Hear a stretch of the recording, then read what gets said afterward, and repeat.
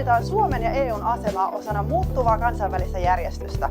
Vuosi 2022 on Euroopan nuorten teemavuosi, joten olenkin täällä Turussa keskustelemassa nuorten kanssa, miltä heidän silminsä vaikuttaa tämä Euroopan muuttuva tilanne. EU vaikuttaa meidän kaikkien elämään, mutta monen arjessa se voi tuntua kaukaiselta.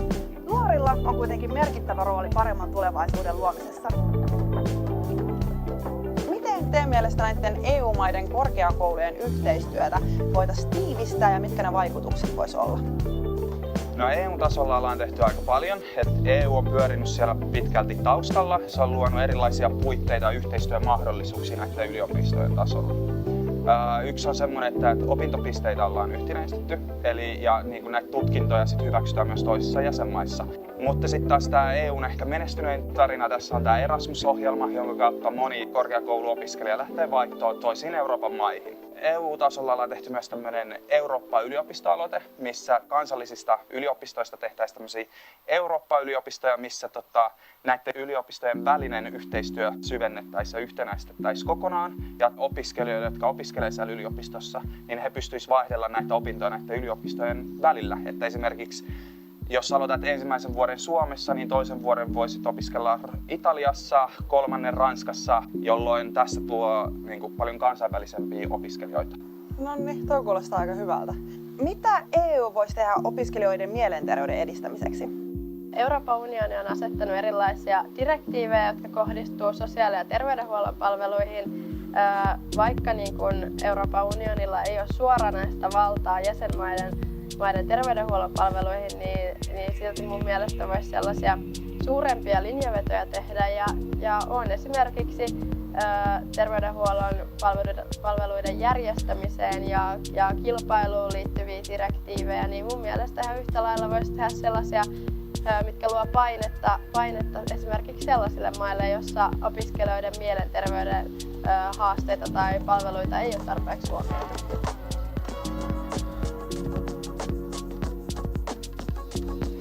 EU perustettiin aikanaan Euroopan kansakuntien välisen rauhan takaamiseksi. Mutta mikä on EUn rooli nyt muuttuvassa turvallisuusympäristössä? EU-maiden väliset suhteethan on aika hyvät tällä hetkellä, mutta uusia uhkia löytyy esimerkiksi ulkopuolelta. Venäjän aggressiivisuus on kasvanut. Sitten EUn ulkopuolella on myös lähialueilla erinäisiä ongelmia ja kyteviä kriisejä. Tämän lisäksi uhkapalettiin osata luo esimerkiksi ilmastonmuutos tai kyberuhat tai sitten vaikka sosiaaliset ongelmat, jotka kehittyy ja eskaloituu maiden sisällä. Eli tässä on aika laaja uhkapaletti. Miten EUn tulisi toimia Venäjän suhteen tulevaisuudessa? No, tämä riippuu tosi paljon Venäjästä itsestään.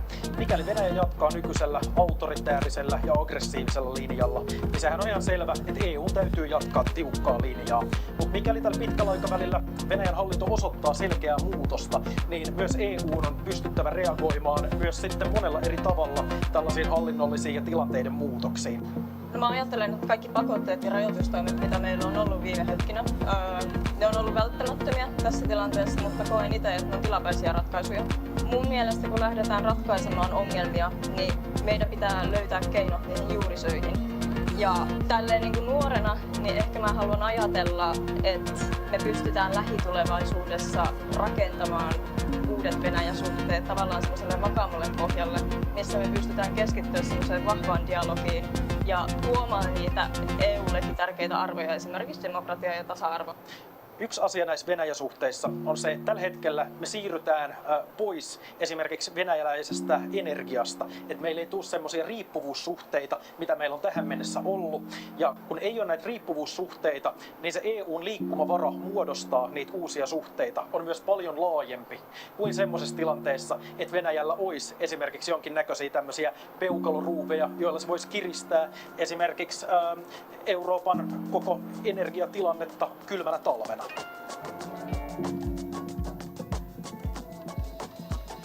EU on hiljattain esittänyt monia suuria uudistuksia hiilineutraalien tavoittamiseksi.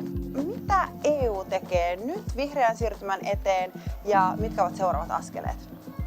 No, EUllahan on johtava rooli globaalisti ilmastonmuutoksen torjunnassa. Ja niitä keinoja, mitä EUlla tällä hetkellä on esimerkiksi Green Deal-ohjelma, johon kuuluu muun muassa ilmastoneutraaliustavoite vuoteen 2050 mennessä. Ja tässä avainasemassa on päästöjen vähentäminen, ja se tapahtuisi esimerkiksi energian säästämisellä ja uusiutuvaan energiaan, niin kuin esimerkiksi biokaasuun siirtymisellä. Ja lisäksi EUlla olisi tavoitteena toi päästökaupan laajentaminen vuonna 2026 tieliikenteeseen, ja tällä tavalla saastuttamiselle asettaisi vähän niin kuin hintalappu yhä useammalla sektorilla. Toi on tosi hyvä tavoite, mutta se on myös tosi kunnianhimoinen ja on hyvä muistaa, että meillä on EUn sisälläkin valtioita, jotka ovat hidastaneet tätä Green Dealin kehitystä. Ja sitten totta kai viime vuosina tämä koronapandemia ja Venäjän hyökkäys on luonnollisesti vieneet huomiota näiltä ilmastoasioilta. Ja just sen takia olisikin seuraavana askelina hyvä pitää tästä energiariippuvuudesta irtaantumista, eli irti siitä Venäjäöljystä ja fossiilisista polttoaineista, että se olisi myös ilmaston kannalta tosi tärkeää. Ja sitten, että investoidaan siihen uusiutuvaan energiaan, että saadaan se nopeasti käyttöön sitten liikenteessä ja teollisuudessa ja tämmöisessä. Mitä nuoret haluaisivat EUn tekevän ilmaston eteen? Koska me nuorethan täällä ollaan vielä 50 vuoden jälkeenkin, niin me halutaan elinkelpoinen planeetta. Ja sen takia nuoret haluaa EUlta tosi radikaalejakin toimia. Ja nuoret haluaa ehdottomasti tulla kuulluksi ja päästä mukaan siihen päätöksentekoon myös.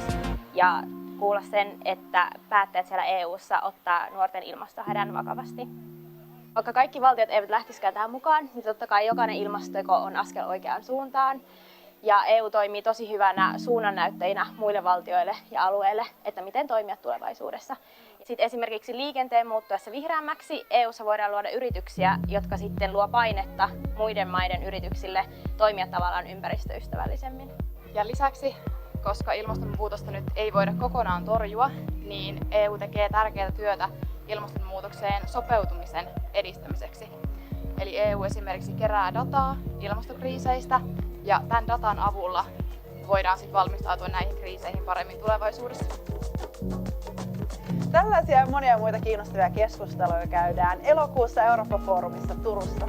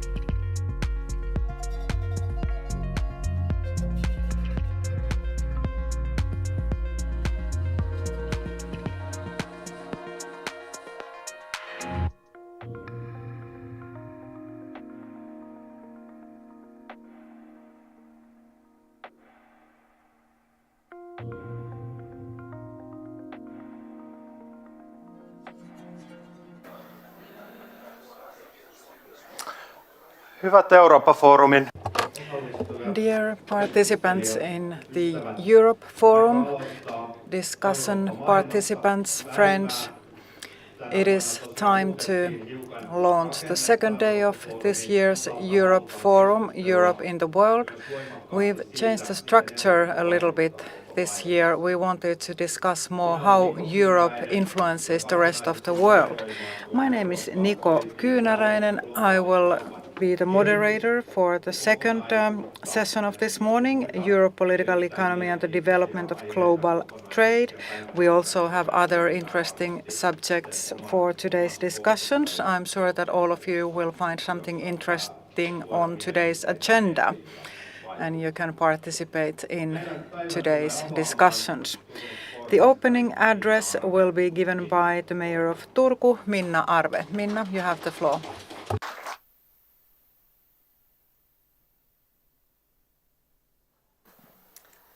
Erittäin hyvää huomenta.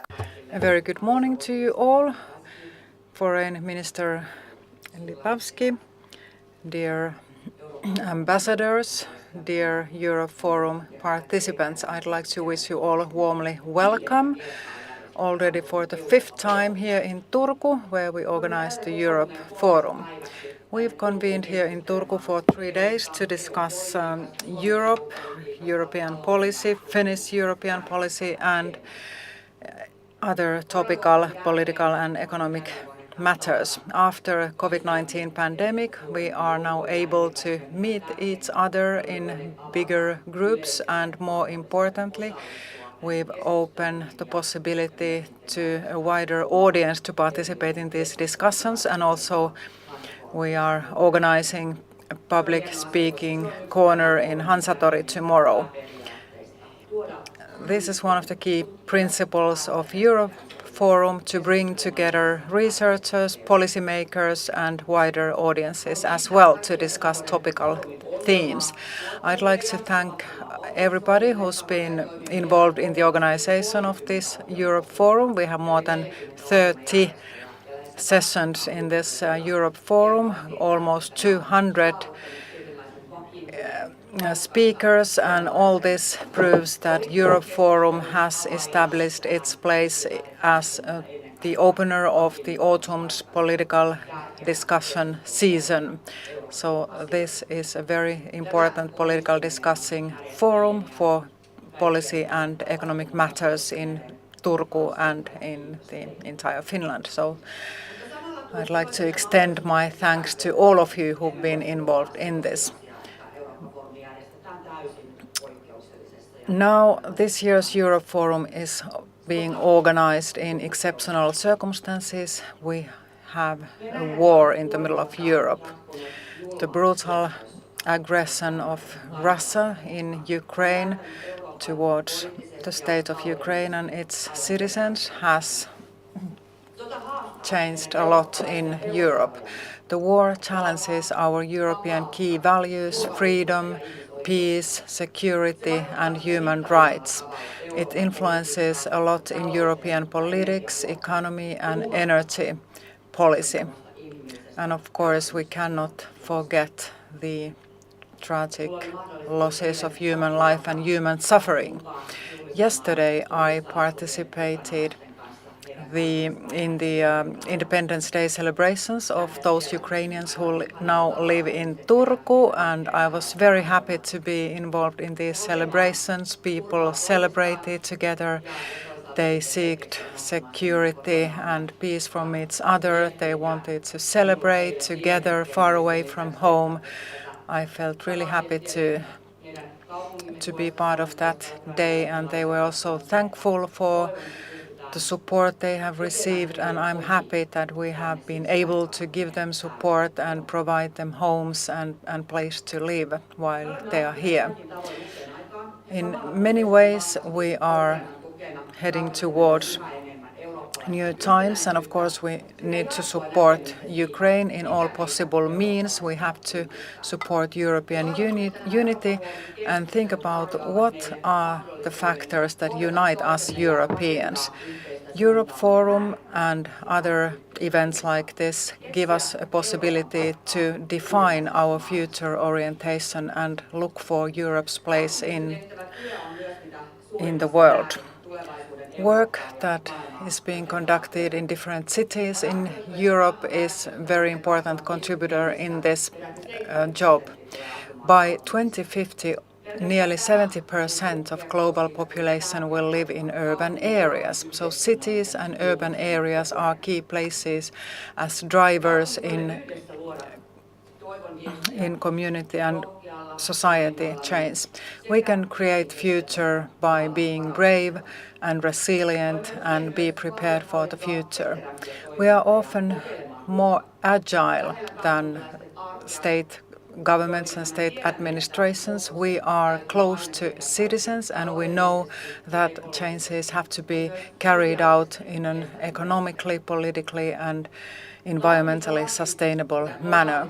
Cities are not only on global scale but also in European scale front runners in, for example, finding solutions for climate challenges. New energy solutions are more important than ever when we try to reduce our dependence on fossil fuels and Russian energy. I also like to emphasize the significance of cities in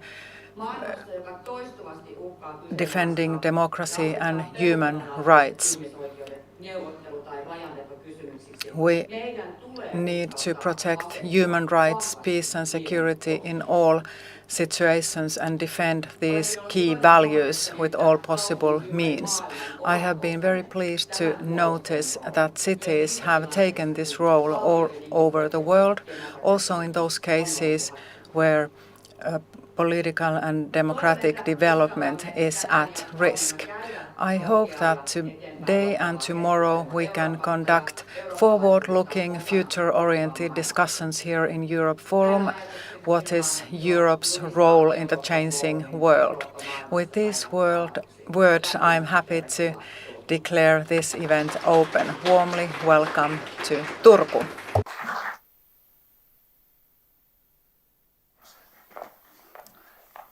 Kiitoksia. Näin olemme Thank you very much, Mayor of Turku, Minna Arve. This was the beginning of today's event, and I'd like to remind you of the fact that all discussions are being interpreted today, so please feel free to use interpretation service provided if you so wish. Next, we have another opening address by Chairman Anders Blom from Eurooppa-forum in Turku. Anders, you have the floor.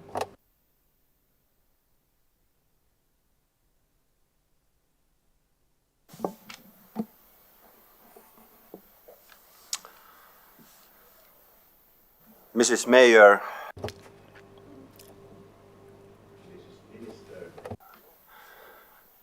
ambassadors, and dear friends. The purpose of Eurooppa-forum is to enhance the awareness of Finnish people in European affairs and EU's position in the world. It is very important to be aware of the issues Europe is facing and European Union is working with. This event is the one and only high-level forum in Finland to discuss and develop Finnish national opinion building in this area. Turku kaupunkina edustaa Turku as a city represents a very old tradition in Finland. We have always had very close connections to Europe. We have the Turku Castle, the Turku Cathedral by the Aura River, and they are living examples of close connections to Europe already for generations and centuries. People who have lived in Turku have disseminated Christian values and European values elsewhere in Finland, and they have contributed to Finnish history in a very meaningful way.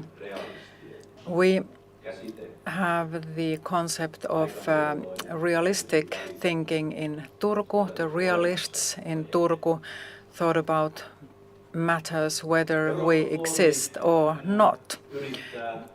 The Eurooppa-forum tries to conduct these discussions based on research-based information. We want to promote strong ties to other participants. Economy, culture, topical issues are being discussed here, and we want to focus on key topical issues in Europe, issues that matters now and in the near future. When Eurooppa-forum was established in 2017, our objective was to create a forum where we can conduct national discussions, Finland-based discussions. However, as we are here in Turku and we have these strong traditions on being very international. We have always had very close international ties, and therefore this forum was then expanded towards other countries as well. We are more international than ever now. This year we have invested in interpretation and translation services, so we want to provide this information and these discussions also to viewers around the world. We disseminate this information all over the world online, and people can follow us online if they so wish. They can follow what's going on in Finland and what is being discussed in Finland. I'd like to extend my words of welcome to those people who live in Helsinki, who work in foreign representations in Helsinki, and who follow these discussions. This is a unique opportunity to follow Finnish discussions and for us to strengthen our contacts with people who work in foreign representations in Finland and understand what they need, what they are up to, what are the things that interest them. So this is a great contribution to international cooperation that we need in Finland. To us Finns, Europe and connections to Europe have always represented key values: sovereignty and existence of the state of Finland and the reasons why we live. We have the independence and freedom to decide on matters that matter to us on our own, and of course we take decisions every day on everyday matters, but the key European values are always behind this decision making. For us,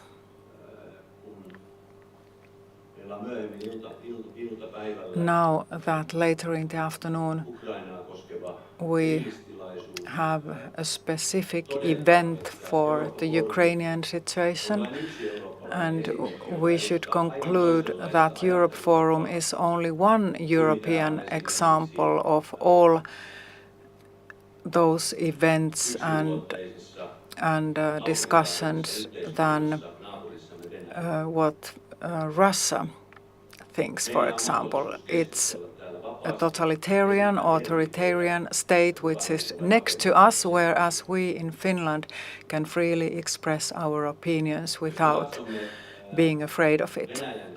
If we look at Russian citizens, they face several problems. They cannot express their opinions freely. They cannot say what they think openly.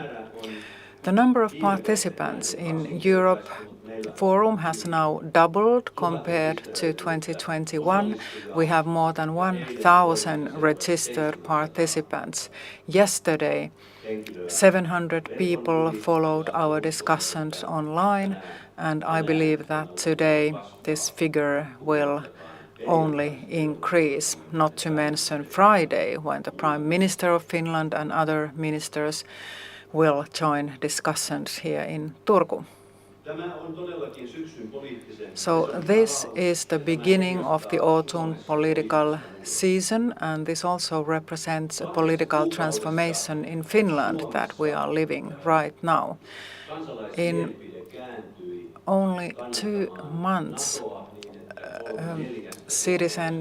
citizens' opinion turned for NATO. 75% of Finnish citizens supported Finland joining NATO in the beginning of April. This came as a surprise to us all, and now if we look at decisions taken on political level in Finland, it makes me happy to see that we are very single-minded, very determined on our road towards NATO membership. Everybody agrees that Finland has to join NATO right now.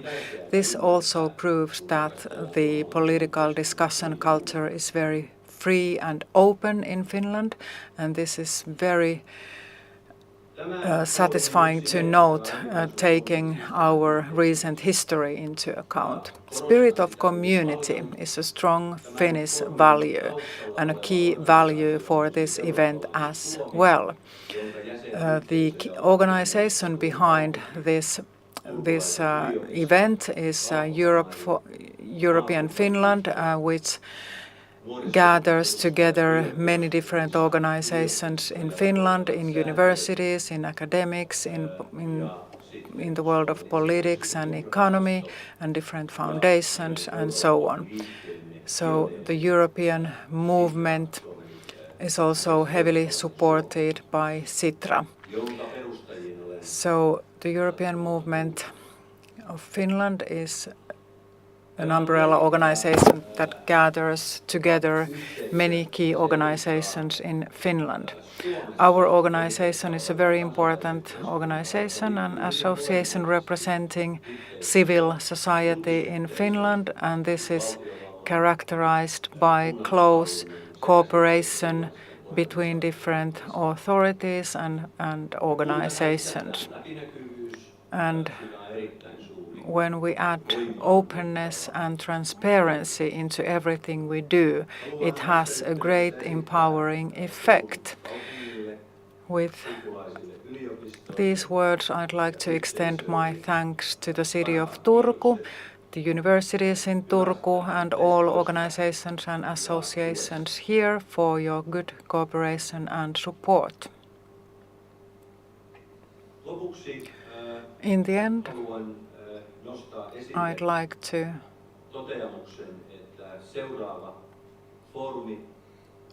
highlight and advertise our next forum on the 30th of August until the 1st of September 2023.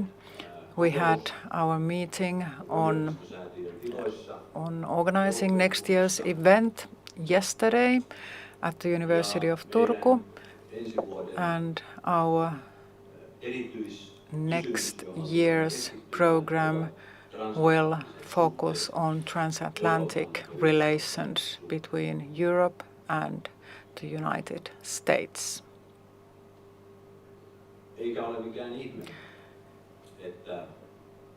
It is no surprise, of course, that we have chosen this key theme for next year's Eurooppa-forum, as we are living in the middle of a political and economic transformation in Finland.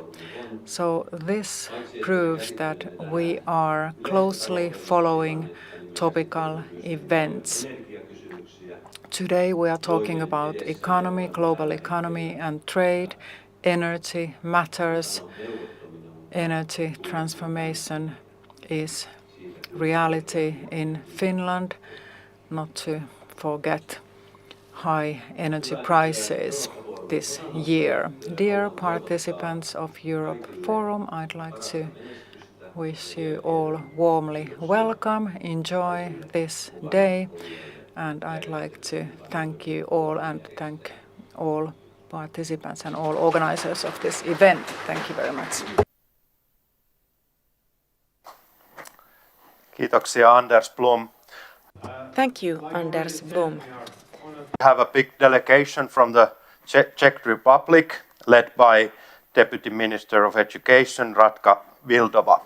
And next we will hear opening words from the Foreign Minister of Czech Republic, Mr. Jan Lipavsky.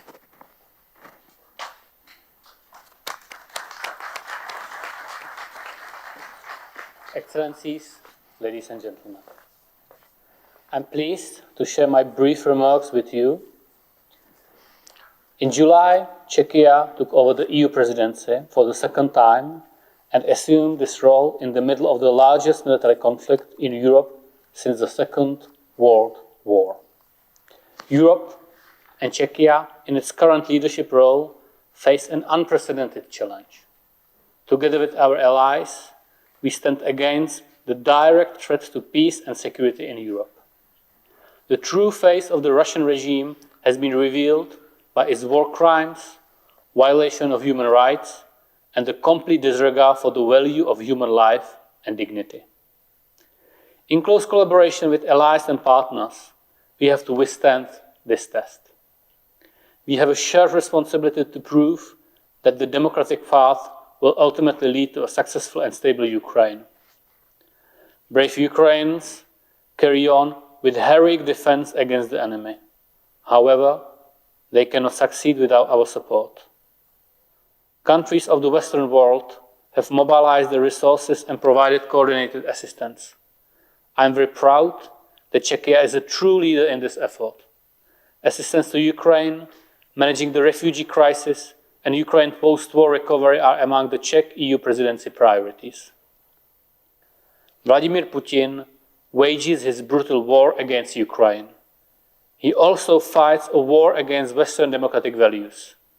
It is important to win the second war against Putin. We were not all prepared for a war, as not all of us has the ability or willingness to understand Putin's intentions. Hence, securing energy for the upcoming winter is a major concern for Europe. We have to work together to decrease consumption and to secure reliable energy resources. Putin's war and the COVID pandemic have also shown us that dependency on unreliable suppliers and trade partners is our major vulnerability and weakness.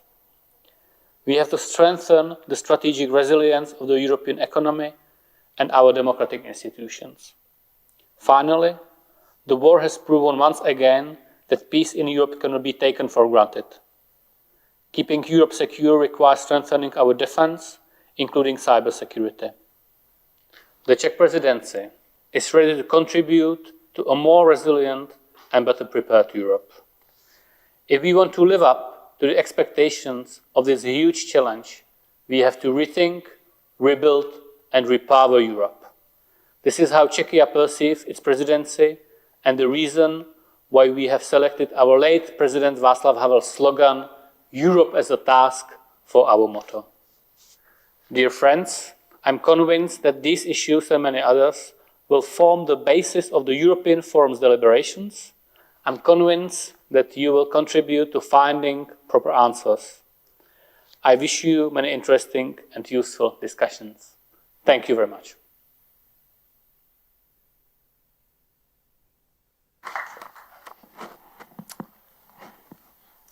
Siirrymme seuraavaksi päivän avaukseen. Next, we will have the last opening speech by the Speaker of the European Parliament, Roberta Metsola, via a video message.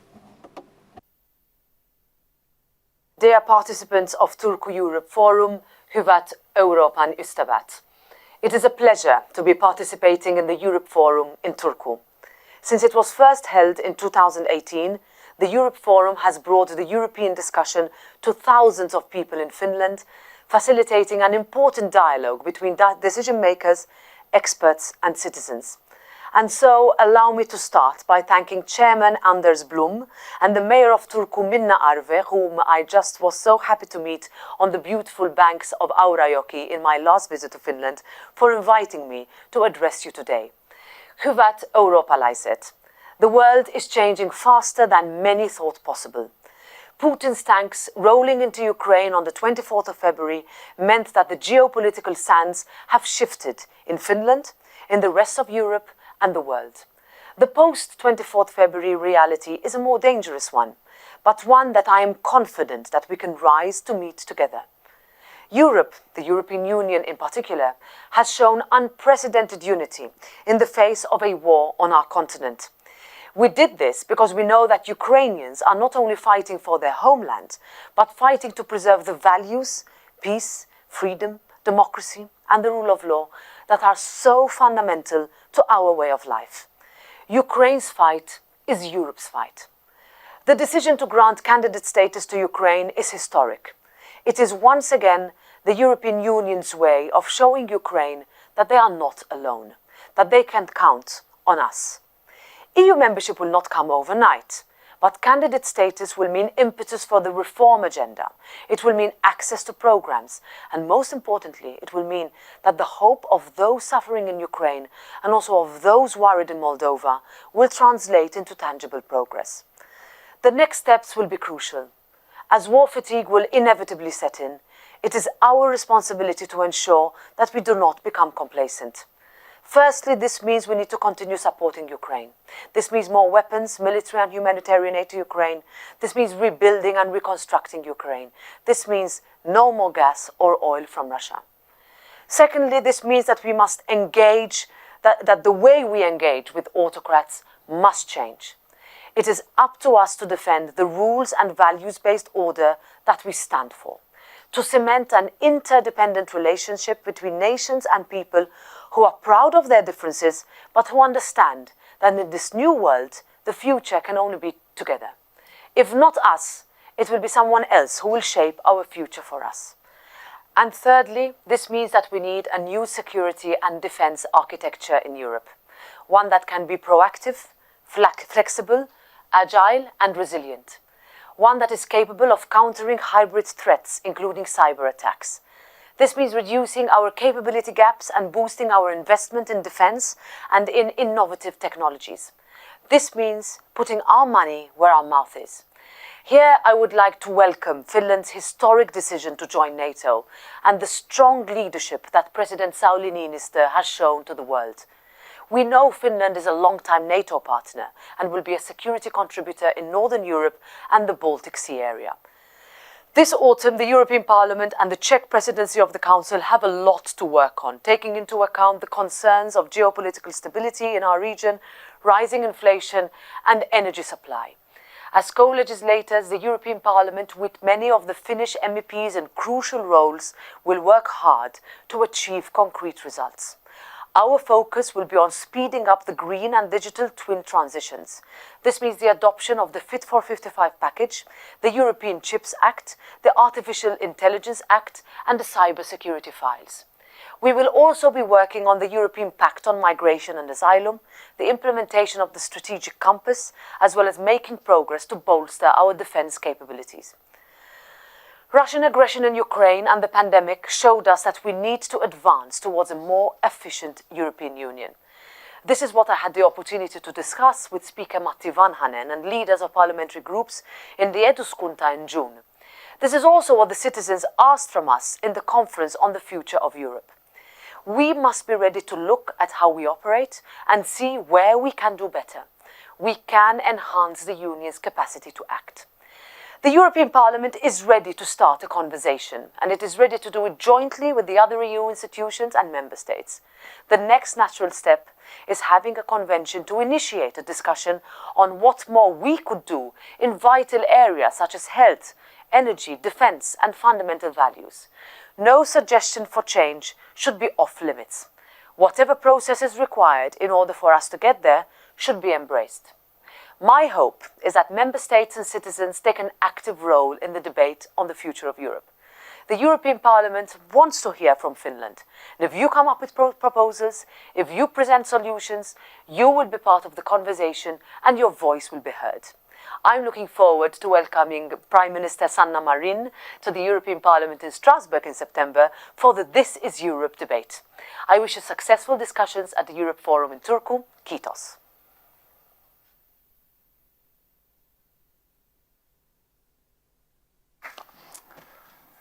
Olemme kuulleet päivän We have now heard very strong views and perspectives opening today's session on the state of Europe, and in this spirit, and I hope we can continue our discussions today during the different sessions and themes, and also in the free discussions in the corridors.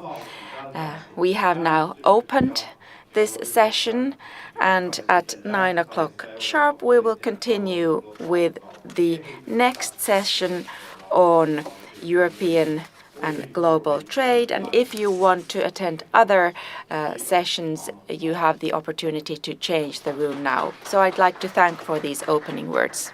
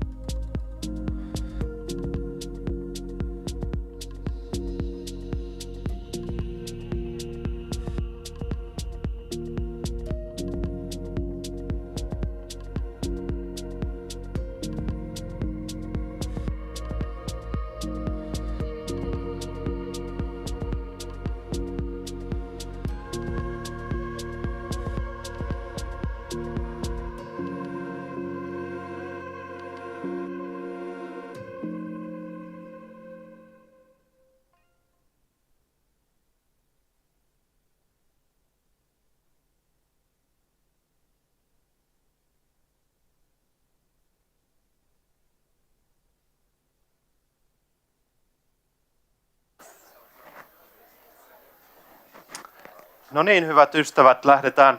Dear friends, let's start with the next session. And at this point, I'd like to emphasize that we're not only in listening mode here, listening to interesting interventions and speeches, but we are constantly in interaction. As you can see, we have discussion wall, the chat, where you can participate, and we will include perspectives from there and try to interact in the chat as well to be able to create a new kind of thinking and also maybe new perspectives on how we try to promote Europe together. Companies and the future of companies, of course, is in the center of our attention when we talk about the future of the European Union. That's why it's very natural that we as a region have connected the awarding of businesses in this forum to take into consideration the companies, their significance, and how they can gain competitive edge in international competition. After the awards, we will then talk more on the business environment, what are the prerequisites for competitiveness in global markets for European companies, how with regulations or trade agreements we can create the good business environment where competition is held in equal and fair terms. We will award now the prizes by Mr. Palenius and Tapani Mylly, both from Turku Science Park. The floor is yours. Thank you, Nico, and good morning on my behalf as well. I have the pleasure of handing out the Entrepreneurial Spirit Awards of this year. And what makes me happy this year especially is that we can award 3 companies, pick them up as examples of success, growth, that it is possible even in today's very challenging times. The Entrepreneurial Spirit of Turku awards will be handed out for the 19th time already. And the tradition comes from the Day of Entrepreneurs, when the prize was awarded for the first time. European Forum has become the forum for these prizes, and it's a natural part of the Europe Forum. We talk about business still, and this year we have 3 categories of prizes, and the names actually describe the success: More Global, Great Move, and Global Insight. With these business prizes, we want to pick up success stories and also recognize courageous and consistent work by businesses, and also show these as good examples of success and entrepreneurial spirit. In the Turku region, we have good examples and success stories to tell.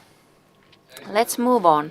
First, we have the Great Move prize. This prize is awarded to a company which is not afraid of breaking limits. It consistently improves its business operations, even the whole sector, and with courageous decisions, they are a successful pioneer and an inspiring example on producing new concepts, services, and products. This year, Brain Move is awarded to Lux Mylly Raisio. They opened in 2022 in April, and they welcomed cinema viewers to a luxurious movie theater. They show courage and belief in their customers. We have a 6 cinema hall cinema entity where we can provide good films for viewers, and the mall Mylly has had a very successful opening season, and this year move to Lux Mylly Raisio, and we have Kari Korhonen from Lux Mylly.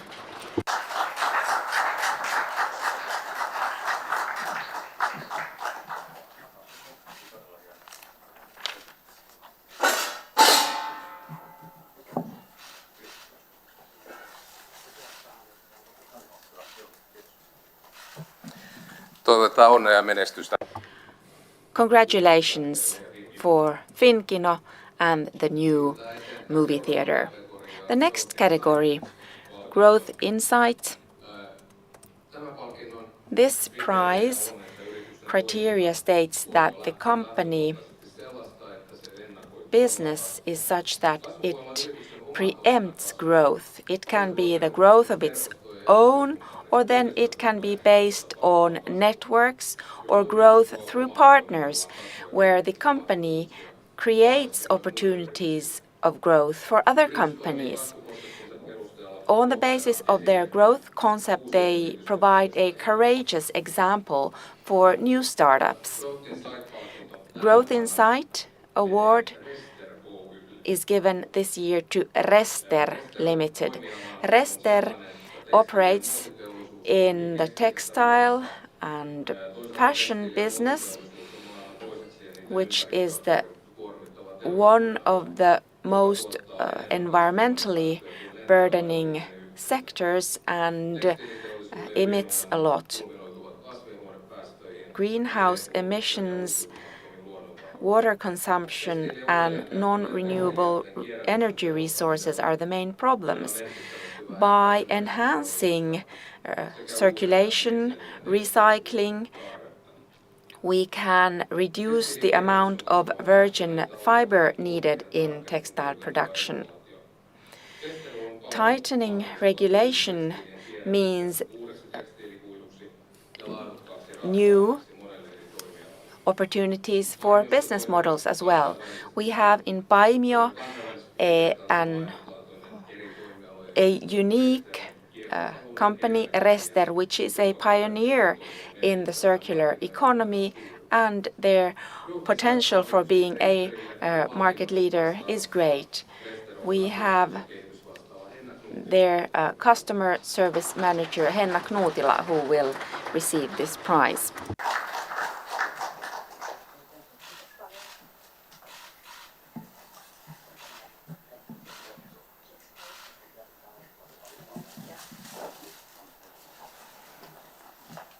Onnea ja menestystä myös Congratulations in sustainable economy.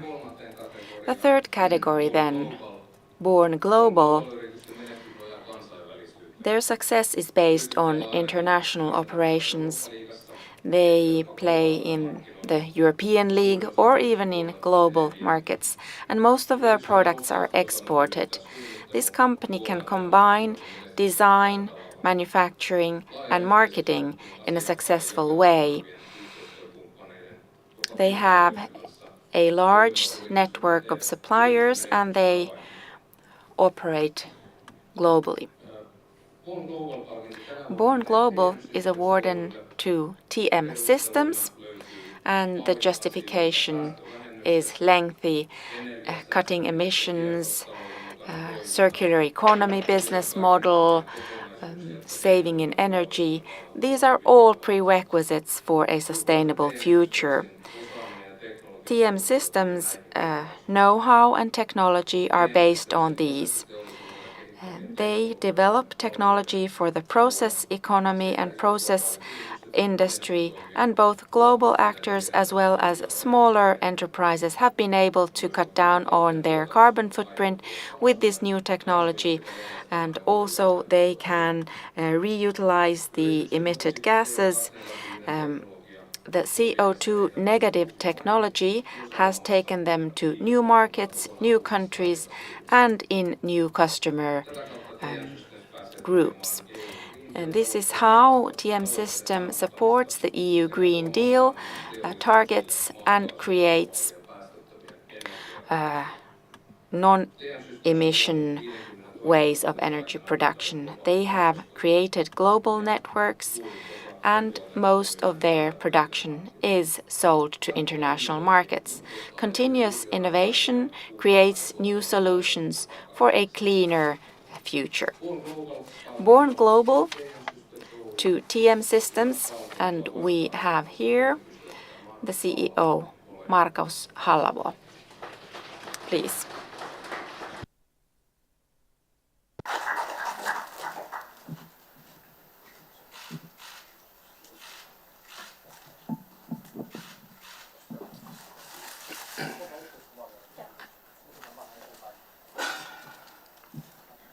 No niin, lämpimästi on. A warm word of congratulation to all of you. This has been a great pleasure to hand these awards. You have showed that success is possible even in these very challenging times and environment. Congratulations.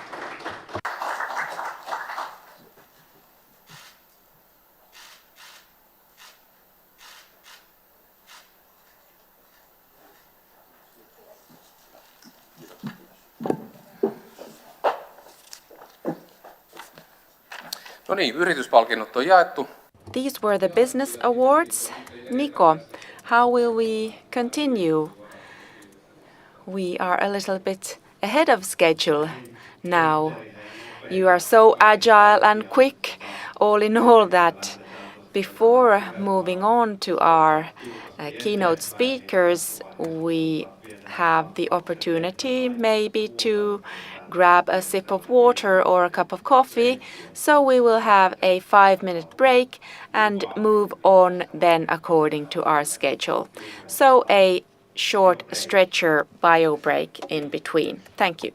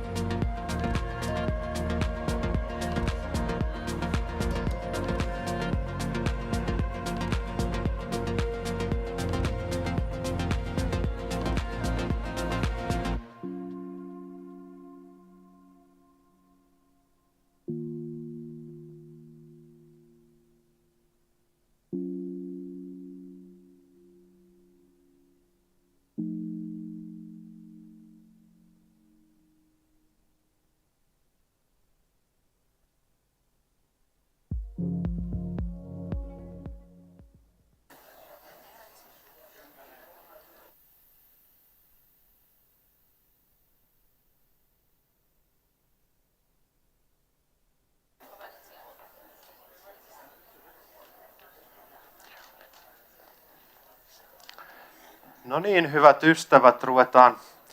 Ladies and gentlemen, let's continue with our program. We have prepared thoughts about what to discuss during the day. We have talked with stakeholders, decision makers, different organizations on what the big entities would be on which we would like to take stance to.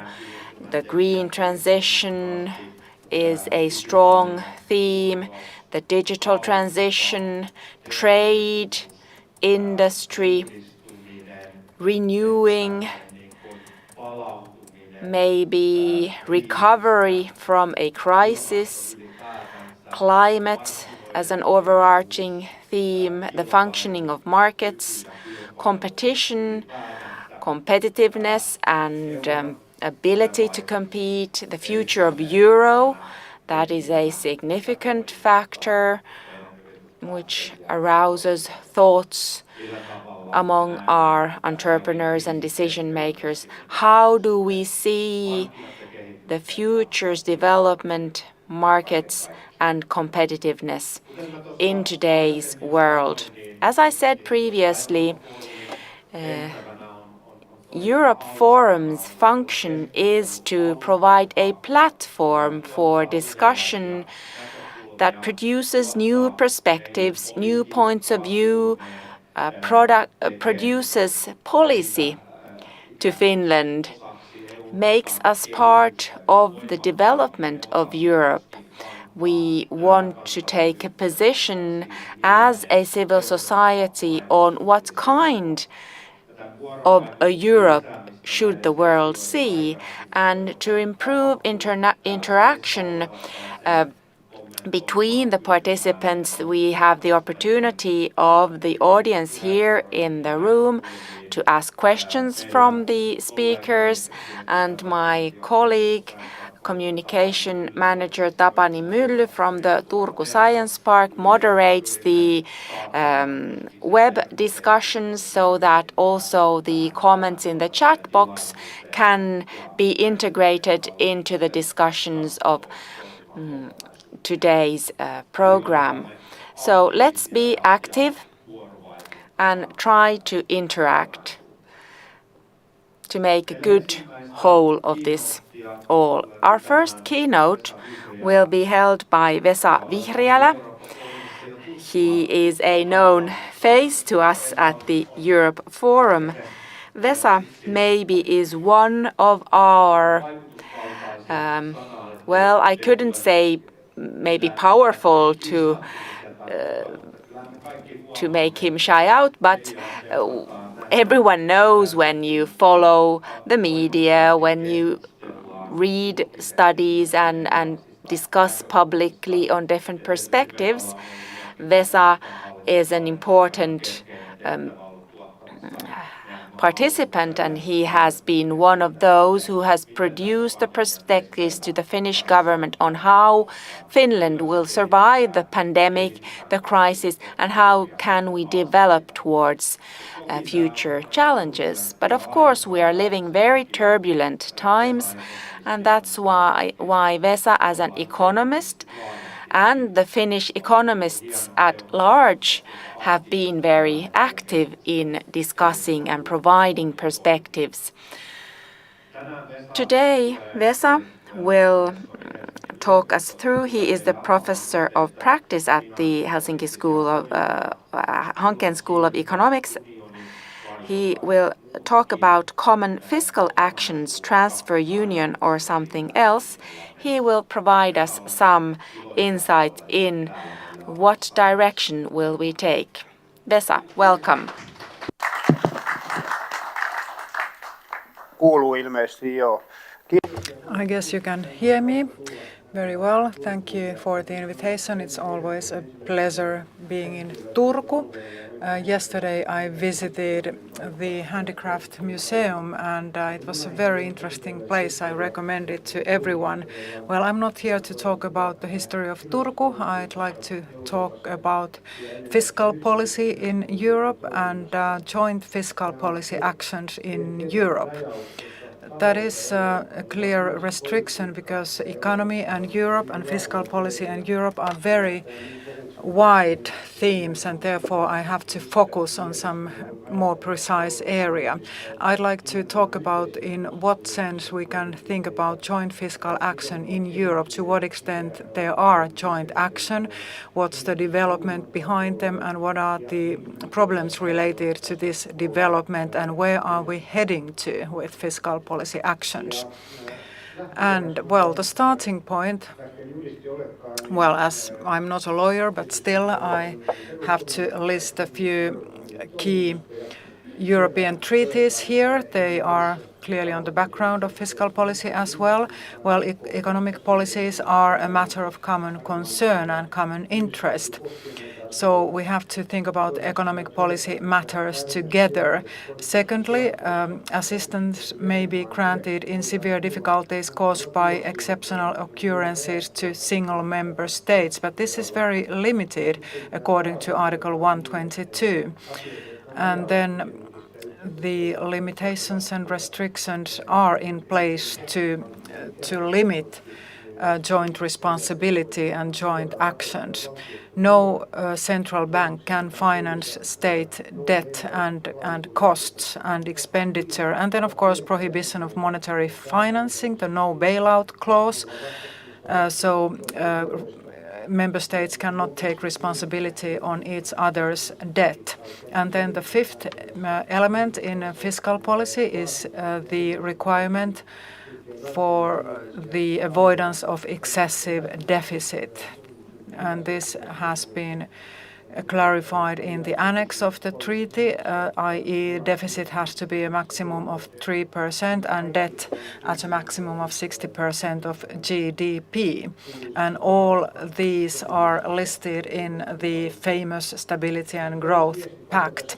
So the key message in this judicial framework is that, as a rule, fiscal policy, i.e. budget policy, belongs to national responsibility. That is the key rule.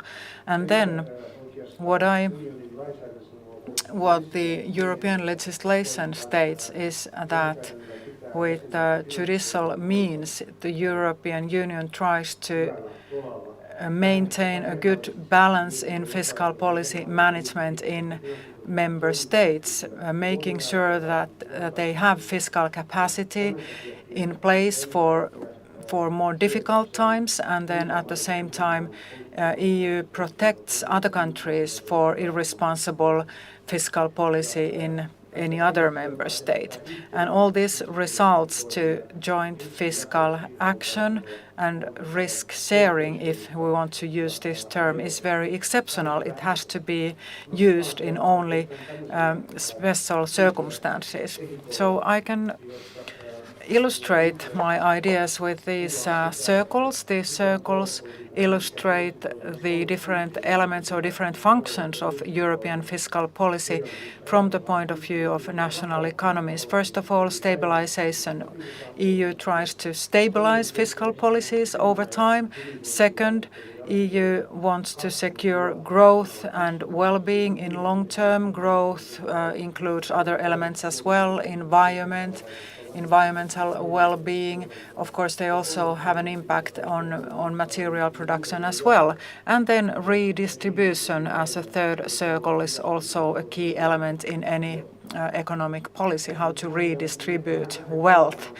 And analyzing this in more detail, as I said a while ago, the basic rule is that fiscal policy is national policy and belongs to national responsibility. So there's no joint stabilization function in the Maastricht world. However, Maastricht Treaty provides for some elements that support growth and support redistribution, but they are very modest due to the simple fact that EU budget represents only approximately 1% of member states' GDP, whereas national budgets are approximately 40% of national GDPs.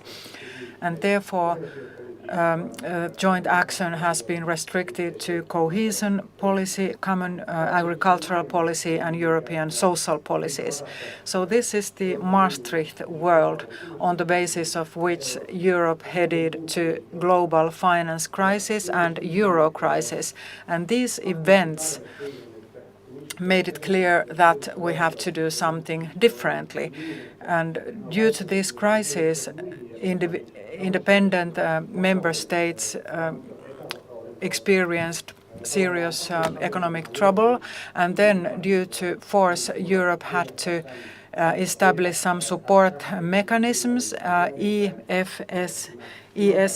EFSM, European Financial Stabilization Mechanisms, and then of course the European Stability Mechanism for further stabilization, and these mechanisms aim at providing support to governments in times of fiscal difficulties. So this support is related to crisis management after finance crisis and euro crisis. They are debts with strict conditionality, trying to make sure that national economies will improve their fiscal action so that they don't have to resort to debt anymore, and also avoid future similar situations. And then ECB, as a monetary policy authority, was taken apart from fiscal policy very strictly. So monetary policy and fiscal policy were separate, but then they were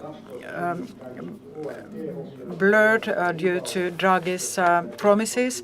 OMT, the outright monetary transactions, were taken on board, and this of course led to a suspicion of Eurozone breaking apart, and a euro crisis was born.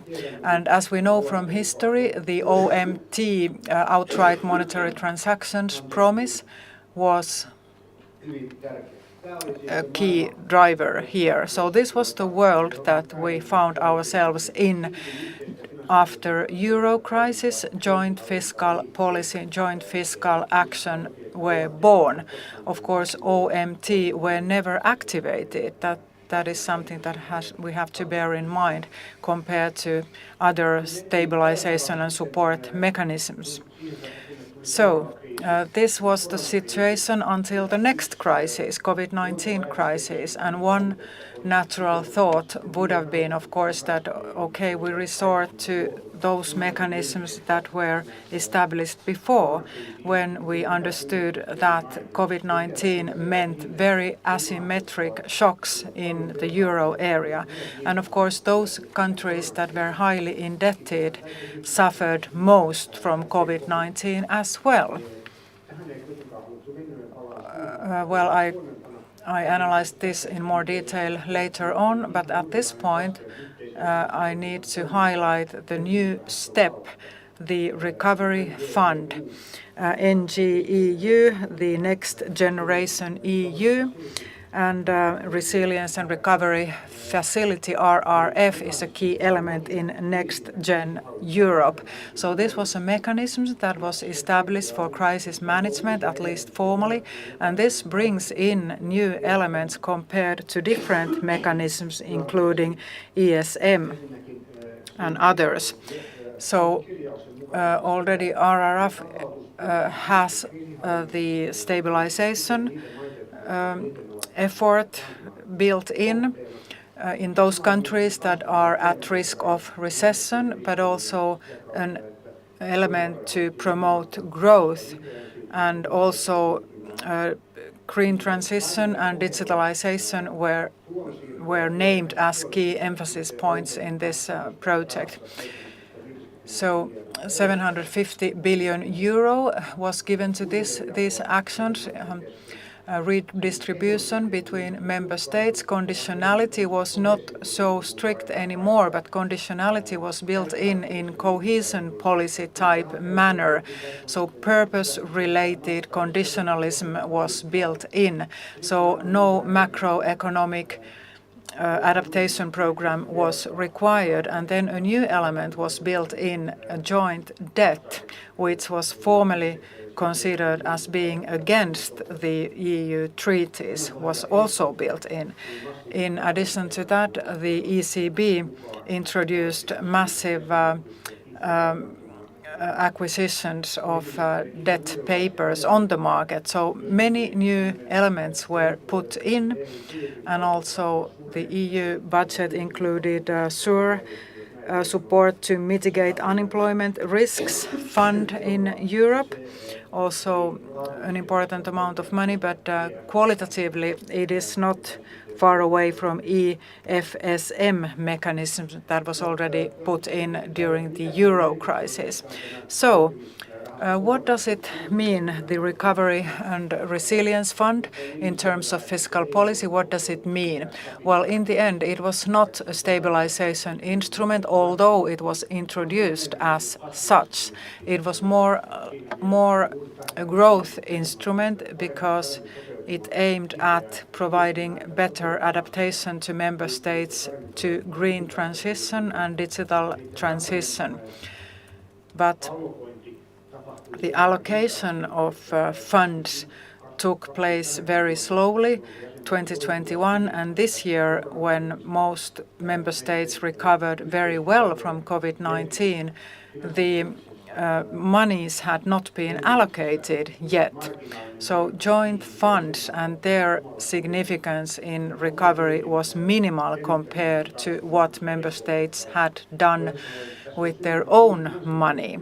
So a new fiscal policy instrument was put in place, but it was not a stabilization instrument, although it was named as such, but it turned out to be more of a growth instrument for long-term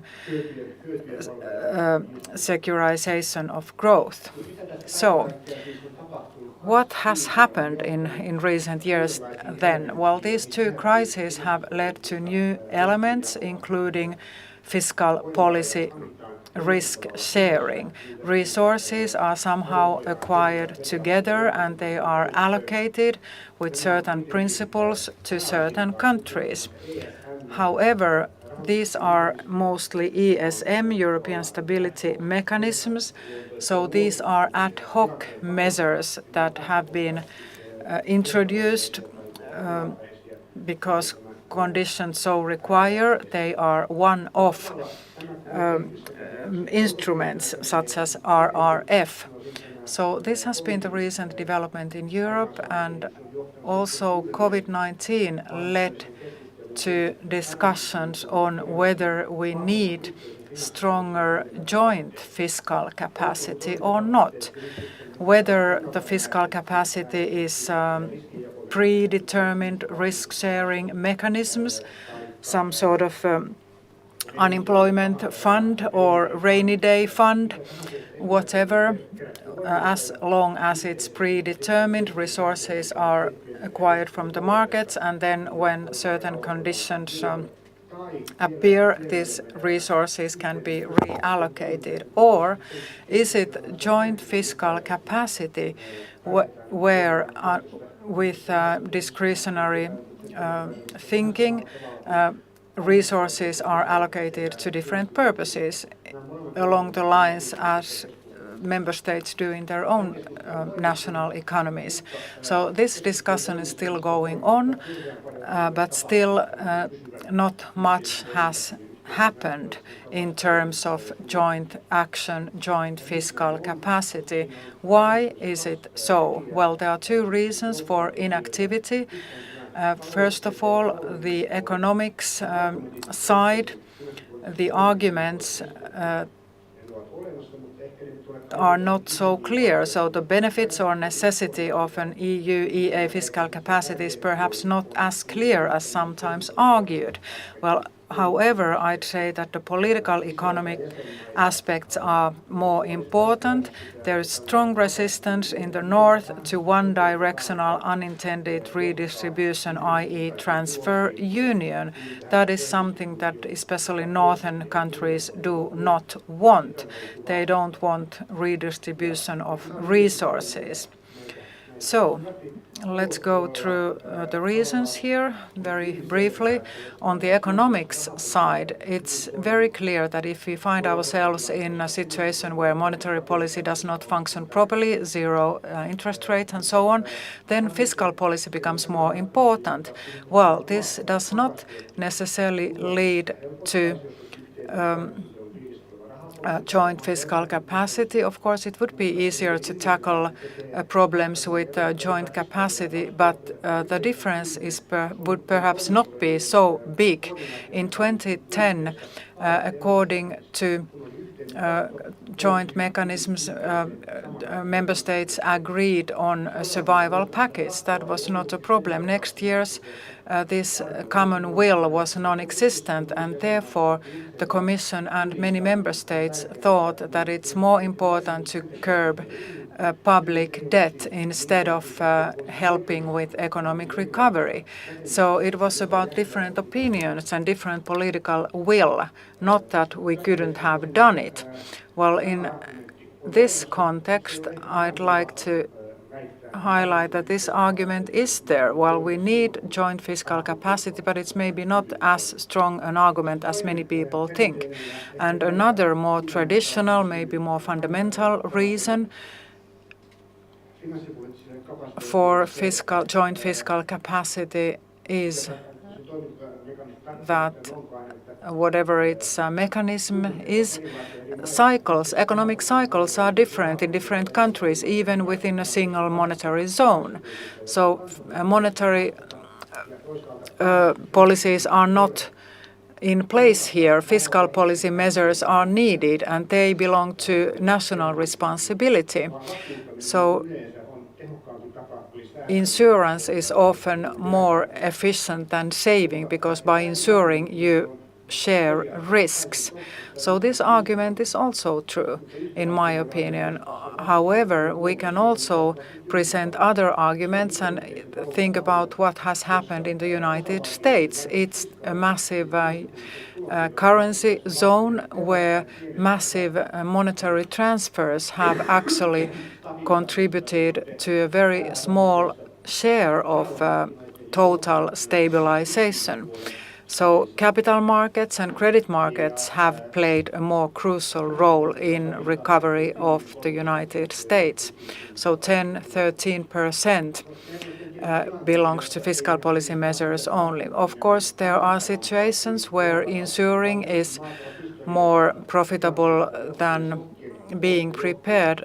Countries are different, shocks are asymmetric, and their fiscal capacities are very different. So there are many extreme cases which we haven't seen in real life yet, but these are no normal cyclical changes. So fiscal capacity belongs to exceptional circumstances, not to normal circumstances.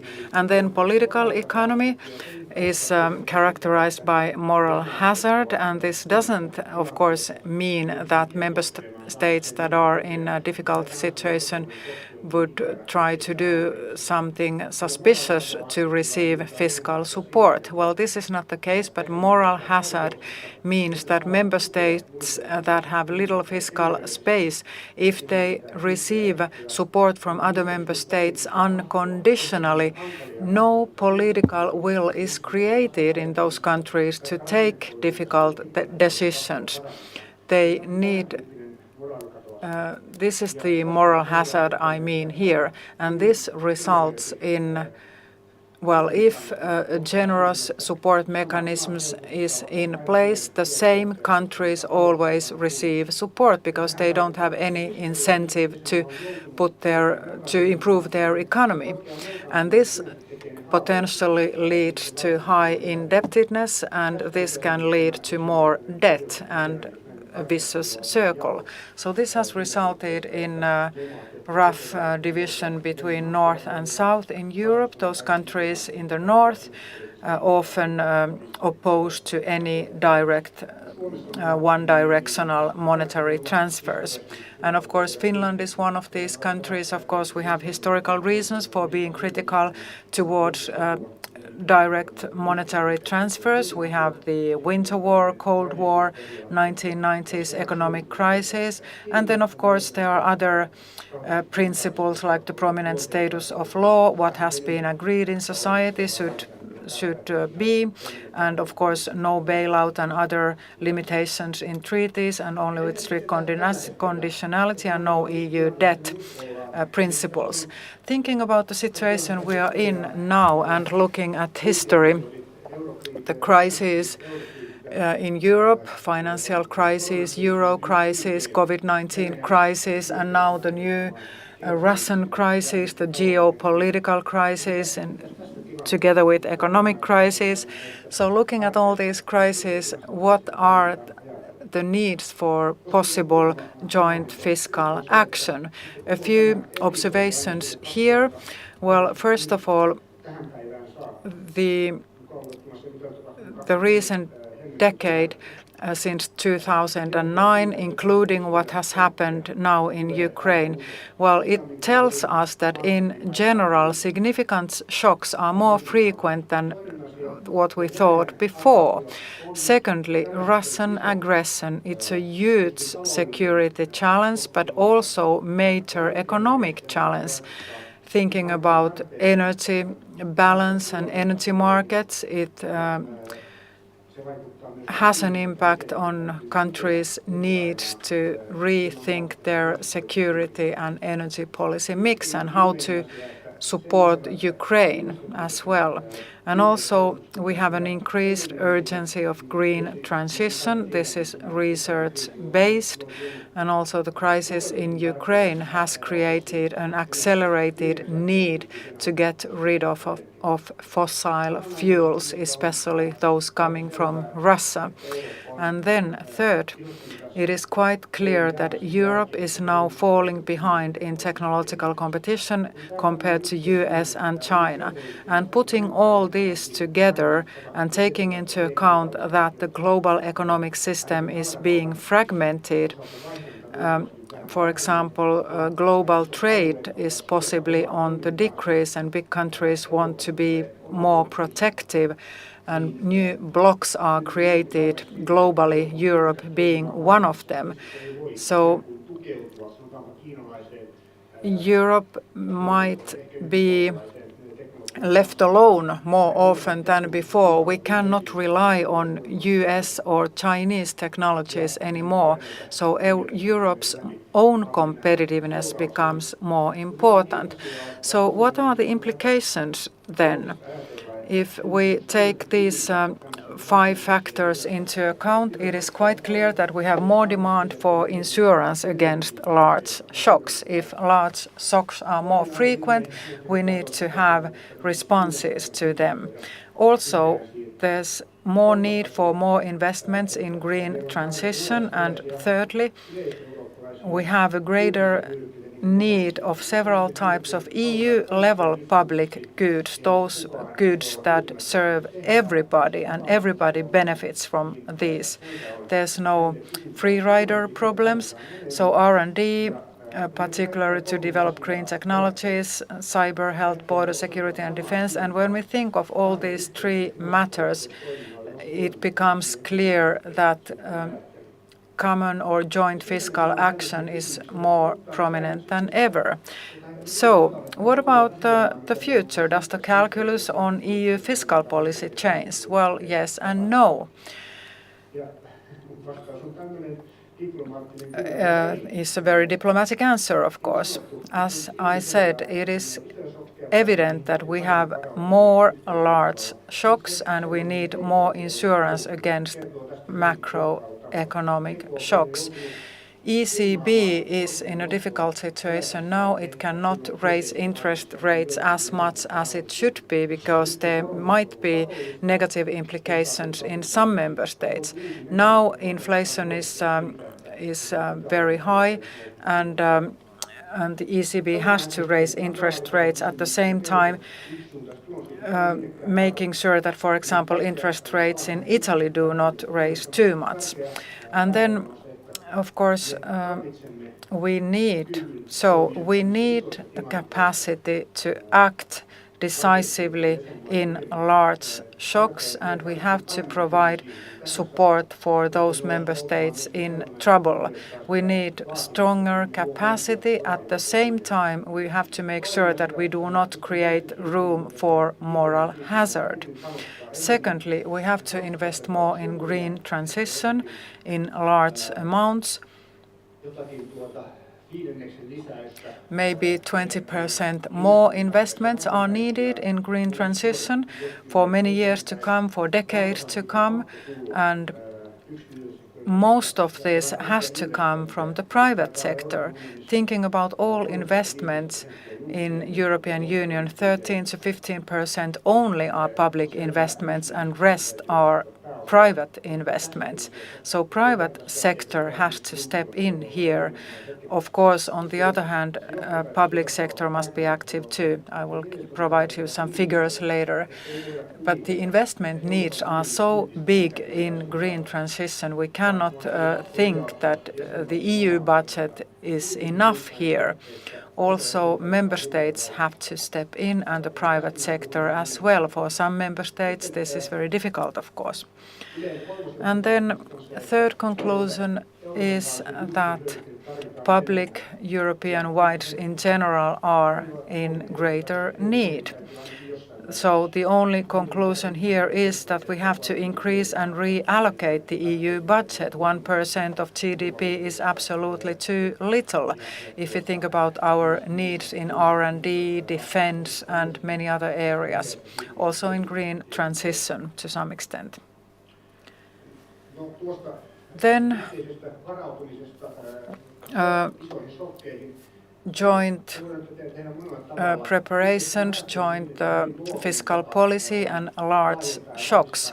So one logical consequence would be to strengthen the ESM and build some conditionality in it. It's important to provide conditional financial assistance in the case of large shock and provide enough resources for ESM. ESM is characterized by conditionality. It's debt financing as well, and the ESM economists have provided a concrete proposal in terms of this. So I think it's quite attractive. Some people don't like it due to conditionality, but it could provide a good way to solve the situation without changing treaties. What about investments then? Green and other investments. Well, the Commission has estimated that we need approximately 650 billion more investments per year. And how is this divided into private and public sectors then? So the relation I just mentioned is real, and we possibly need more public investment as well. Some economists, Davos and Wolf, have said that we need 0.5 to 1 percentage points of GDP for green transition more. So this is a lot compared to the EU budget of 1% of GDP to be successful in green transition. So my own conclusion here is that there are many countries where we should do more to promote green transition because the intensity of greenhouse gases. Greenhouse gases intensities are very high in those countries that are already poor. So we need a lot of investments, especially in Eastern European countries, and there we need to invest. Of course, we cannot finance everything by joint funds. So what is the fiscal capacity in those member states in order to attract more public investments? My conclusion is that many countries actually have a lot of possibilities here. They only need will. And this is a new conclusion here, which I maybe should elaborate on before giving my final conclusions. Well, here on the left-hand side, you see the emission intensity on the left-hand side, GDP per capita and emissions per GDP. In new member states, let's say Poland, very high emissions intensity. And then on the horizontal axis, they are also poorer than member states in general. And then on the right-hand side, we have the horizontal axis emissions per GDP, and then here again we see the relation between new and old member states, rich and poor. In those richer member states, public investments has already been invested in green transition. So a lot of investments are made compared to GDP, and then those countries in red circle, emission intensities are fairly high, not as high as in Eastern European countries, but in those countries very little public money is invested in green transition. So I'd like to focus in this group of countries: Portugal, Belgium, Spain, Italy, Germany. All except Belgium also have a current account surplus, and they have large private sector surpluses as well. And current account surplus except Belgium. In all these countries, also including Belgium, there's investment surplus on the private sector, and this money should be allocated to green transition. Another observation, looking at how different countries invest,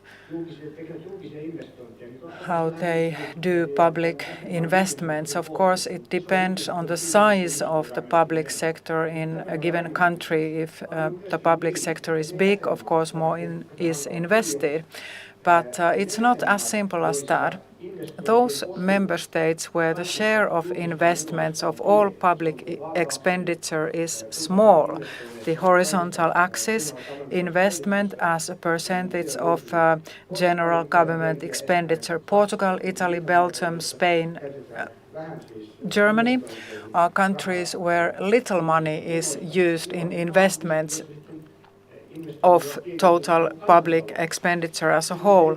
So very small share of all money is put in investments, how to use public money in general. And then Hungary, Latvia, Estonia, Poland, Sweden, Finland, those are countries where a lot of money is put in investments compared to GDP. Some of these countries have a large public sector, like Finland and Sweden, so that's quite evident.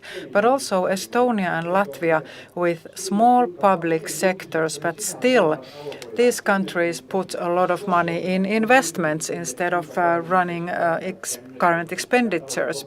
So these countries put a lot of money in investments. So on the basis of this, I did this calculation. I'm quite proud of this. I haven't seen one of these before. So my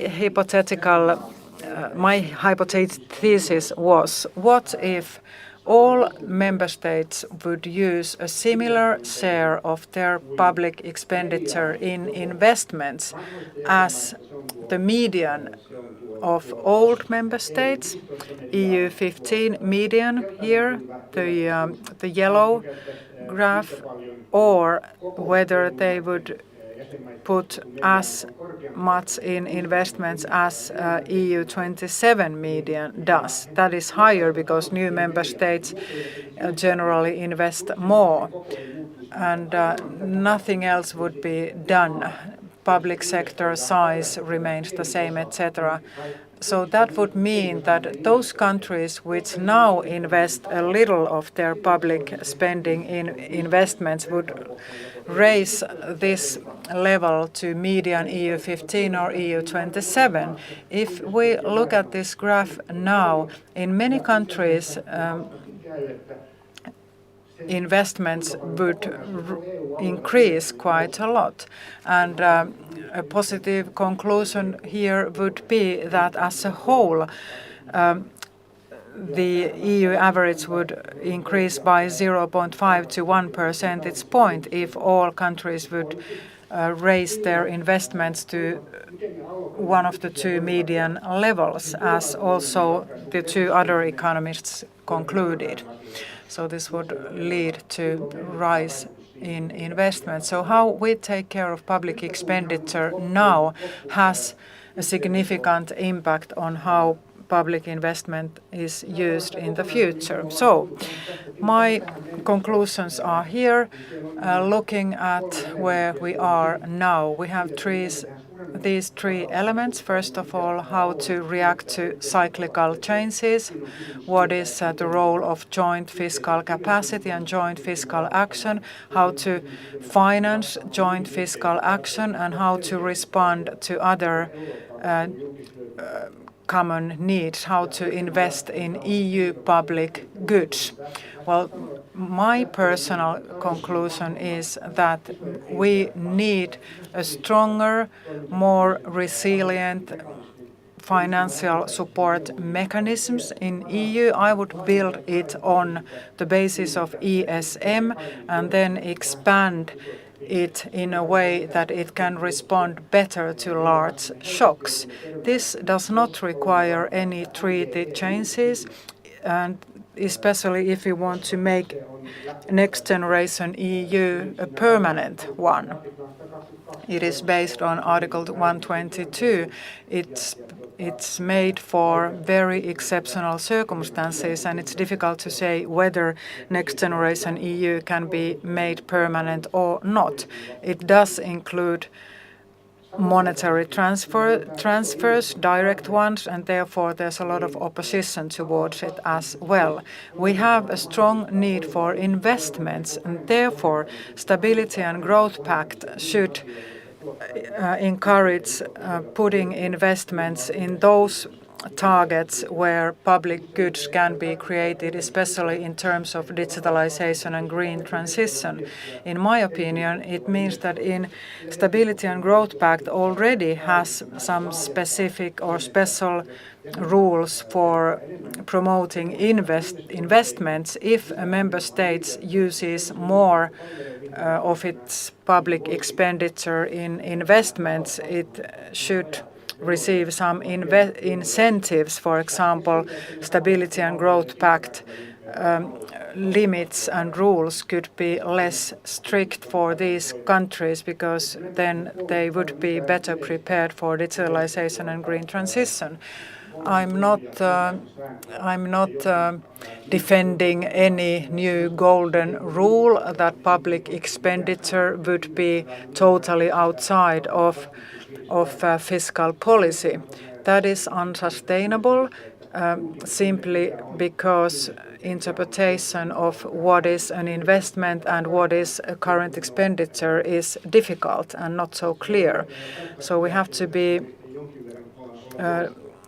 careful here, but some flexibility could be built in. And of course, we should introduce stricter control for keeping member states on track to avoid moral hazard. And therefore, all support that is available, for example, through ESM and of course through ECB, has to be conditional. Conditionality has to be built in. Fiscal policy rules have to be followed. If not, no support should be received. And if member states act that way, that's another question, and we don't have time to discuss this today. But more flexibility to Stability and Growth Pact on the national level to direct money to investments should be combined with an insurance that money is well spent. At the same time, we should take example from the United States and provide mechanisms how to stabilize cyclical changes through measures on capital markets and private markets and credit markets. So bank union and capital market union should be established very soon. And last but not least, I really believe that we need a larger and better targeted EU budget. 1% per GDP is too little. I don't want to double it, not even increase it very much, but well, there's been discussions on whether to raise the budget by 0.0 something percent.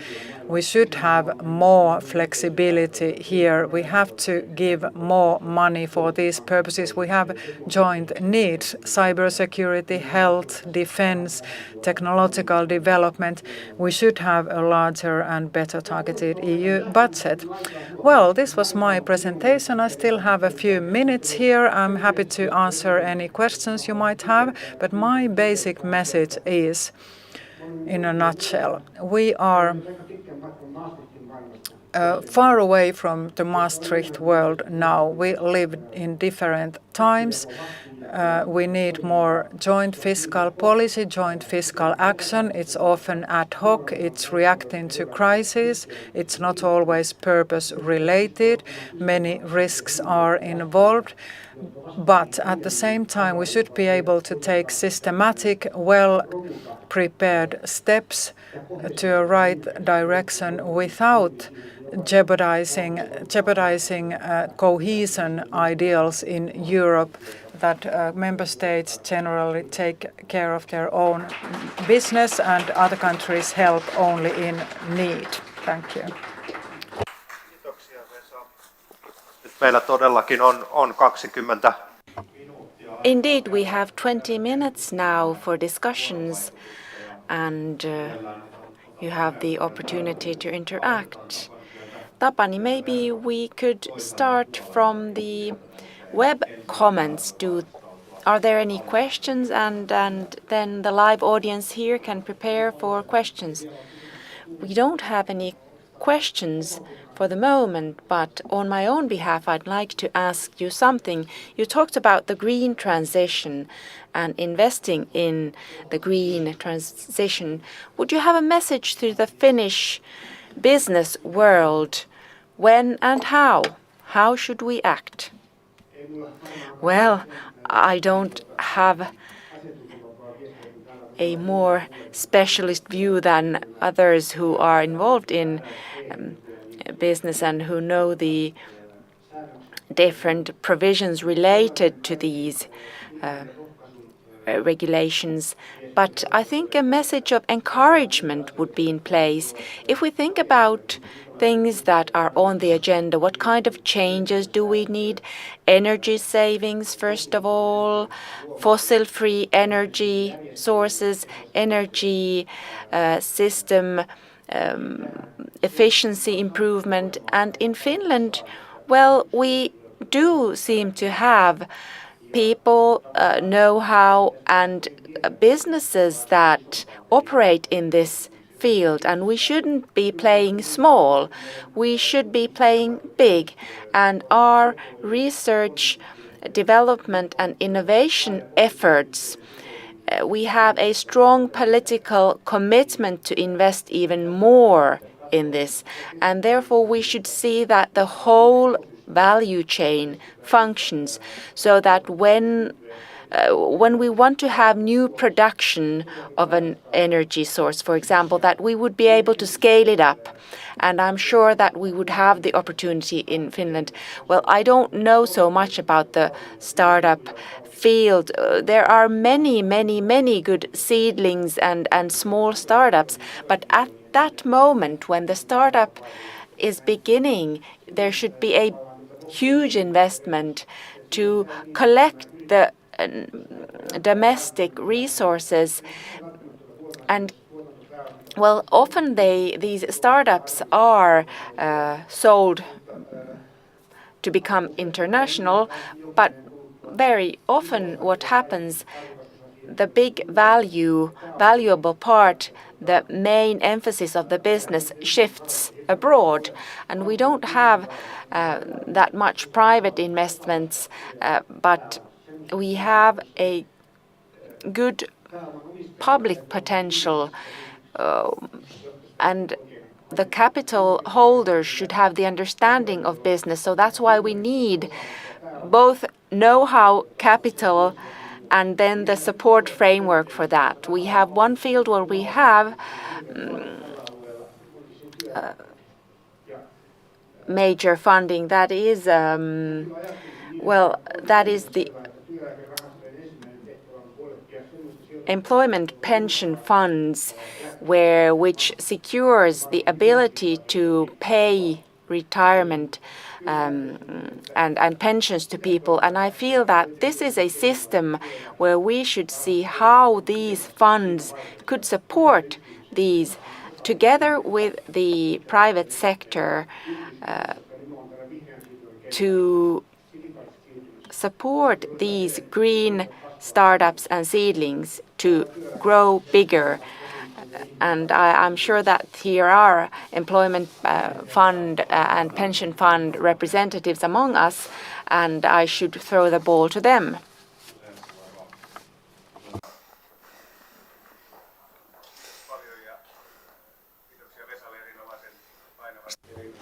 Thank you, Vesa, for a very interesting and forceful intervention. And this shows where we need this Europe Forum. The discussion on Europe in Finland has progressed qualitatively and quantitatively. We have new thoughts that promote Europe, and there were very good elements I'd like to hear more on. But especially I'd like to hear some views on the common public commodities on European level. Where do we have potential there? What for Finnish citizens would be easily to concretize that would justify these this common responsibility on European level? So these European public funds that they could they wouldn't lead in increasing taxes, but rather when we would produce these public goods, of course the income side speculation is interesting. If EU budget will be extended to provide these public goods, where does the financing come from? Should it be from national funding shares, or would a new own resource be a better source of funding? Well, thank you for these very simple and very narrow questions, which are easy to answer. Well, so not. Well, on these European level public commodities, well, many things can be interpreted as such, but let's say that security-related issues can be interpreted as such. We are progressing towards NATO, and there are many things related to development of military technology.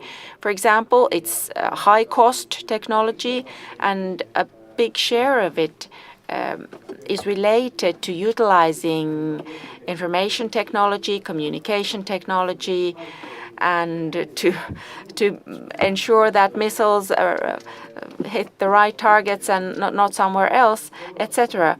In Europe, we can develop these, and this technology is available for all in Europe. And the same goes for many technologies in the green transition. If with research we can create new ways efficiently and low cost, low emission or emission-free technology, everyone can benefit from this. And cybersecurity is the same. It's borderless. If we create a cybersecurity space in Europe that can respond to external threats, it is for a common benefit and benefits everyone in Europe. You asked if there are elements that would benefit Finland especially. Well, the argument I used previously, because when we have competence in these issues, if EU invests in these and allocates funds to the best know-how, well, we would have a good competitive edge for competing for these funds distributed on EU level. So if we invest in this know-how, we will gain competitive edge in this. Of course, state aid policies related to this is important to individual member states don't use resources so that they create unfair competitive edge for themselves. And this is an area where the Finnish policy and guideline has been that we have general common rules of game on EU level because it's for the common benefit. Well, then on the financing side, well, one easy answer would be that the emission trade is a good thing, but when we want to get rid of emissions on the whole, it will be a disappearing natural resources, so to say. I'm not completely against it to utilize it in this situation, but the question arises on more permanent European taxes or national contributions, and I wouldn't exclude either of them, not either new own resources, be it a community tax or what it be. I don't know the form yet. These are very complex questions and I cannot take a position on these. But the first step would be to increase resources, and if this means increasing national contributions, well, then that's what we have to do. But us being unable to agree on a common new own resource shouldn't prevent us from developing these things on EU level. And I'm sure that here are specialists better than me on budgetary issues. But I would think that if we look at the time horizon during which we need these new openings, if we wait for 6 years, many things have gone by and we have been left undone. So that's, even be it complex and risky, I would be ready to open the financial framework to be able to redistribute the current funding during the current financial framework. Maybe this would be the new innovation for the Czech presidency to promote. Embassy, please. You can ask in English, Vesa can answer in Finnish then back. So. Thank you, and I apologize, my Finnish is not quite good enough to ask the question in Finnish. You mentioned that there should be more conditionality if there was some sort of more solidarity. I'd be very interested in your views on what type of conditionality, because as for now, when there is EU monies given to different member states, they are always asking for national reforms. So there is a form not just of conditionality in the term of national reforms being asked, but also there is a peer review and the Commission also checks the different steps. So I'd just like you to expand on what different conditionality as to what already, in my opinion, exists. Thank you. Okay, thank you. Thank you very much. My French is worse than your Finnish, probably. Okay. Yeah. Whatever way you want to. Tästä ehdollisuudesta. Well, on this conditionality, as I said, there are two types. First of all, in financial assistance, it's been the macroeconomic adaptation. And in the Next Generation Europe, as you said,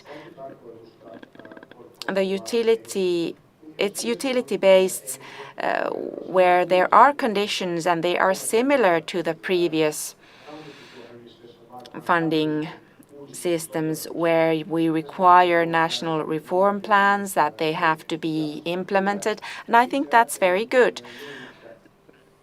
I would see that when we have been discussing the common fiscal policy measures, there's been an indication that conditionality would not be needed because these would be more like guarantees. And I wouldn't think that that would be good. I think that the minimum requirement is a good thing, to have the basic conditionality where the use of the funding is target bound, and it should be controlled efficiently so that implementation is actually monitored. And this is very difficult in structural reforms. It's different from increasing taxes or budgetary reforms. But this conditionality related to structural reforms, that's more difficult because it entails many details. The time span is longer, and I think that this was a very important observation when we implemented the Greek and other support programs, and we should pay more attention to it. I don't have any exact proposals, but somehow it should be bound to what is the mitigating effect. I understand that if the shock is not related to national policies, then it should be laxer, but if it is related to national decision-making, then it should be tighter. If we think about ESM as a mechanism, we have ex-ante and ex-post conditionality that exists, but we can expand the scale. It can be laxer. When, for example, the COVID hit, ESM was created, a 200 billion facility to support member states, and the conditionality was not tight at all, but it wasn't very interesting to member states. It seemed that these transfers were more interesting. I'm not sure whether I was able to shed any light on this conditionality, but the basic thing is that we need conditionality, but it doesn't have to be so tight always than in certain situations like the Greek, Irish or Portuguese program. We have a couple of minutes time. Techno next. Let's have very brief questions, then we have the time. Jussi Mäkinen, technology industry. This sounds very good to my ears, and we think like that. Our companies offer these digital and green solutions, and I have a question related to this. We are thinking about the energy situation and where will it go with the leadership of Germany. How do you see the risk in the near future? Because I think that this is the black cloud looming ahead of us in all this positive development. Well, my first answer already came up in some of the interventions we heard previously. We have to be able to respond to the Russian aggression and to support Ukraine to ensure that Ukraine wins, democracy wins, European order wins, and not that some brutal mechanism and means would win. We have to sustain the sacrifices we have to make in different countries. Well, that is the first thing. Some countries suffer more because their energy systems are more problematic. This morning I saw a Bloomberg's list on how much states use to buffer these energy shocks, and at the same time ECB tries to tackle inflation. In some countries it's 2.5% of the GDP. So these transfers to people or measures with which we reduce the effect of the rising energy prices. I don't think that this is the right road. We need focused, targeted measures and maybe even a temporary function such as electricity tax or something like that. But the main line should be that we try to tackle inflation, and fiscal policy shouldn't destroy this with its expansiveness. We have to sustain the sacrifices and support those who are in most dire straits with the energy situation. I'm not so pessimistic as, for example, the German energy industry was. What kind of a catastrophe it would be when gas doesn't come anymore. There are many substitution opportunities in the short term, not to talk about longer term. And it would seem, when I try to read in on what's happening, energy savings are actually implemented in many countries, and the transition is possible. Of course, we will have a recession in Germany, and it will be reflected on Finland as well, but we have to accept it. We cannot tackle stagflation. With this, we have to take care of the supply side and then mitigate the effects coming from the prices and flowing on to consumers and citizens. But there is no painless cure for this, and that's the point of departure we have to accept. Paavo, I'm sorry I can't give you the floor right now. Please ask in the chat.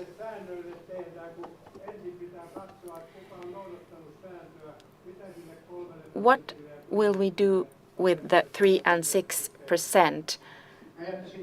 I would leave 3% and increase 60 to 100 and introduce an expenditure rule without going into a golden rule. Would that suffice as an answer? Thank you. Thank you, Vesa, and for all those participating in the discussion. Hienoa, siellä alkoi lähteä aktiviteettia myöskin chatissa. Thank you very much, and I already saw that some contributions are flying in on our chat, so please continue discussion here. Well, next we have a keynote speech. The Finnish government's EU policy in the time of the pandemic and the war in Ukraine. We have a great honor. We have a great honor to have Minister for European Affairs and Ownership Steering, Tytti Tuppurainen, here to give her keynote speech. You have the floor, please.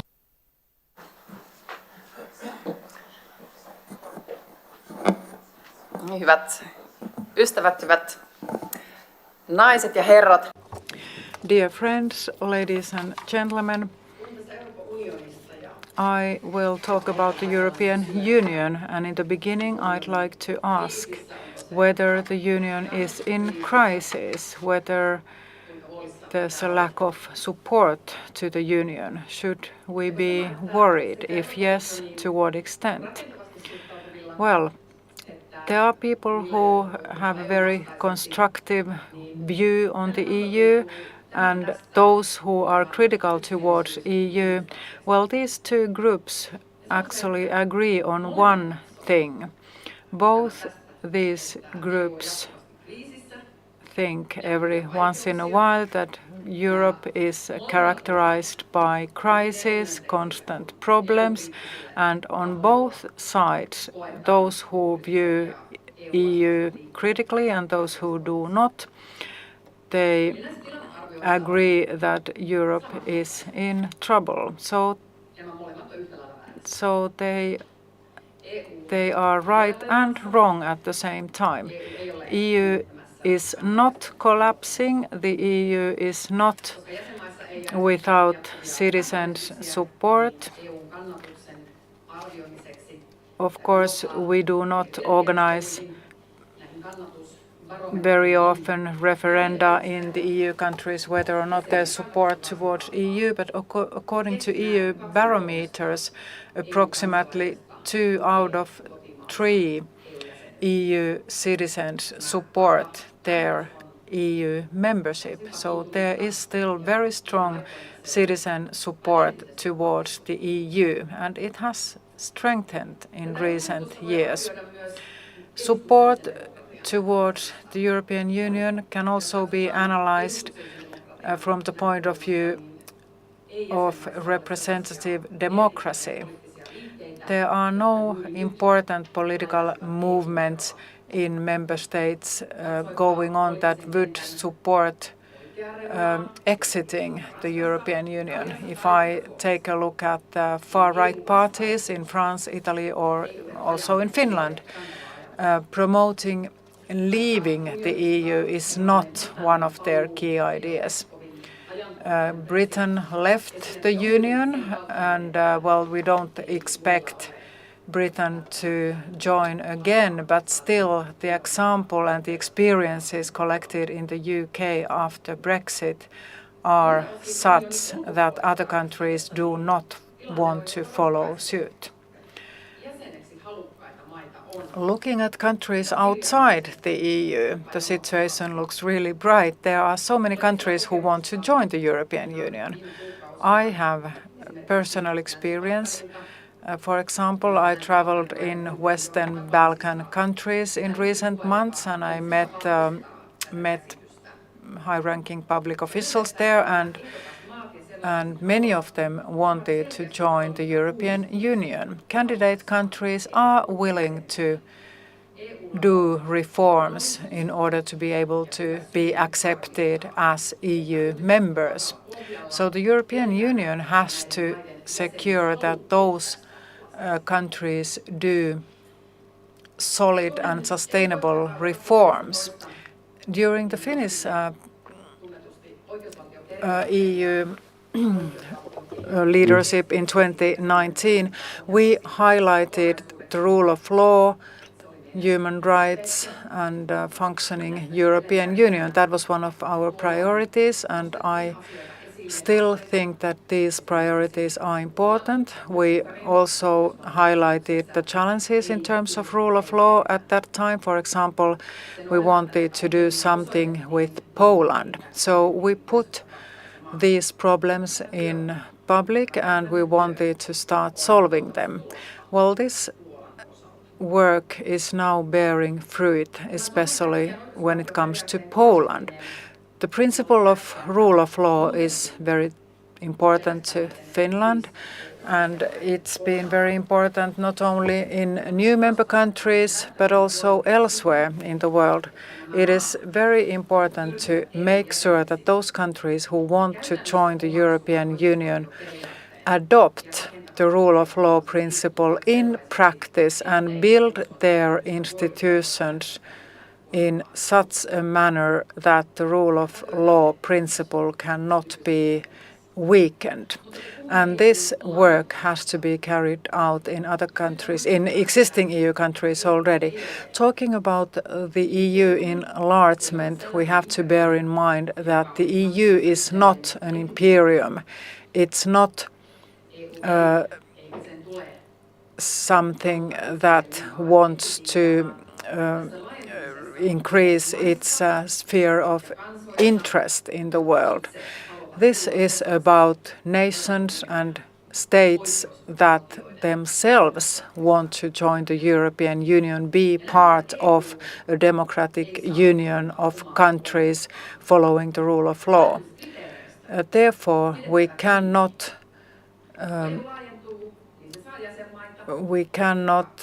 let candidate countries get in without following the accession criteria and meeting the accession criteria, including the rule of law. The candidate countries do not have any better option than the European Union. Let's take Serbia as an example. Serbian citizens are said to support Russia, and we often hear that Serbians support Russian aggression in Ukraine, but still in their referendum Serbs, or in their elections, Serbs elected so that they condemned the Russian aggression in Ukraine. And it is clear that in long term, Russia cannot offer such economic cooperation to other countries than the European Union can. And there's no union of authoritarian states in the world that where the members could trust each other. So democracy, human rights, rule of law, these are values that are still very attractive in the world. And for many countries, access to European internal market is a perfect platform for sustainable growth. The EU is still very attractive and most citizens still strongly support the European Union. Therefore, we can still see positively into the future with the European Union. In Finland, we have stated that we want to actively participate in the EU politics, and the EU policy program is established in the Finnish government program. Sanna Marin and Antti Rinne, the Prime Minister and the previous Prime Minister, have drafted a very solid and sustainable EU policy program. And despite all crises and turbulences, the principles and key parts of our existing EU programs are still valid and topical. And then, of course, the topical events are very dramatic, of course. COVID-19 pandemic, Russia's aggression in Ukraine, these are a very concrete storm in Europe, and they've hit us hard from many directions.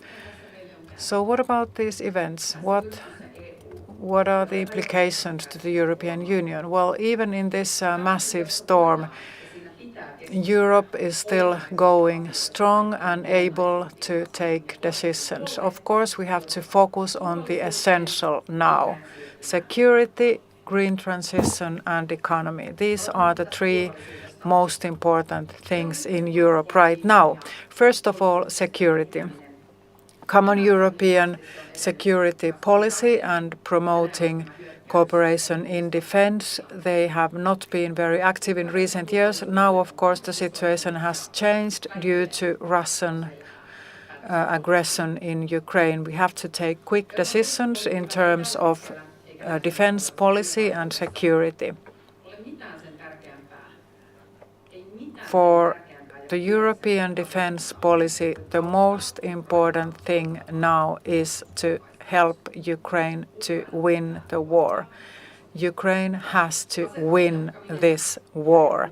We have to give military resources to Ukraine, and as Josep Borrell said, support will be given, and we will also assist Ukraine in training its military forces.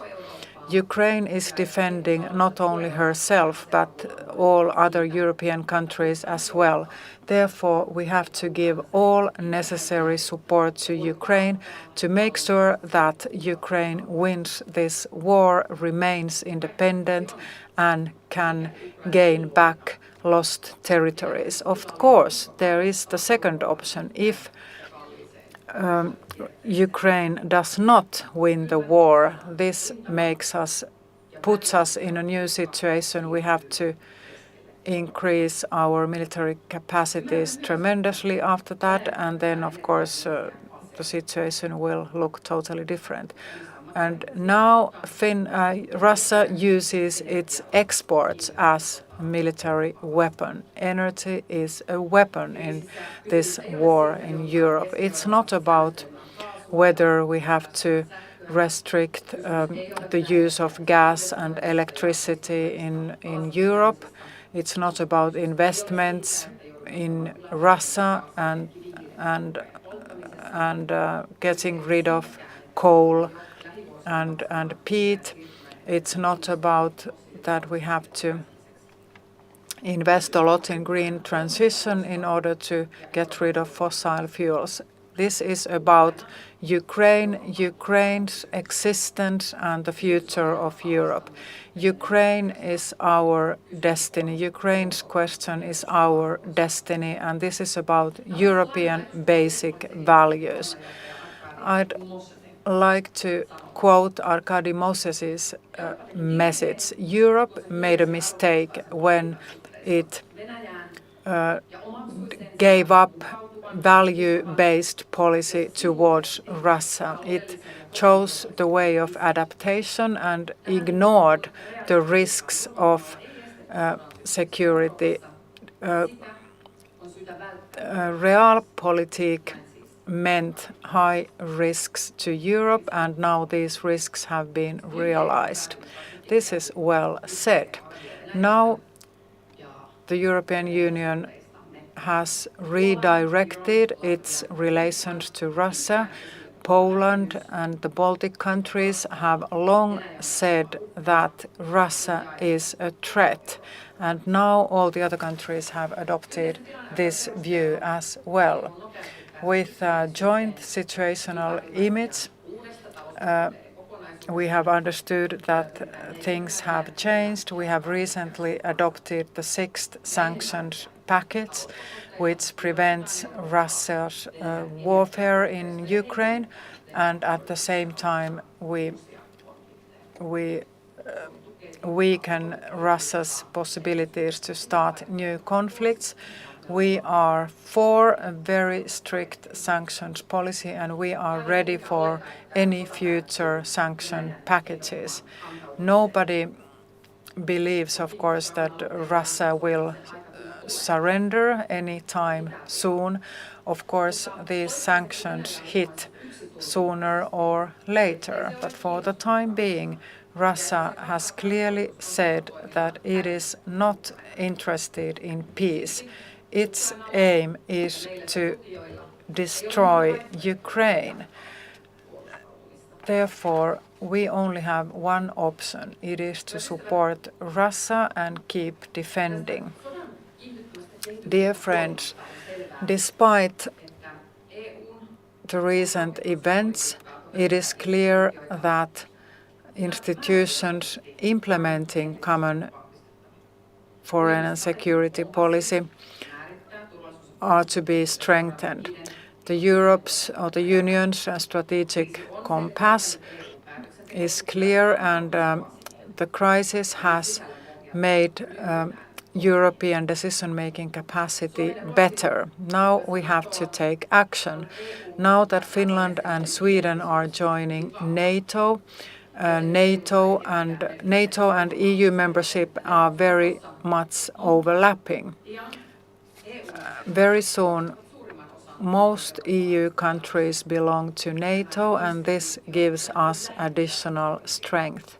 These organizations will get closer to each other, and we can build European defense policy on the basis of NATO cooperation. Still, we have to be prepared to defend ourselves. We cannot rely on NATO only. NATO is a good starting point, but it's not an eternal guarantee for peace.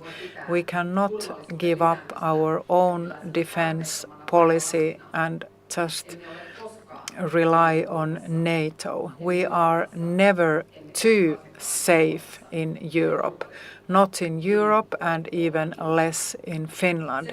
There can never be too much security and safety for us. All this needs practical action.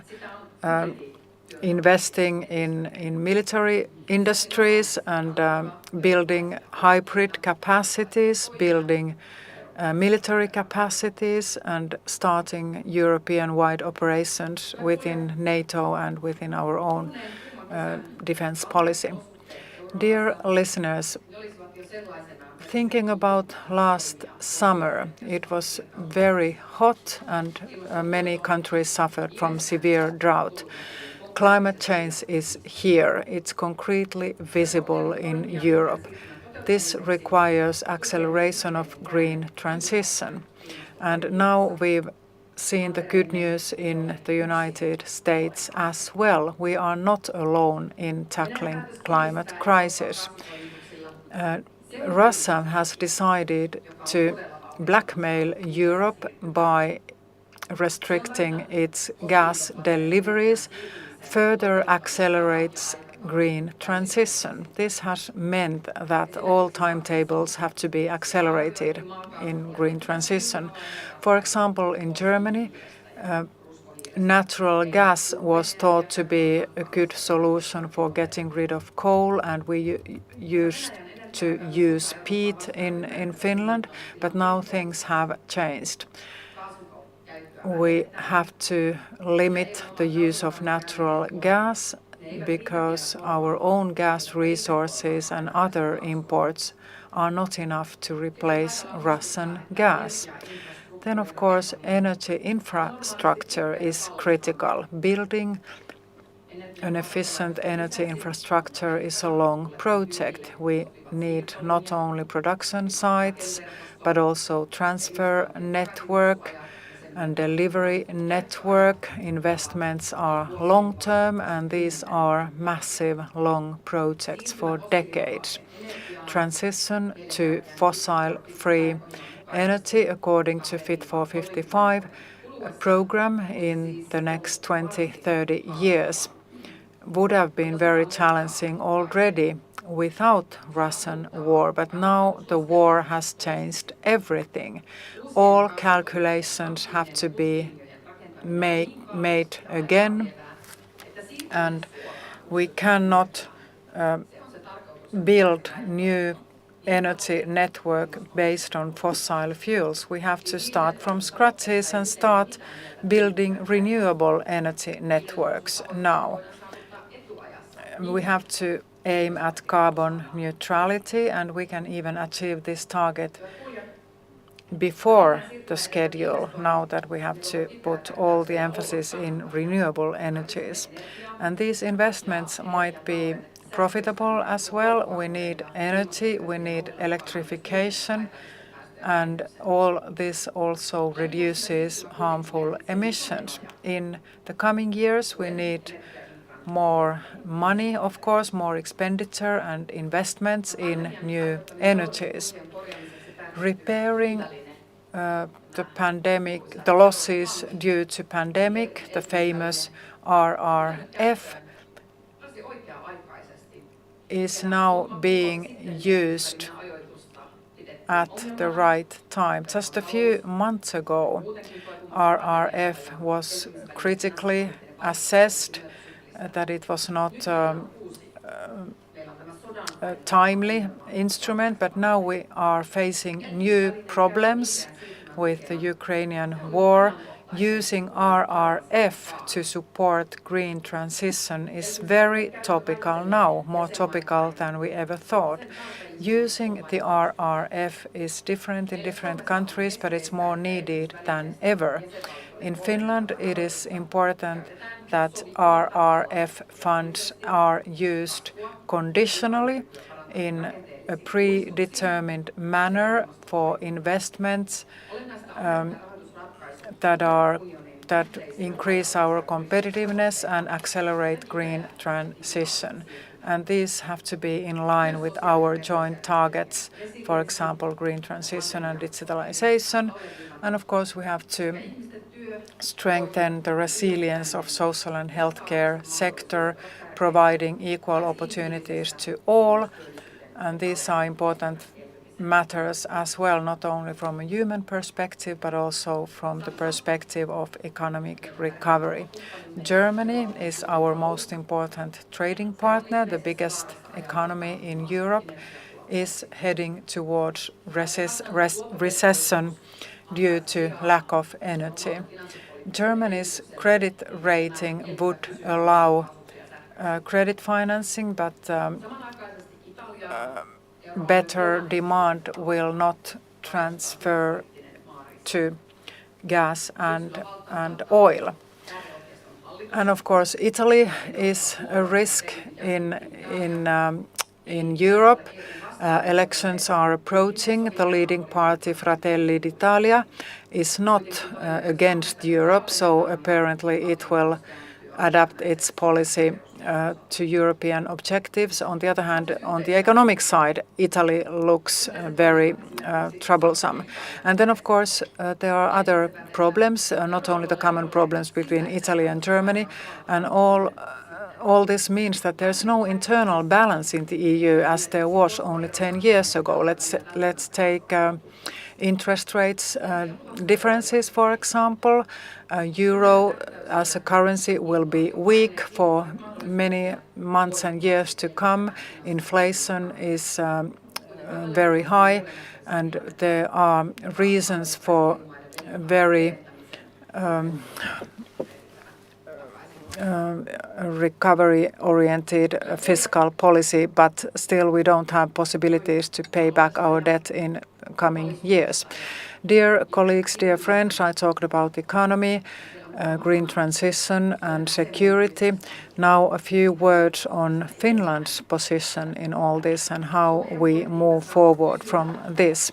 In Finland's EU policy, we always try to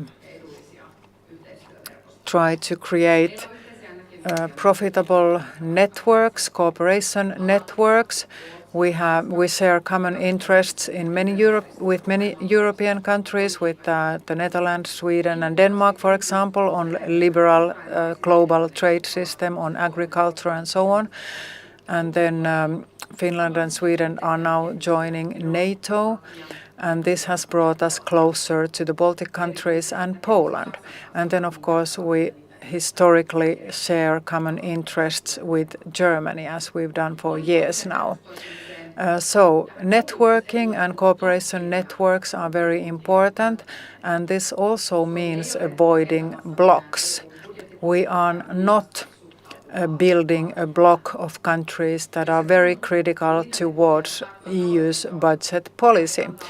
We are very careful with the economic policy, but we do not want to create a block, a northern block.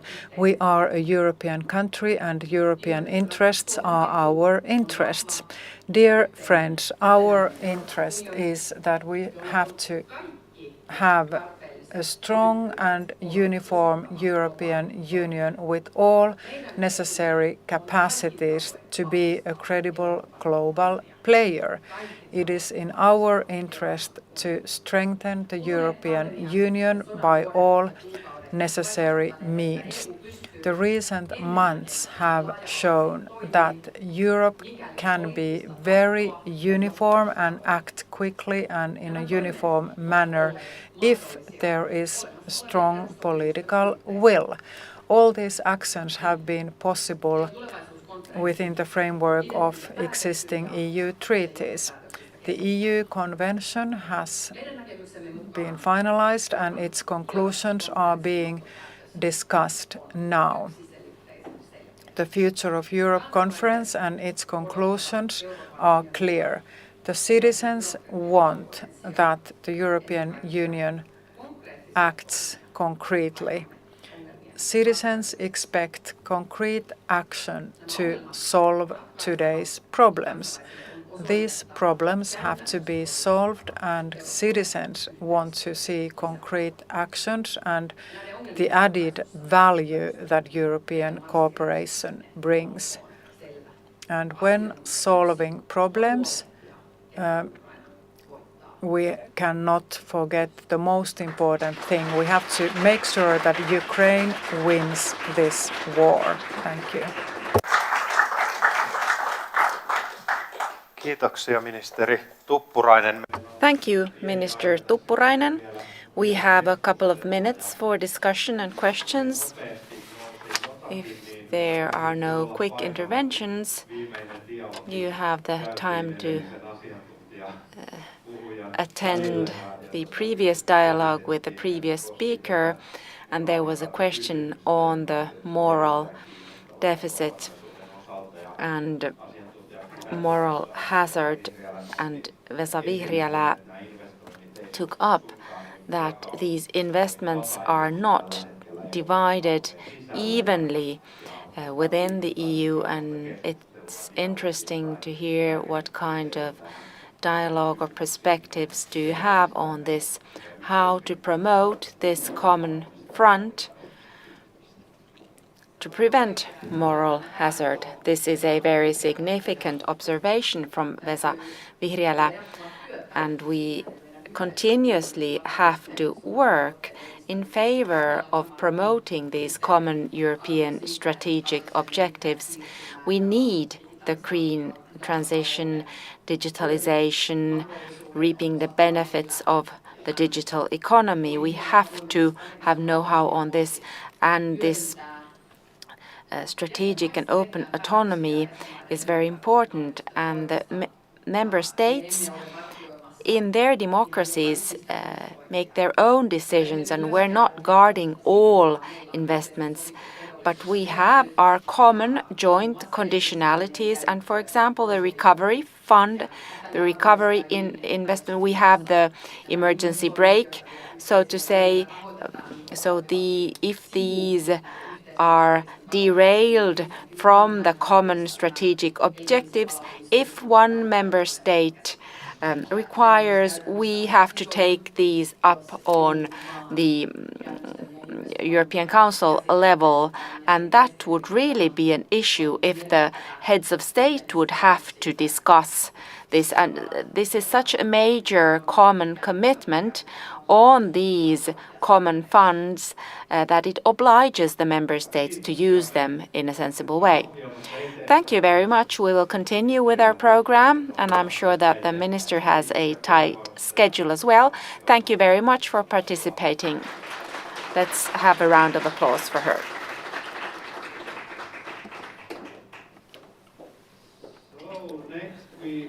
It's the language in English, and we are very honored and privileged to have Mr. Hosuk Lee Makiyama, who is the director of the European Center for International Political Economy, and at the same time he is a leading author on trade policy, EU Far East relations, and the digital economy. He will speak us about Belt, Bullet and Road, a new era for trade. Please welcome Mr. Lee Makiyama.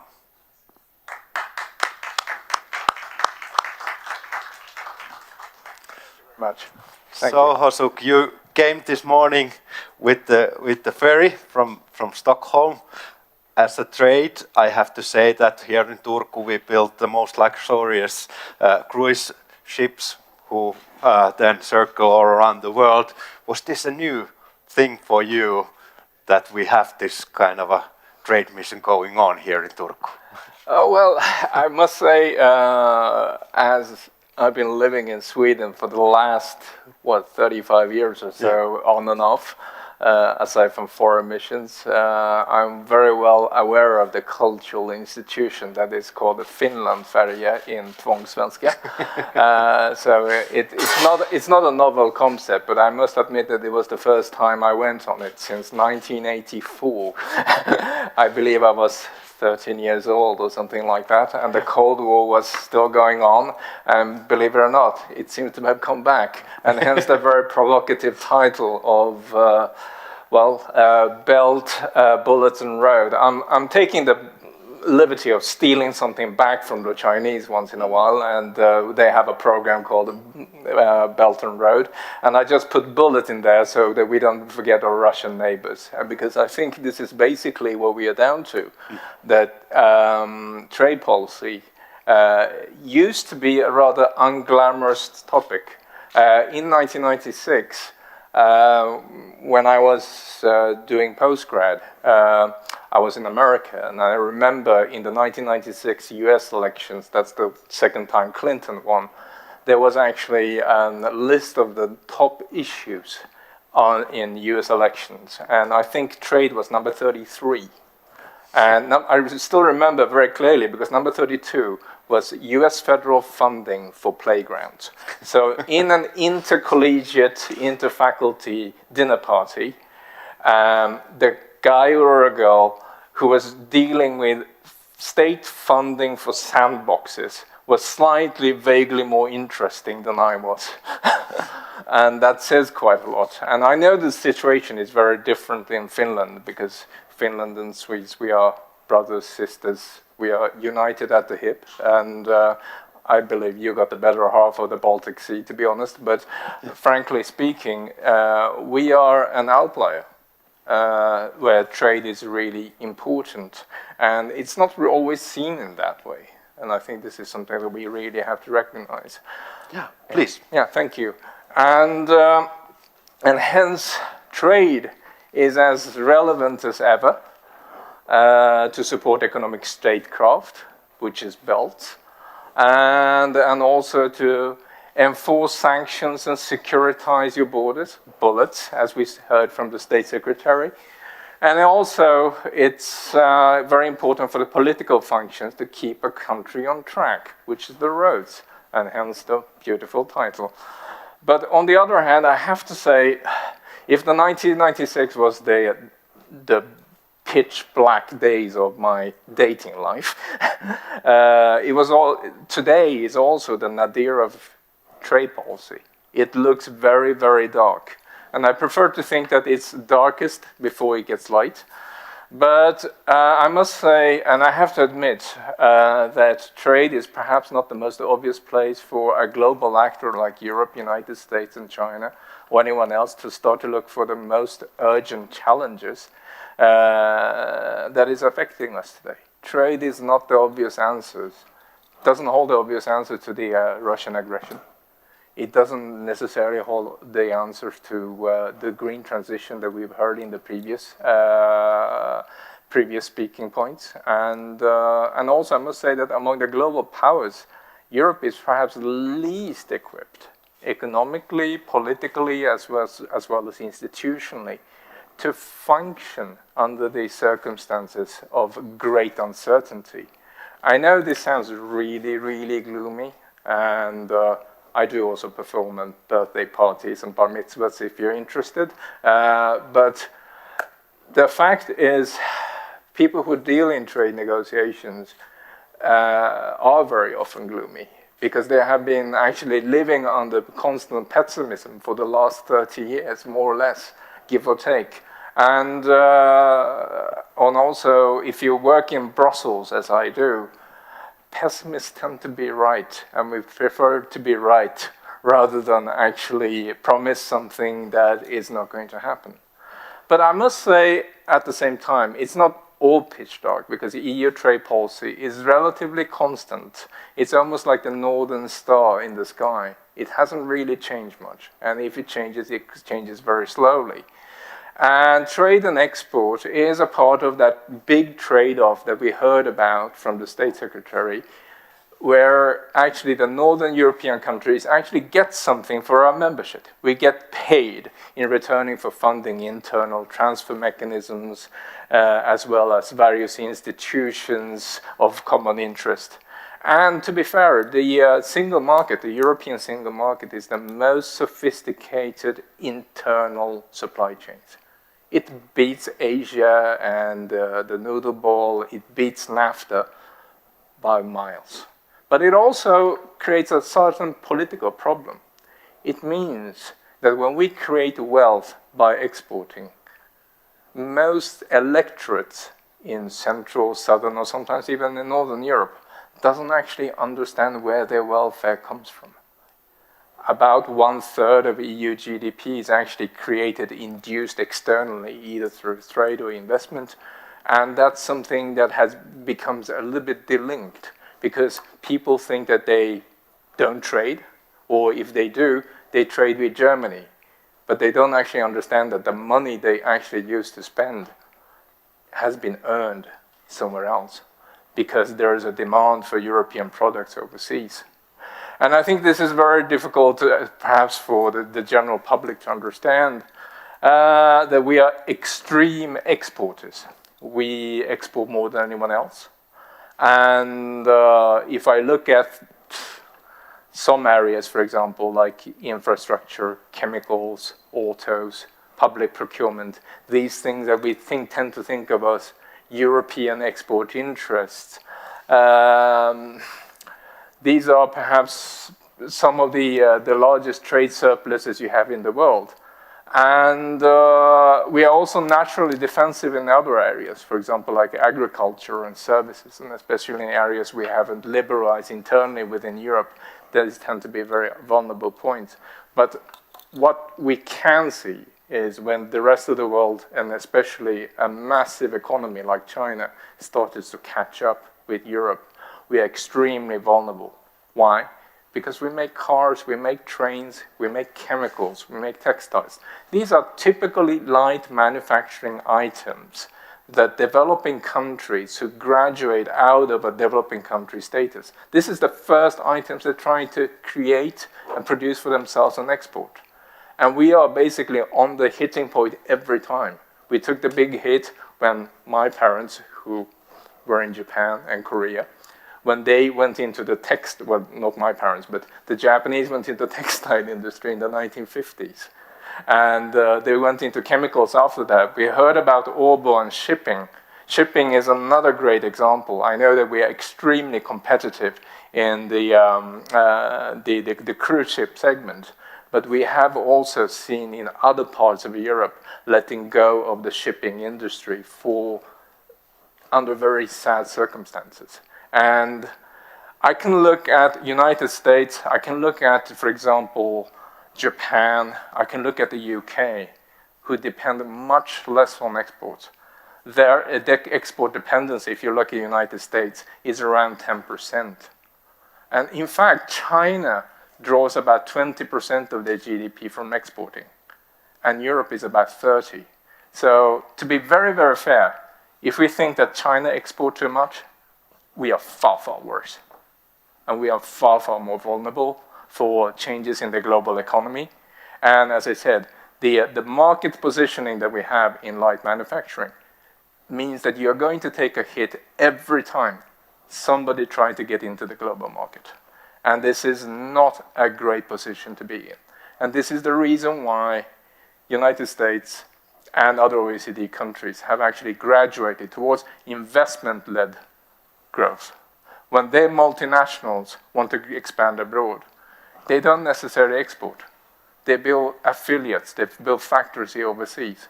It's not really a problem that other economies grow faster than you are, as long as you have access to be able to establish in that and invest in that market.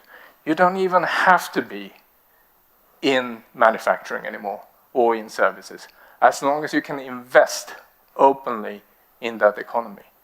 And this is two sides perhaps of a different, two sides of the same coin, but we can see that remarkably little has happened to both the process and the context and the substance of the European trade policy. We do same thing in the same way as we always done. We pack it into shipping crates, good quality, good price, and send it abroad. And I'm not sure how long this will work anymore, because as I said, we are in a very vulnerable position. And I don't think Europe's competitiveness is not entirely given.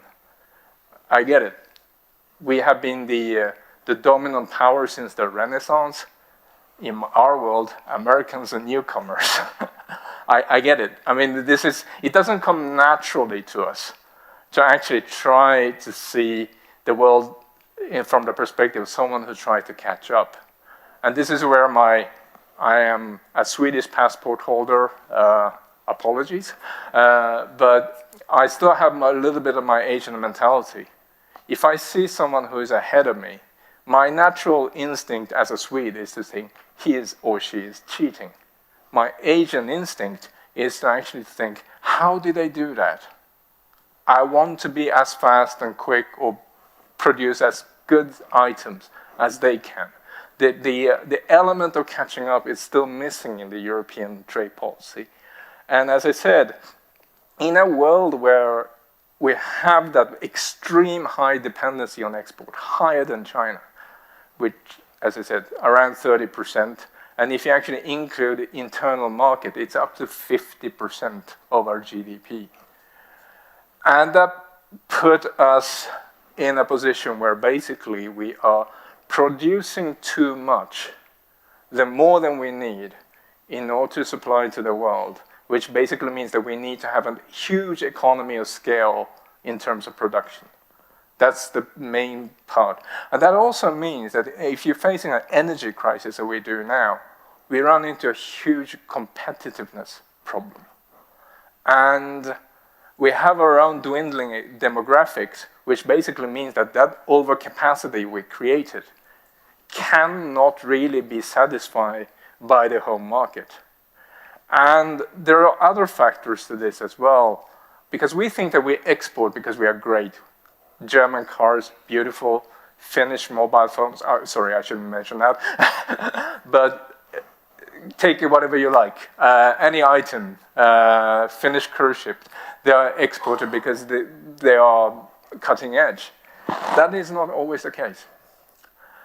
What most economists recognize is that if you have an export-led economy, you artificially suppress investment. You stop focusing on R&D. That's the first thing that happens. The second thing that happens is that you go into a very dangerous trap where the Germans were in the 1990s. You must begin to suppress salaries because at some point you cannot just compete on quality. You have to compete. You don't want to compete on price. We are not China, we are not Vietnam, we are not Laos, but you have to start competing on price to quality ratio. It's not enough that a BMW is the best. It's still in 2022. It needs to give you good bang for the buck. And in 2022, it needs to be electric. And everything else that we didn't actually focus on because we are too busy doing what we do. And I think this is a really scary development because we can see that actually spending on R&D in Europe is going like this.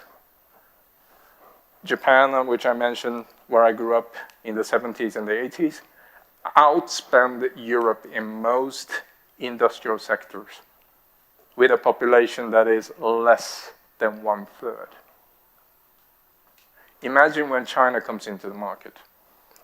If you believe that people who look like me, who don't speak Swedish, by the way, but if you believe that people from Asia, not just China, but also Indonesia, 250 rising into 300 million people, if they love their children and their children's education just as much as we love our children and we want to educate your children, they will catch up in one generation. You can't change that. And by the way, just in case there are any Swedes in the audience, that's not cheating. So, sorry for the gloominess. Another problem that I see is that we tend to overemphasize on developing and emerging economies, and typically China. We make a lot of infrastructure equipment to build bridges and roads and cars that drive on the roads or the rails and the energy networks. And it's not just the fact that China can easily catch up. It is also the fact that these countries will at some point stop demanding building equipment, infrastructure equipment, because the last bridge that goes to nowhere has already been built in China. And here's where the real problem lies. That if, for example, the Chinese economy accounts for around, I think, 15% of Germany's investment currently, outward, 1.5. And you have created a great overexposure to economies that in 5 to 10 years don't want to do their own stuff. And actually in 5 to 10 years, they will be able to make their own BMWs. They might actually even have BMW logos on them. Audi has completely moved their production into China. And if you open up a Volkswagen car, you will see that everything is plastered into, basically molded into plastic. And if you remove that plastic, you will see Audi parts made in China. The most of the value of a German car is currently captured in China. And besides from the overemphasis on the emerging markets, I see also the countries that are more, let's say, advanced than we are in many regards. So for example, I mentioned United States in many regards. They have done a completely different bet. We try to build big factories, try to export abroad. Americans built Google. Rather than scaling production, they scale demand. How can we, I have a slight fetish for 1960s, 70s home-built synthesizers. There's like a market for 15, 20 people around the world. I also collect very rare stamps. You can create a market for that if you scale globally. That's what Google realized, that unprofitable markets can actually be made profitable. As it turns out, our predecessor who did the industrial policy in the 1990s made a horrible, horrible bet. The future was not in scaling production, it was in scaling demand. I look at the statistic for productivity. Productivity is the key to competitiveness in terms of not to compete on salary. So when an American worker, an average worker works, he or she is 15% more productive than the European counterpart. Why? Because the American worker has adopted to ICT technologies and especially network technology much better than the European. And at the same time, we are introducing a number of regulations in order to roll back the openness of the single market. And it's not only us.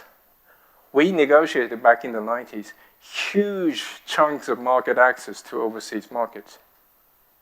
Not least China and United States, but also India and the emerging markets.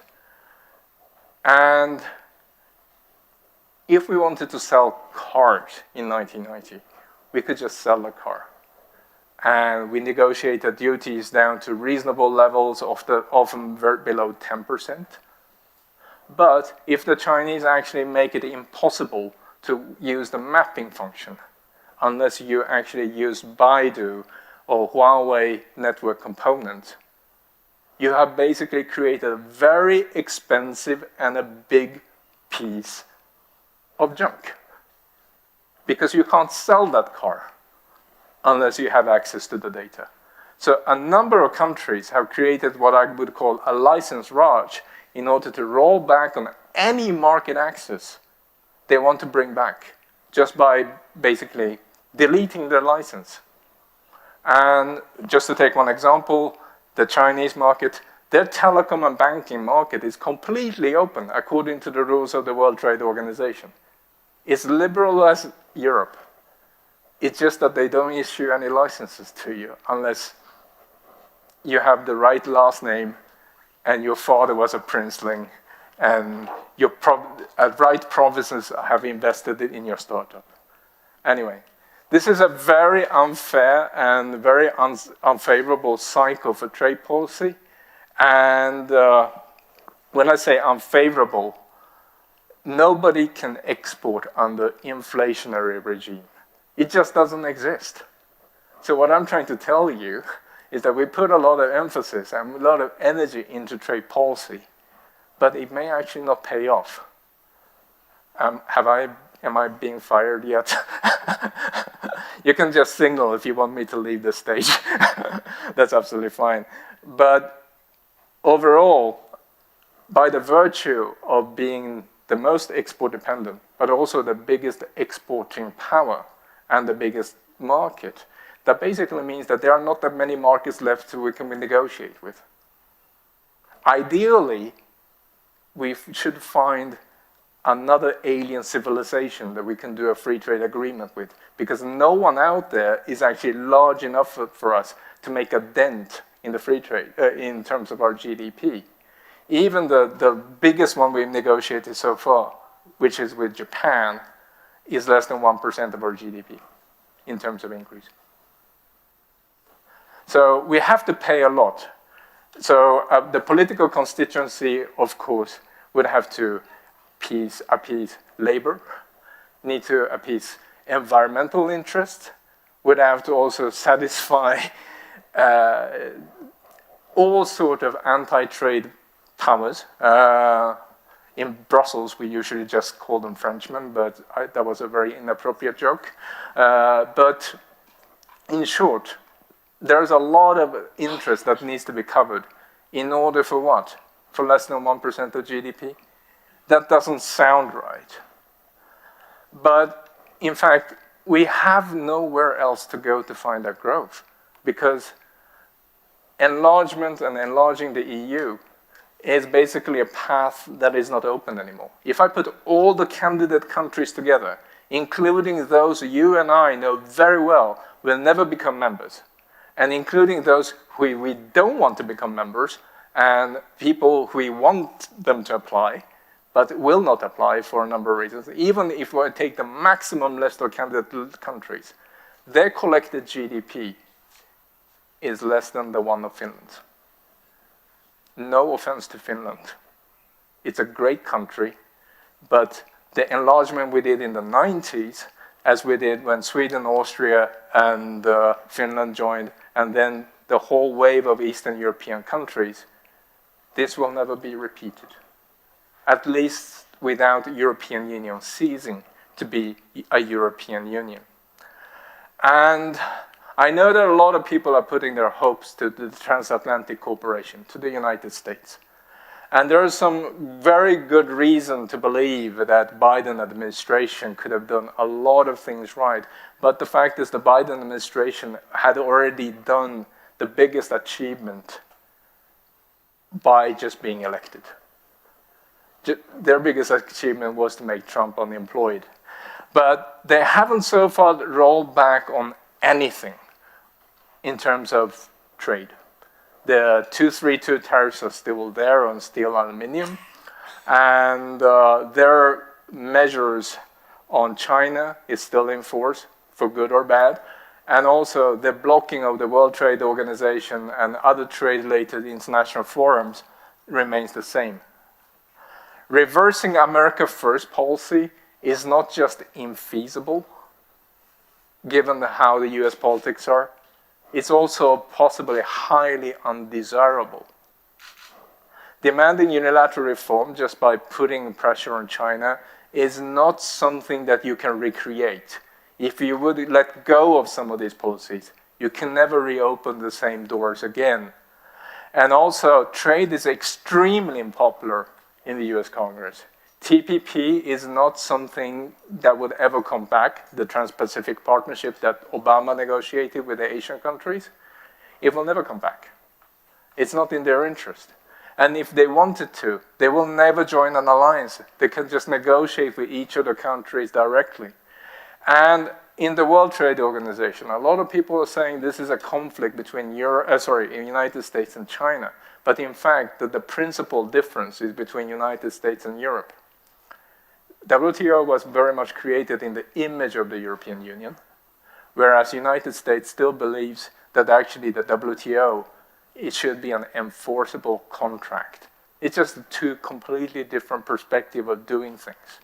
And within the Democratic Party, there is a great division in terms of what they should be doing, in terms of worker-centric trade policy.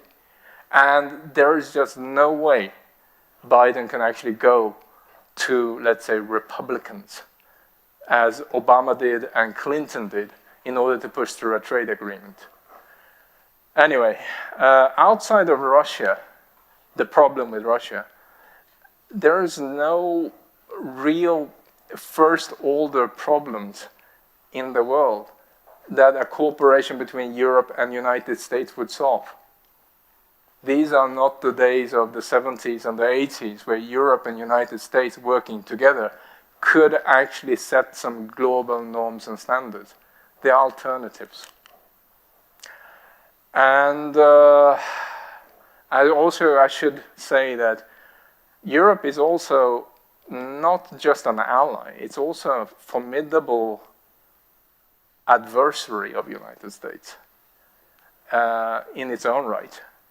We legitimize, in the perspective of the US trade negotiator, we legitimize a lot of agricultural and digital protectionism around the world. For very good reason, I should add. But from their perspective, we are perhaps their furthest ally strongest but furthest. They are perhaps not the most how should I say? They are perhaps not the most furthest adversary either, but we are definitely their most dangerous one, because we legitimize a lot of opinions and policies against the United States. We can, for example, see that in the privacy regulation, GDPR, which most American companies hate and which they take very personally. And for us, this is about fundamental rights, but it has also legitimized similar policies in India, China, Indonesia, and even in Japan. If Europe does it, it's okay.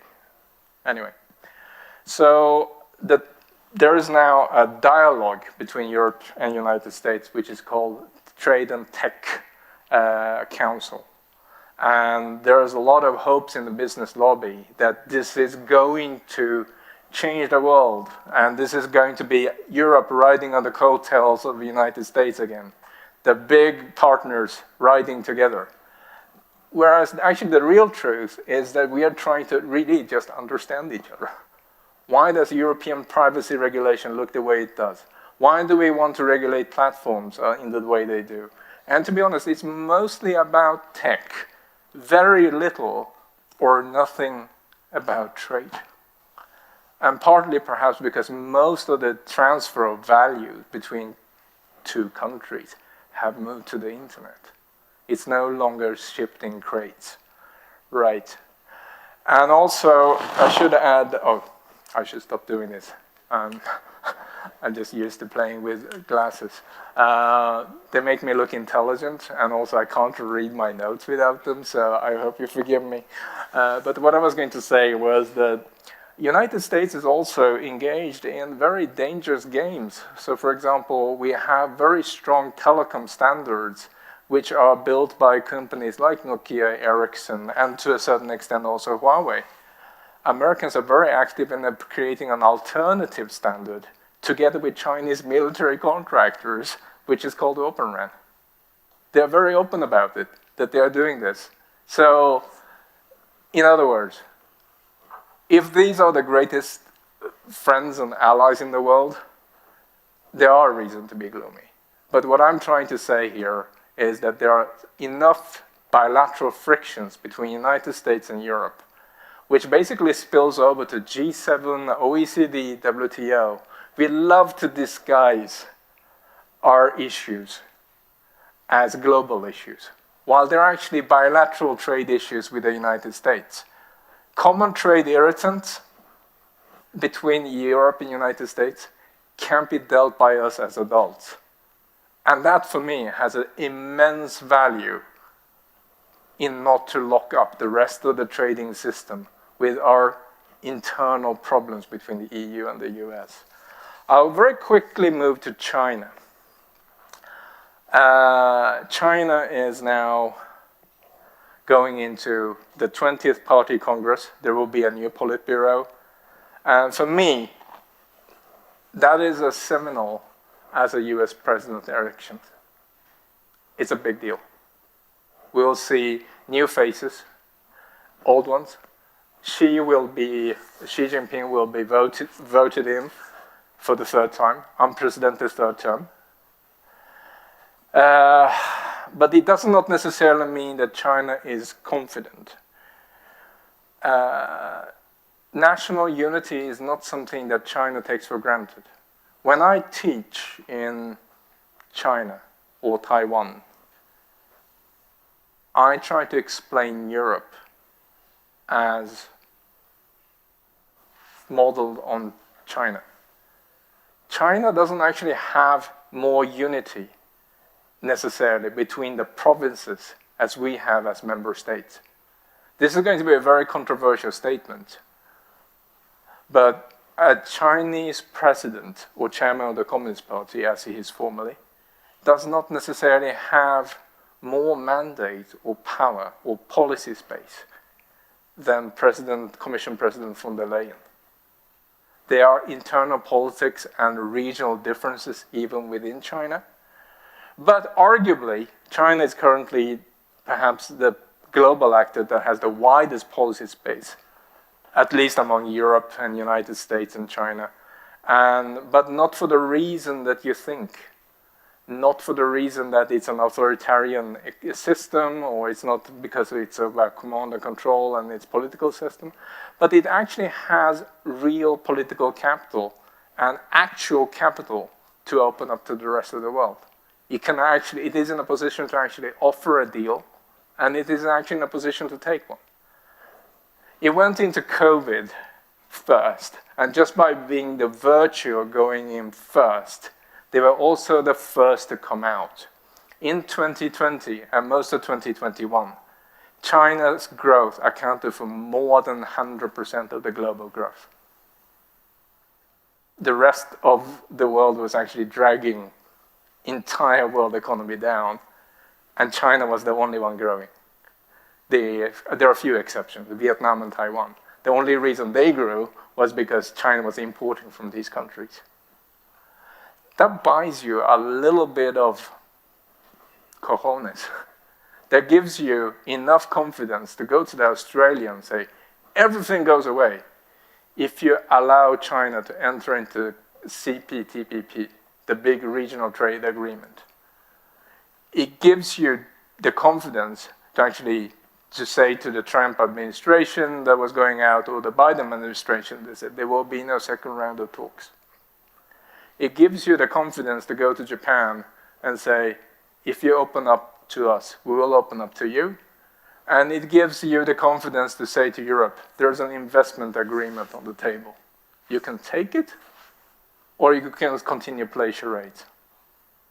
And for the Chinese population, actually, China doesn't even have to join CPTPP. Just the fact that they're talking about it gives you the confidence to say that it's a great time to be Chinese. The party knows what it's doing. And actually, the entire world doesn't hate us. They can't be, despite all we read about Huawei, if we are even considering to join CPTPP. That makes a huge public diplomacy difference, I think. And given the enormous and flexible fiscal and monetary spending that you see in China, with the extreme inflow of investment, post-COVID, all of the global investment has basically circled around China, and much later it caught up also in the United States. But that buys you a lot of policy space, but Chinese are not using it. China is currently not opening up. And that's a big problem, not least for us. And partly because we don't have anywhere else to go. There is not another market that is big enough to actually make an impact on our GDP. Anyway, I want to say a couple of words on security before I wrap up. One thing that has changed in the last few years is that if you asked a businessman in the 90s, is that if you could choose between 1% more profit or 1% more legal certainty, 100% of all businessmen would choose 1% more profit. Now, 101% of all businessmen and every politician would choose legal certainty. But that also highlights the state, Finland, as well as European Union, needs to underwrite that security. We used to do that by patrolling outside the Cape of Somalia and securing the Southeast China Sea with a few naval vessels. That's not enough anymore. Our enemies are actually sovereign states who are basically cutting off either supplies or access to markets. And Europe is very different because we are not naturally subordinating trade policy to foreign policy. United States signed a free trade agreement with Jordan, Israel, and other countries, or Korea. It's not because they like kimchi and they like cheap Hyundai cars. That's not why they're doing it. We don't have that instinct, and we can't actually, we work still very much in Europe in silos. And Europe has finally begun to define security and at least a broader geopolitical interest. And ironically, when it's a little bit too late, when our global relevance is starting to diminish. And we are not basically stepping up as a strategic actor. We are very much still an economic union that uses economic instrument to actually drive economic goals. That's what we can agree on. I'm not saying that we don't have strategic interests. We do. We just don't agree on them. And if you look at how, for example, China and Russia is discussed in Brussels, I think we can agree on one thing, which is that we don't want to trust any other country to define our relationship with Russia or China on our behalf. And this is basically the core of the problem. This is, of course, slightly changing. We heard about strategic autonomy, which I don't really want to go into because I think it was very well covered. But if you are an economic union with economic interest without real hard power, and we don't actually necessarily have soft power. There's a China dream, there's an American dream, but there is not a European dream. There are, aside from my own parents, there are very few people out there who want to say, I want to become a European. I want to be a part of the European dream. So our influence is relatively limited. Our interest and influence is basically about global rules. But in a situation where no one respects the rules, a legalistic power like Europe becomes powerless. And that is really, really keeping me awake at night. And just to take this further, we can see, for example, our strategic interest vis-à-vis Russia. It's great to be in favor of sanctions. I'm all in favor of hitting Russia hard, but sanctions play a very, very different role in European policy than the United States. First of all, for the United States, that's the first step of escalation. That's the first thing you do against a country that behaves badly. And then there's a whole range of hard power options that follows.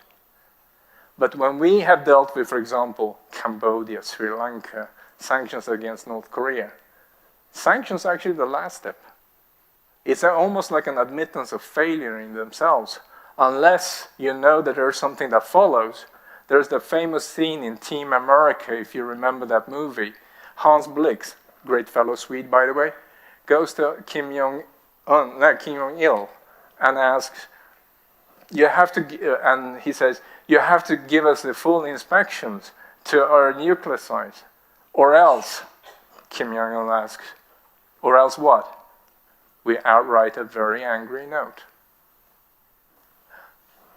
So, in other words, without the backing that we actually started to deliver hard military equipment that some of us did, it basically becomes a situation where it becomes a license to behave badly.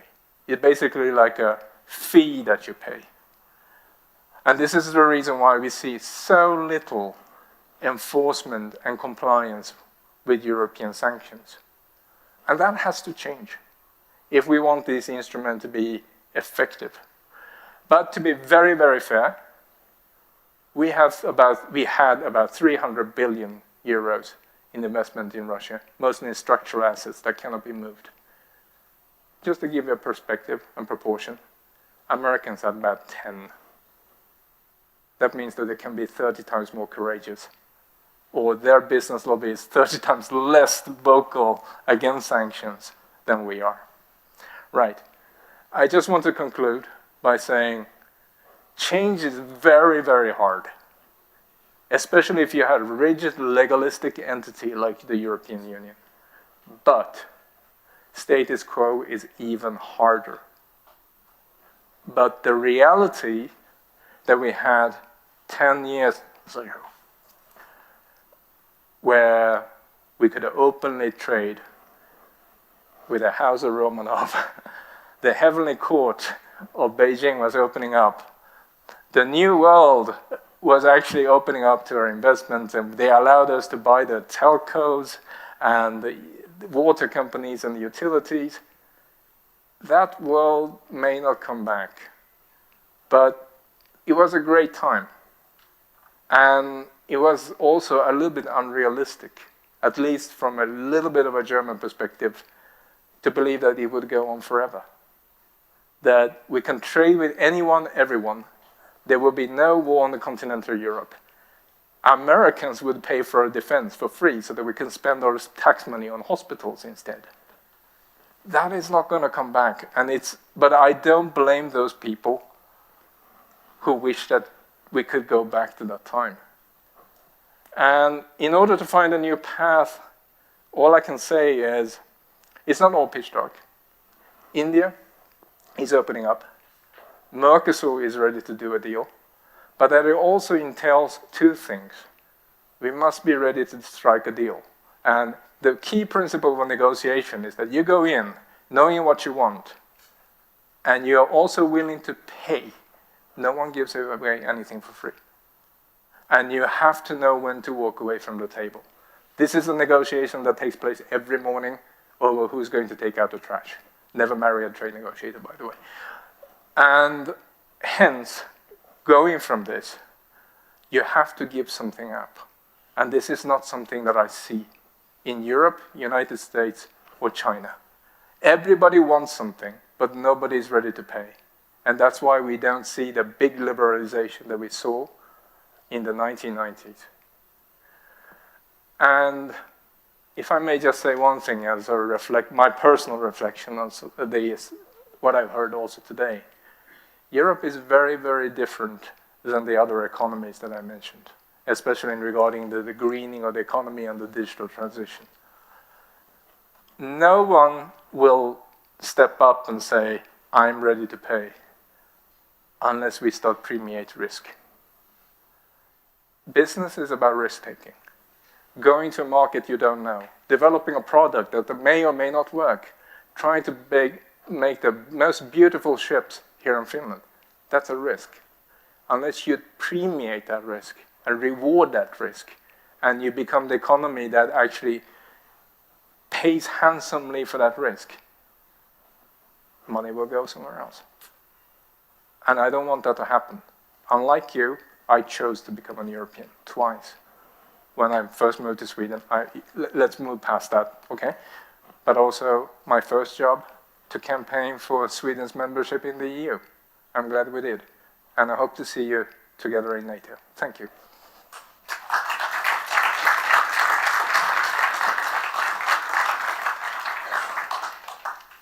Thank you. Let's go to questions or comments. Before anybody raises hand, I have one. Germany. We all know that they have had kind of the biggest export machine in the whole world.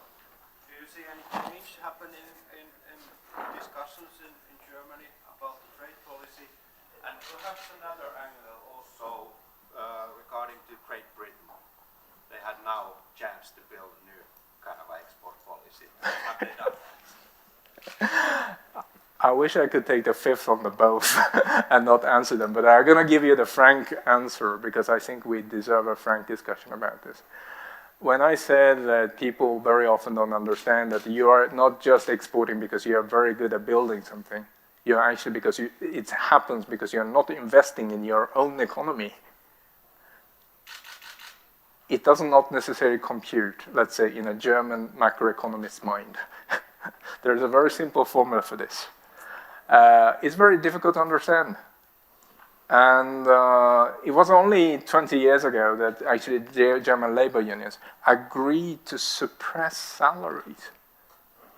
A labor union that says, we will take the bullet because we want to keep the corporate profits constant. And that's how we're going to keep the jobs in Germany. That's not what an OECD economy should do. On the UK, I actually mentioned this as one of the countries who have moved on to investment-led growth. They don't ship things in crate. They do to a certain extent. But they have a huge trade surplus against the United States. And also, they have some of the best banks and the retail chains in the world. We all know about them. And I don't know any, well, I was going to say I don't know any Swedish retail chains, and I realized that most people actually do. But UK is actually a great example of that. And I see now they are focusing on manufacturing. It's like wanting to sometimes, it's great. I mean, I have nothing against agriculture and manufacturing. But throwing away the other part would be going 2 steps backwards, and I hope they don't do that. Because they shouldn't look to Germany. They should look at themselves. They should look at Finland. They should look actually at all the evolved OECD economies who have basically got rid of the manufacturing addiction. Please. Microphone.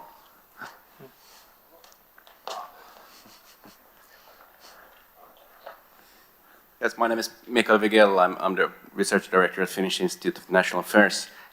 Thanks for a really thought-provoking talk. I think you really hammered home the point about the problems with the export-oriented growth in the EU. Now, I have a simple question. So, what to do? What should Europe do instead?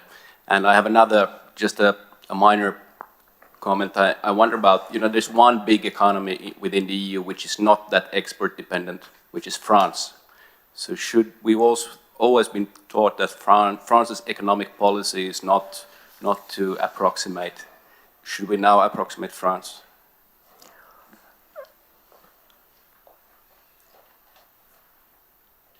First of all, thank you for a very flattering comment. I don't think it was that thought-provocative at all, but I'm not necessarily sure, as I said, I mean, it is to a certain extent an addiction. But I would like to go back a little bit on the provocation and say that we have to agree that whether export-led growth is good or bad, I think everyone who knows how to read a Financial Times can say that within the coming 5 years, that's not going to be available on the global market. And it makes us extremely vulnerable, not least for economic coercion from other countries and other powers who are trying to exploit the fact that Europe doesn't really have a strategic agenda. And whether that is a problem or not, I leave that to others to answer in another panel, and I see a lot of interesting agenda items on the program today, and congratulations to the forum organizers. This looks like a really interesting debate, and a great chance for me to improve my Finnish.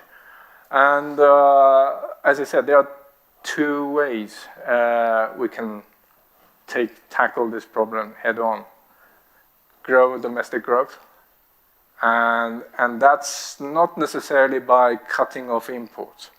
And here's what I really, really object when it comes to strategic autonomy, which I'm in favor of, by the way, and some of the things that we're doing in the regulatory space, hoping that other countries will follow. If we say that we will impose very heavy environmental standards at the border or human rights standards, they are all good policy. I sign on them, I support them. But they are not winning policies because the rest of the world will not change. If we, as the world's largest exporter and our biggest offensive interest in public procurement, and say, unless you give me access to your public procurement market, I won't give you access to mine. Everyone will just put their calculators out and start doing the calculations. Actually, if Europe leaves my market, great, I will reciprocate. Shut down my trade with you and you with me, and since you are exporting more than anyone else in the world, my business will win. That's not a winning strategy. With that said, stopping trade that has been done with forced labor or that is grossly violating environmental policies and sustainability goals, that is a good policy, but it's not a winning trade policy one, expecting that the rest of the world will follow. They don't mirror. If you want them to change, you have to offer them an incentive. If you want Malaysia to stop forced labor in the plantation, you have to give them a very, very good reason why. And stop trading with Europe is not good enough answer, because we are more interested in trade than they are. This is the fundamental disconnect in our head. we assume that the rest of the world thinks like Europe. About 800 kilometers that way, they don't think like Europeans. They think like Asians. I'm happy to help you interpret. Mr. Jarkko Eloranta, who is the chair of the biggest center of labor unions here in Finland. Please. Yes, thank you. Thank you for your interesting, even though gloomy and pessimistic speech. First, I would like just to comment that the Finnish labor also took the bullet in 2016, especially to support the export industry, and still it is a big a big discussion here in Finland, and we have to support the export industry by keeping the wages down. But my real question concerns about Africa. You say that that there's not so much and many people who would like to see the European dream, but we know that there's a lot of people who would like to come to Europe especially from Africa.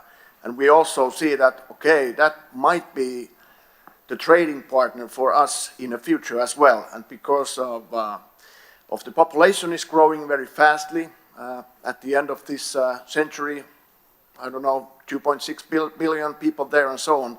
So how would you see the relationship between Europe and Africa, and what should we do as a European Union in order to make them better? I'm so happy you asked me that question, because that's another glimmer of hope for trade policy. But this is a systemic thinking long term. We are talking now, the richest country in Sub-Sahara is Botswana. They are currently at the level of Bulgaria. And there is a long tail that follows. So in a system thinking, in 30 years, there will be demand for Siemens trains and construction equipment and Nokia 6G network. Well, it will probably be 7G by then. And they will also buy Mercedes-Benz. That's the logic. It could work. What are the necessary steps to get there? I have to also say that this is perhaps the most promising star out there. And this is also one of the reasons why the European Commission, in their thinking now, World Trade Organization and other international forum, is about Africa first.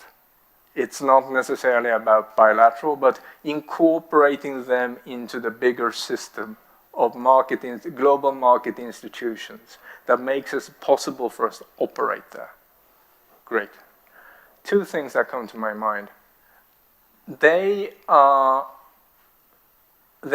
already facing a very significant imbalance in terms of access in Europe. You talked about people, the 1,000 who die because they were just, let me put it this way, I was a lot more fortunate than they are.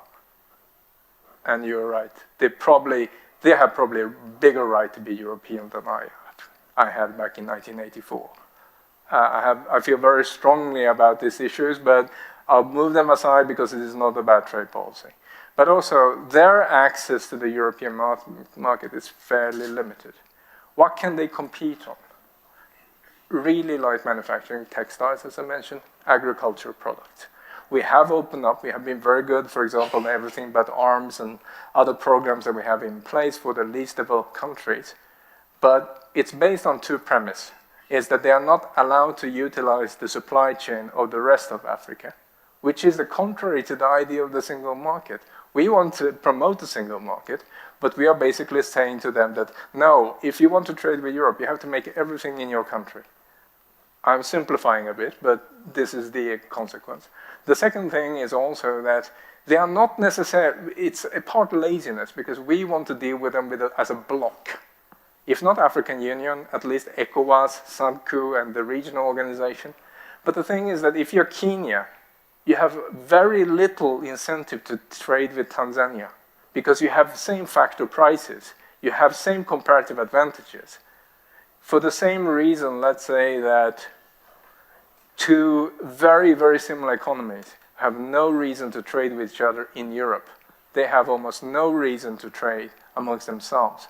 to try to create Africa, recreate Africa in our image is not going to work. But I put a great hope in Africa, mostly for Africa's own reasons, meaning that I would very much like to see a world where there are the current welfare and the level of education and the quality of housing and healthcare is, let's say, where Finland and Netherlands is today. I hope that I get to see that in my lifetime. Thank you. Those are great closing words. Let's give a warm applause to Mr. Lee Makiyama.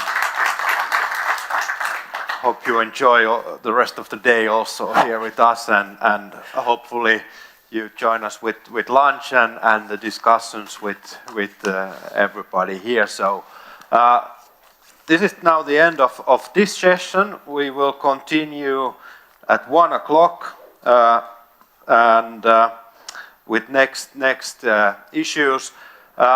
There is also ongoing a lecture of Esko Antola in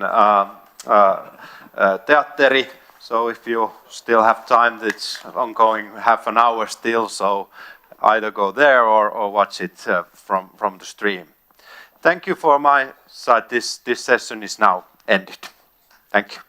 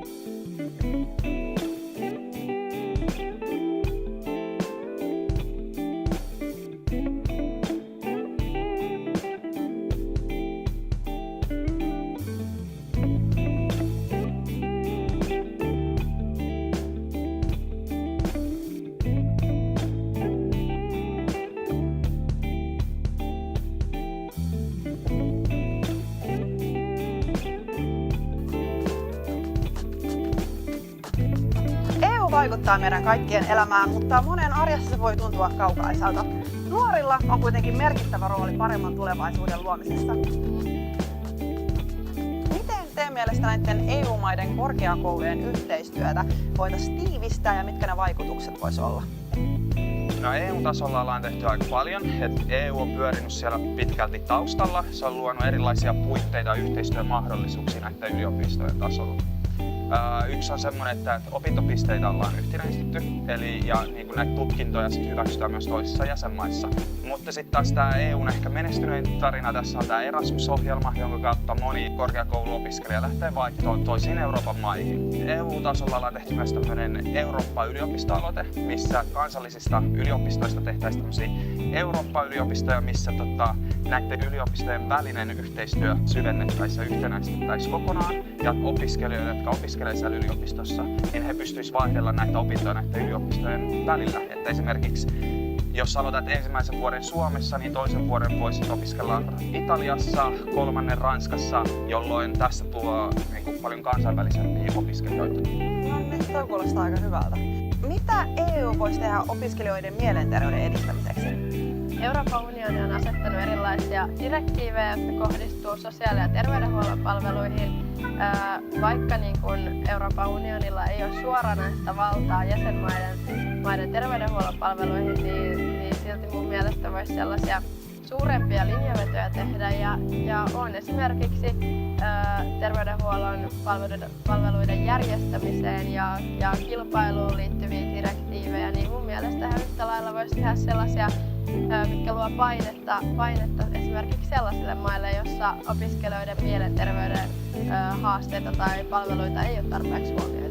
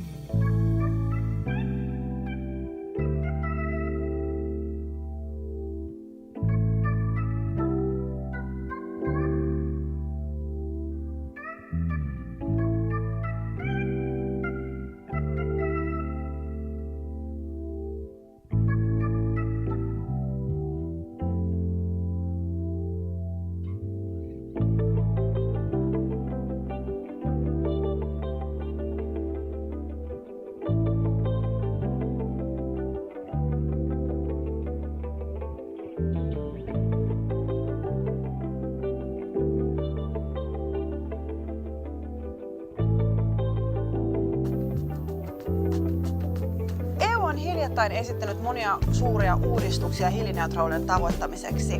Mitä EU tekee nyt vihreän siirtymän eteen ja mitkä ovat seuraavat askeleet?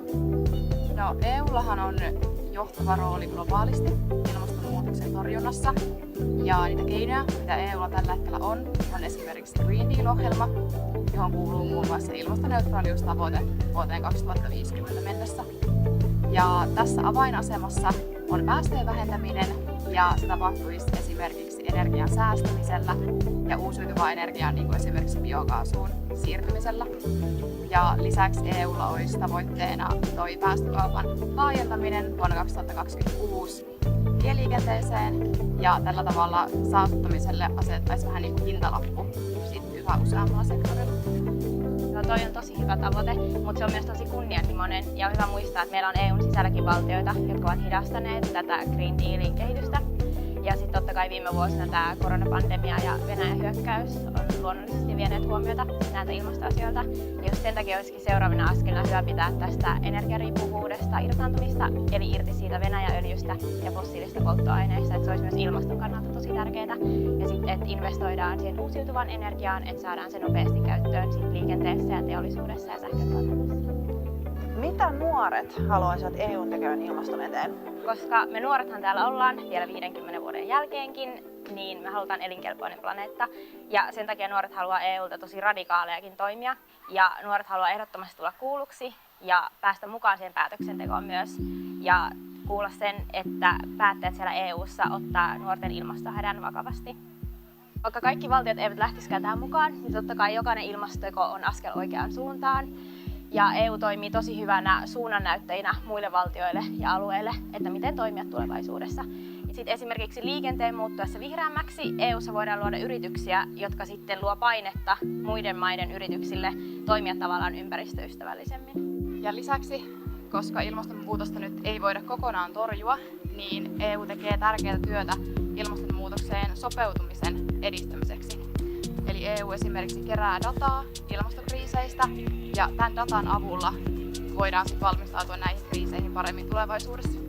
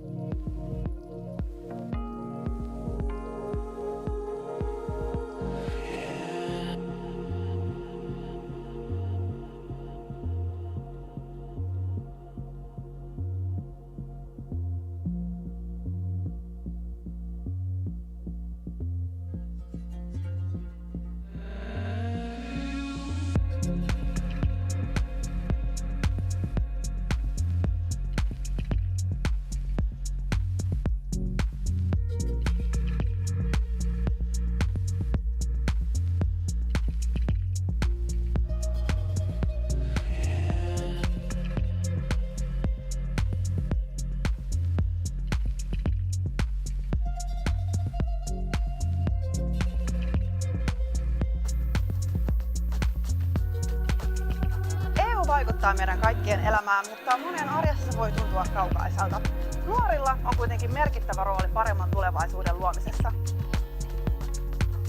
Miten teidän mielestä näiden EU-maiden korkeakoulujen yhteistyötä voitaisiin tiivistää ja mitkä ne vaikutukset voisi olla? No EU-tasolla ollaan tehty aika paljon. EU on pyörinyt siellä pitkälti taustalla. Se on luonut erilaisia puitteita ja yhteistyömahdollisuuksia näiden yliopistojen tasolla. Yksi on semmoinen, että opintopisteitä ollaan yhtenäistetty, ja niin kuin näitä tutkintoja sit hyväksytään myös toisissa jäsenmaissa.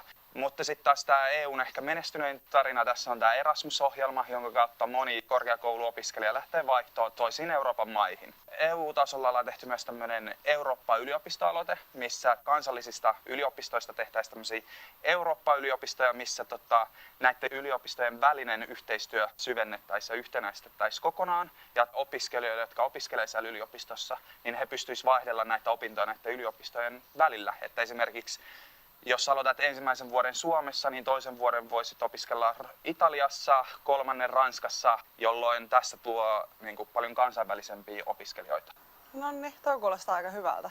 Mitä EU voisi tehdä opiskelijoiden mielenterveyden edistämiseksi? Euroopan unioni on asettanut erilaisia direktiivejä, jotka kohdistuu sosiaali- ja terveydenhuollon palveluihin.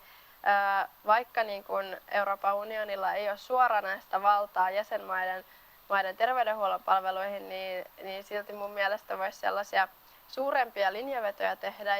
Ja on esimerkiksi terveydenhuollon palveluiden järjestämiseen ja kilpailuun liittyviä direktiivejä, niin mun mielestä ihan yhtä lailla voisi tehdä sellaisia, mitkä luo painetta esimerkiksi sellaisille maille, jossa opiskelijoiden mielenterveyden haasteita tai palveluita ei ole tarpeeksi huomioitu.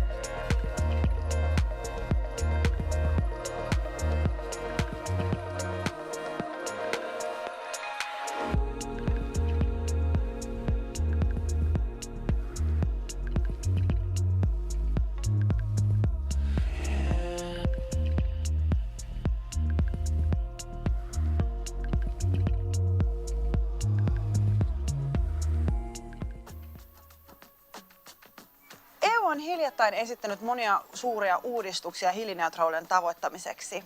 Mitä EU tekee nyt vihreän siirtymän eteen ja mitkä ovat seuraavat askeleet?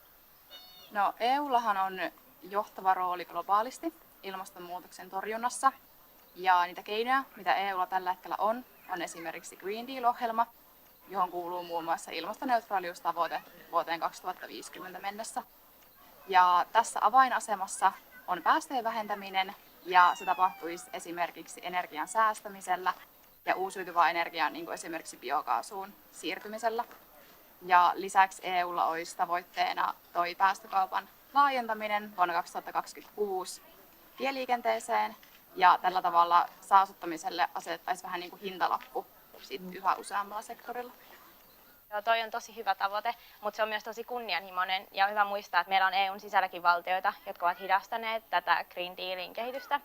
Ja sitten totta kai viime vuosina tämä koronapandemia ja Venäjän hyökkäys on luonnollisesti vieneet huomiota näiltä ilmastoasioilta. Ja just sen takia olisikin seuraavana askelina hyvä pitää tästä energiariippuvuudesta irtaantumista, eli irti siitä Venäjäöljystä ja fossiilista polttoaineista, että se olisi myös ilmaston kannalta tosi tärkeää. Ja sitten, että investoidaan siihen uusiutuvaan energiaan, että saadaan se nopeasti käyttöön sit liikenteessä ja teollisuudessa ja sähköntuotannossa. Mitä nuoret haluaisivat EUn tekevän ilmaston eteen? Koska me nuorethan täällä ollaan vielä 50 vuoden jälkeenkin, niin me halutaan elinkelpoinen planeetta. Ja sen takia nuoret haluaa EUlta tosi radikaalejakin toimia. Ja nuoret haluaa ehdottomasti tulla kuulluksi ja päästä mukaan siihen päätöksentekoon myös.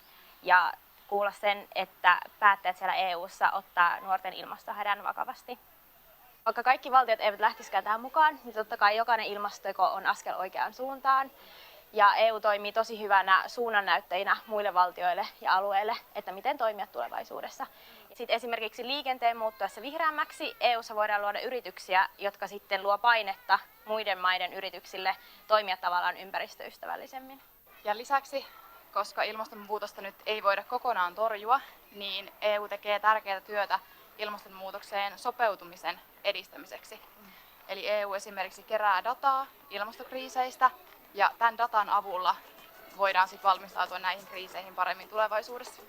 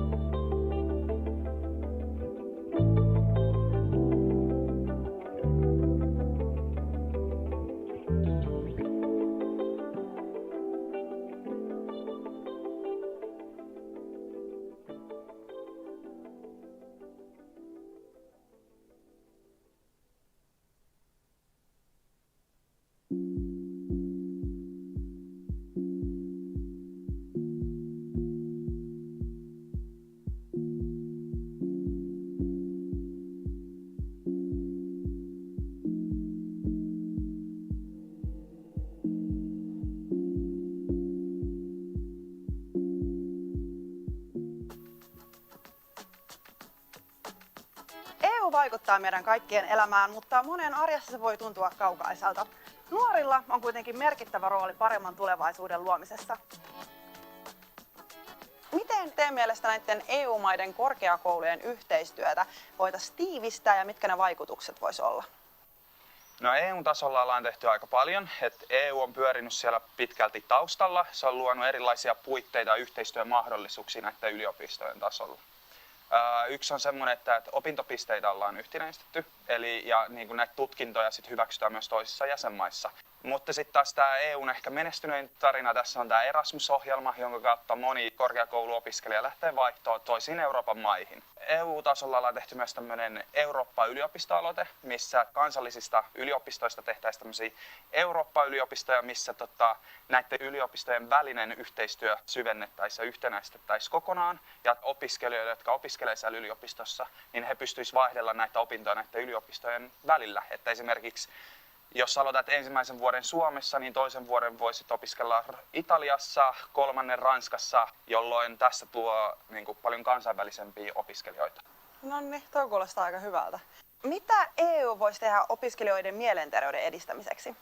Euroopan unioni on asettanut erilaisia direktiivejä, jotka kohdistuu sosiaali- ja terveydenhuollon palveluihin. Vaikka niin kun Euroopan unionilla ei ole suoranaista valtaa jäsenmaiden terveydenhuollon palveluihin, niin silti mun mielestä voisi sellaisia suurempia linjavetoja tehdä.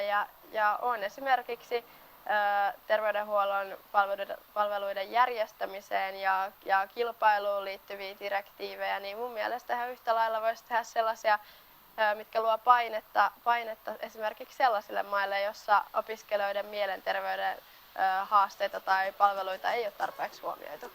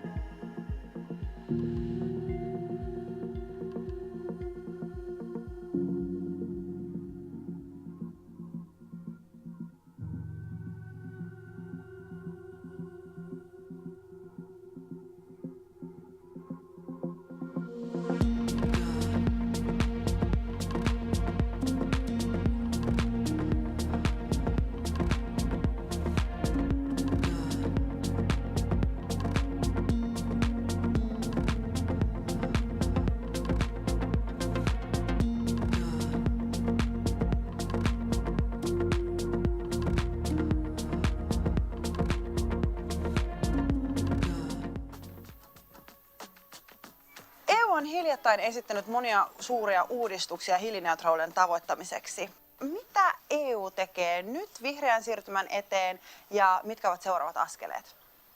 No, EUllahan on johtava rooli globaalisti ilmastonmuutoksen torjunnassa. Ja niitä keinoja, mitä EUlla tällä hetkellä on esimerkiksi Green Deal-ohjelma, johon kuuluu muun muassa ilmastoneutraaliustavoite vuoteen 2050 mennessä. Ja tässä avainasemassa on päästöjen vähentäminen, ja se tapahtuisi esimerkiksi energian säästämisellä ja uusiutuvaan energiaan, niin kuin esimerkiksi biokaasuun siirtymisellä. Ja lisäksi EUlla olisi tavoitteena toi päästökaupan laajentaminen vuonna 2026 tieliikenteeseen, ja tällä tavalla saastuttamiselle asetettaisiin vähän niin kuin hintalappu yhä useammalla sektorilla. Joo, toi on tosi hyvä tavoite, mutta se on myös tosi kunnianhimoinen ja on hyvä muistaa, että meillä on EUn sisälläkin valtioita, jotka ovat hidastaneet tätä Green Dealin kehitystä. Ja sitten totta kai viime vuosina tämä koronapandemia ja Venäjän hyökkäys on luonnollisesti vieneet huomiota näiltä ilmastoasioilta. Ja just sen takia olisikin seuraavana askelina hyvä pitää tästä energiariippuvuudesta irtaantumista, eli irti siitä Venäjäöljystä ja fossiilisista polttoaineista, että se olisi myös ilmaston kannalta tosi tärkeää. Ja sitten, että investoidaan siihen uusiutuvaan energiaan, että saadaan se nopeasti käyttöön sit liikenteessä ja teollisuudessa ja sähköntuotannossa. Mitä nuoret haluaisivat EUn tekevän ilmaston eteen? Koska me nuorethan täällä ollaan vielä 50 vuoden jälkeenkin, niin me halutaan elinkelpoinen planeetta. Ja sen takia nuoret haluaa EUlta tosi radikaalejakin toimia. Ja nuoret haluaa ehdottomasti tulla kuulluksi ja päästä mukaan siihen päätöksentekoon myös. Ja kuulla sen, että päättäjät siellä EUssa ottaa nuorten ilmastohädän vakavasti. Vaikka kaikki valtiot eivät lähtisikään tähän mukaan, niin totta kai jokainen ilmastoteko on askel oikeaan suuntaan. Ja EU toimii tosi hyvänä suunnannäyttäjinä muille valtioille ja alueille, että miten toimia tulevaisuudessa. Sitten esimerkiksi liikenteen muuttuessa vihreämmäksi EUssa voidaan luoda yrityksiä, jotka sitten luo painetta muiden maiden yrityksille toimia tavallaan ympäristöystävällisemmin. Ja lisäksi, koska ilmastonmuutosta nyt ei voida kokonaan torjua, niin EU tekee tärkeää työtä ilmastonmuutokseen sopeutumisen edistämiseksi. Eli EU esimerkiksi kerää dataa ilmastokriiseistä, ja tämän datan avulla voidaan sitten valmistautua näihin kriiseihin paremmin tulevaisuudessa.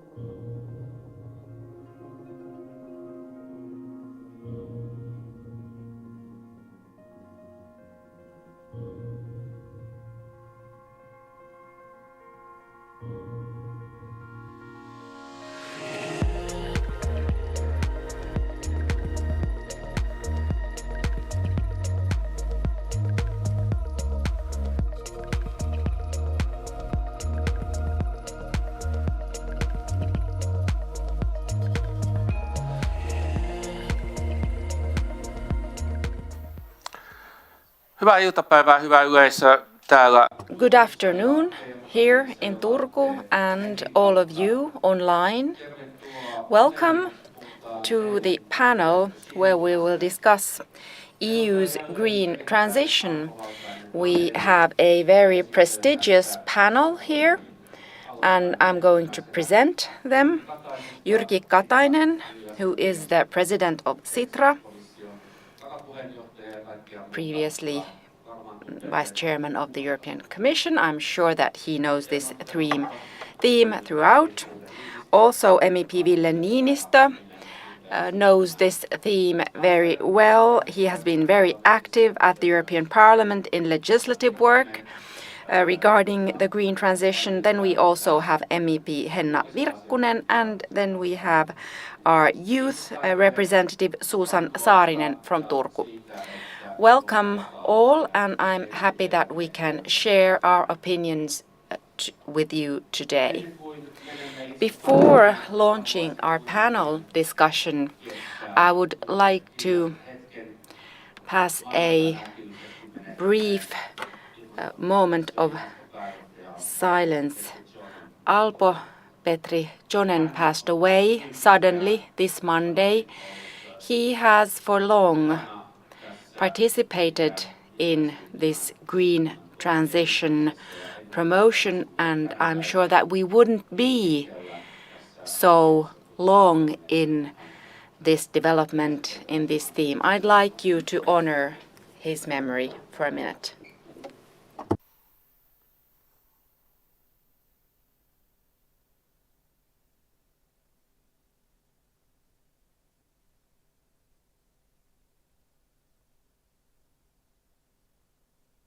Kiitos. Voitte istuutua. Thank you. Please be seated. A great European has left us.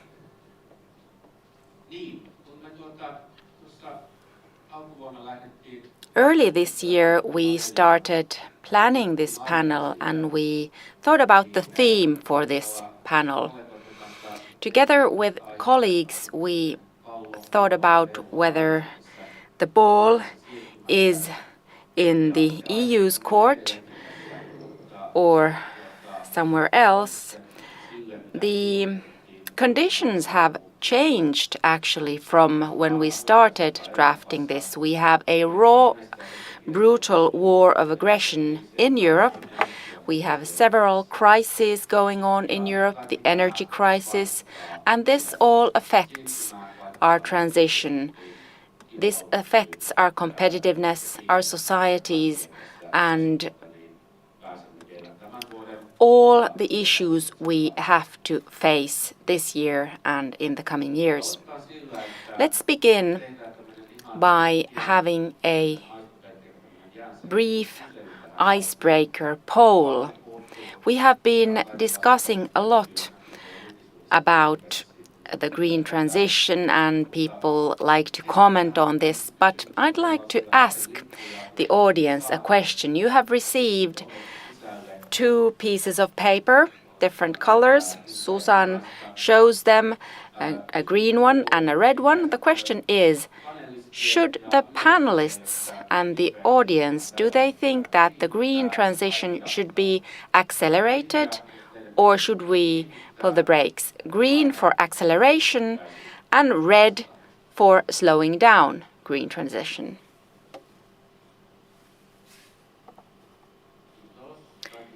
Thank you.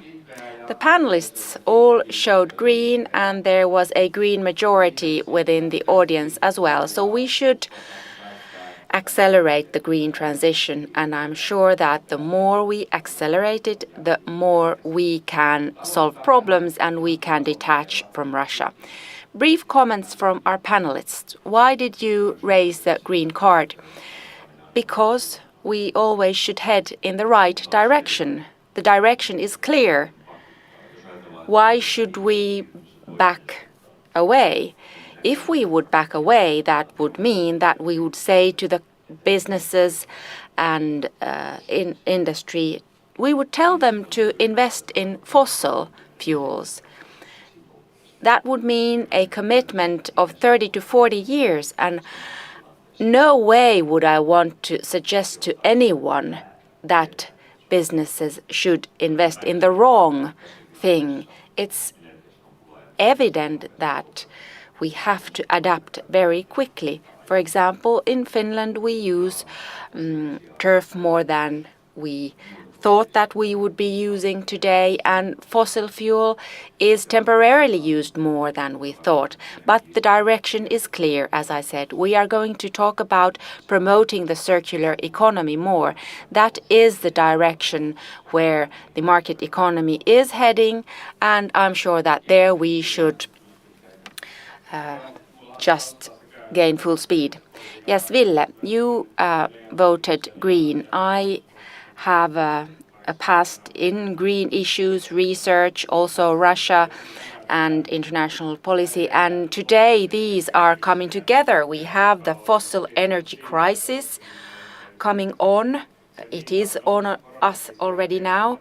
Its price has risen after the pandemic because it's not possible to have the economy with fossil fuels.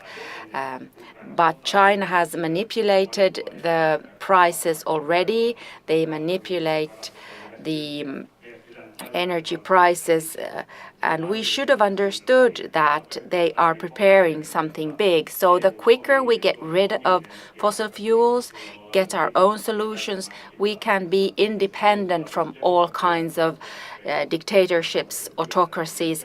We can get more jobs in Europe.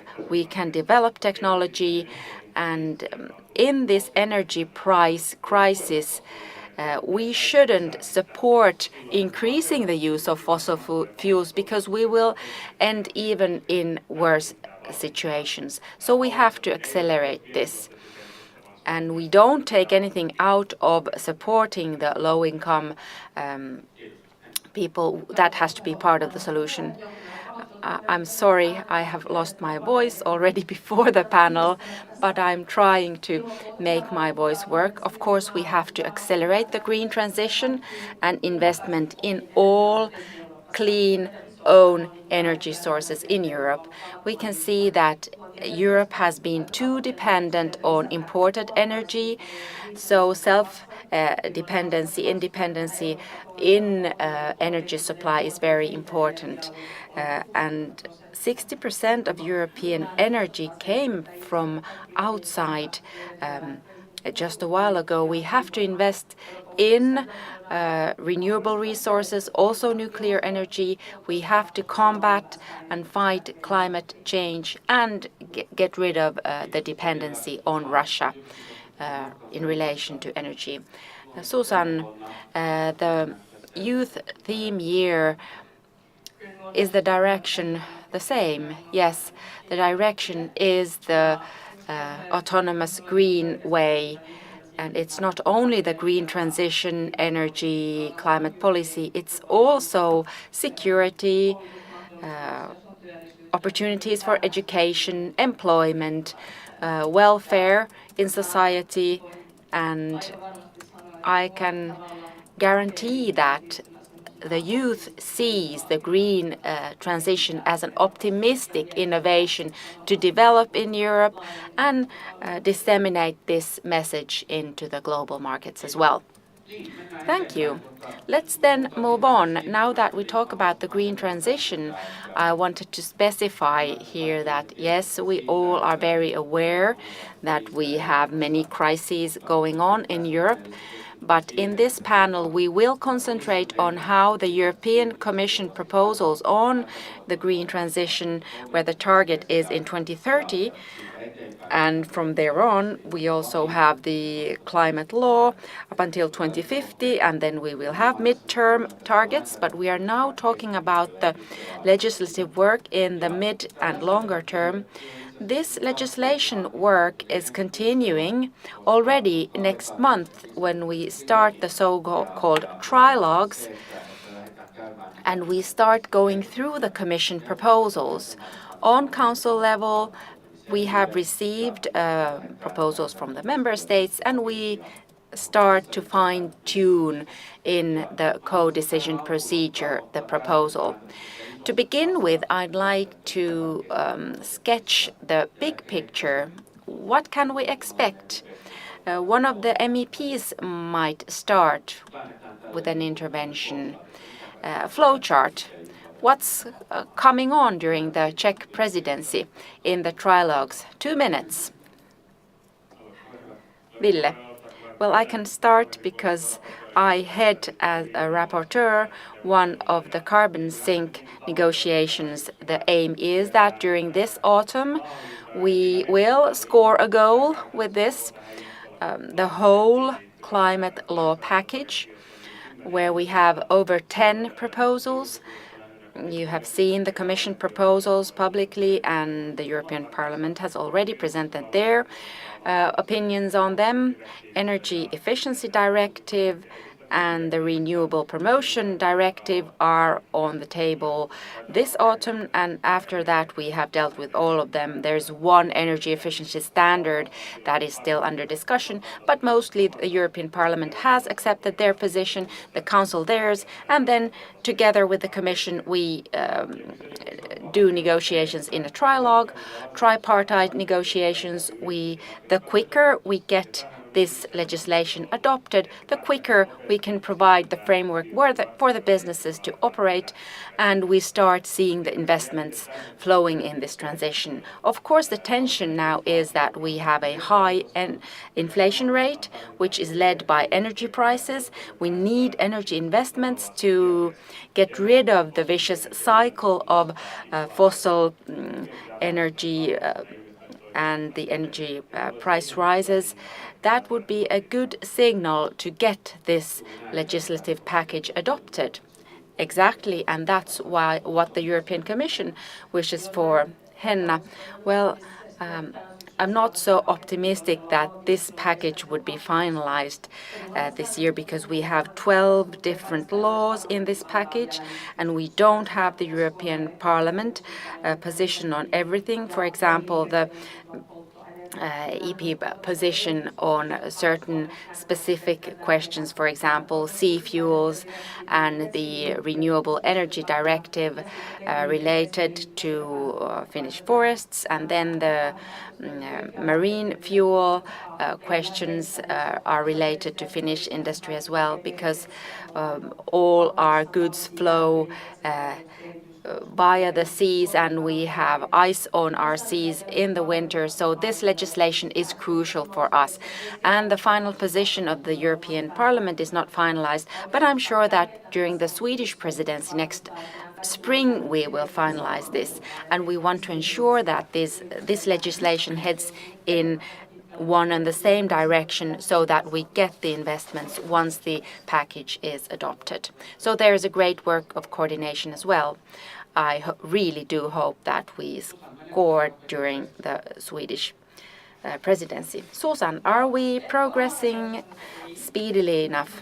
Well, my position is that no, we're not, but I understand that finding a compromise in such issues is very difficult, because the countries have different interests and they want to secure from many different directions.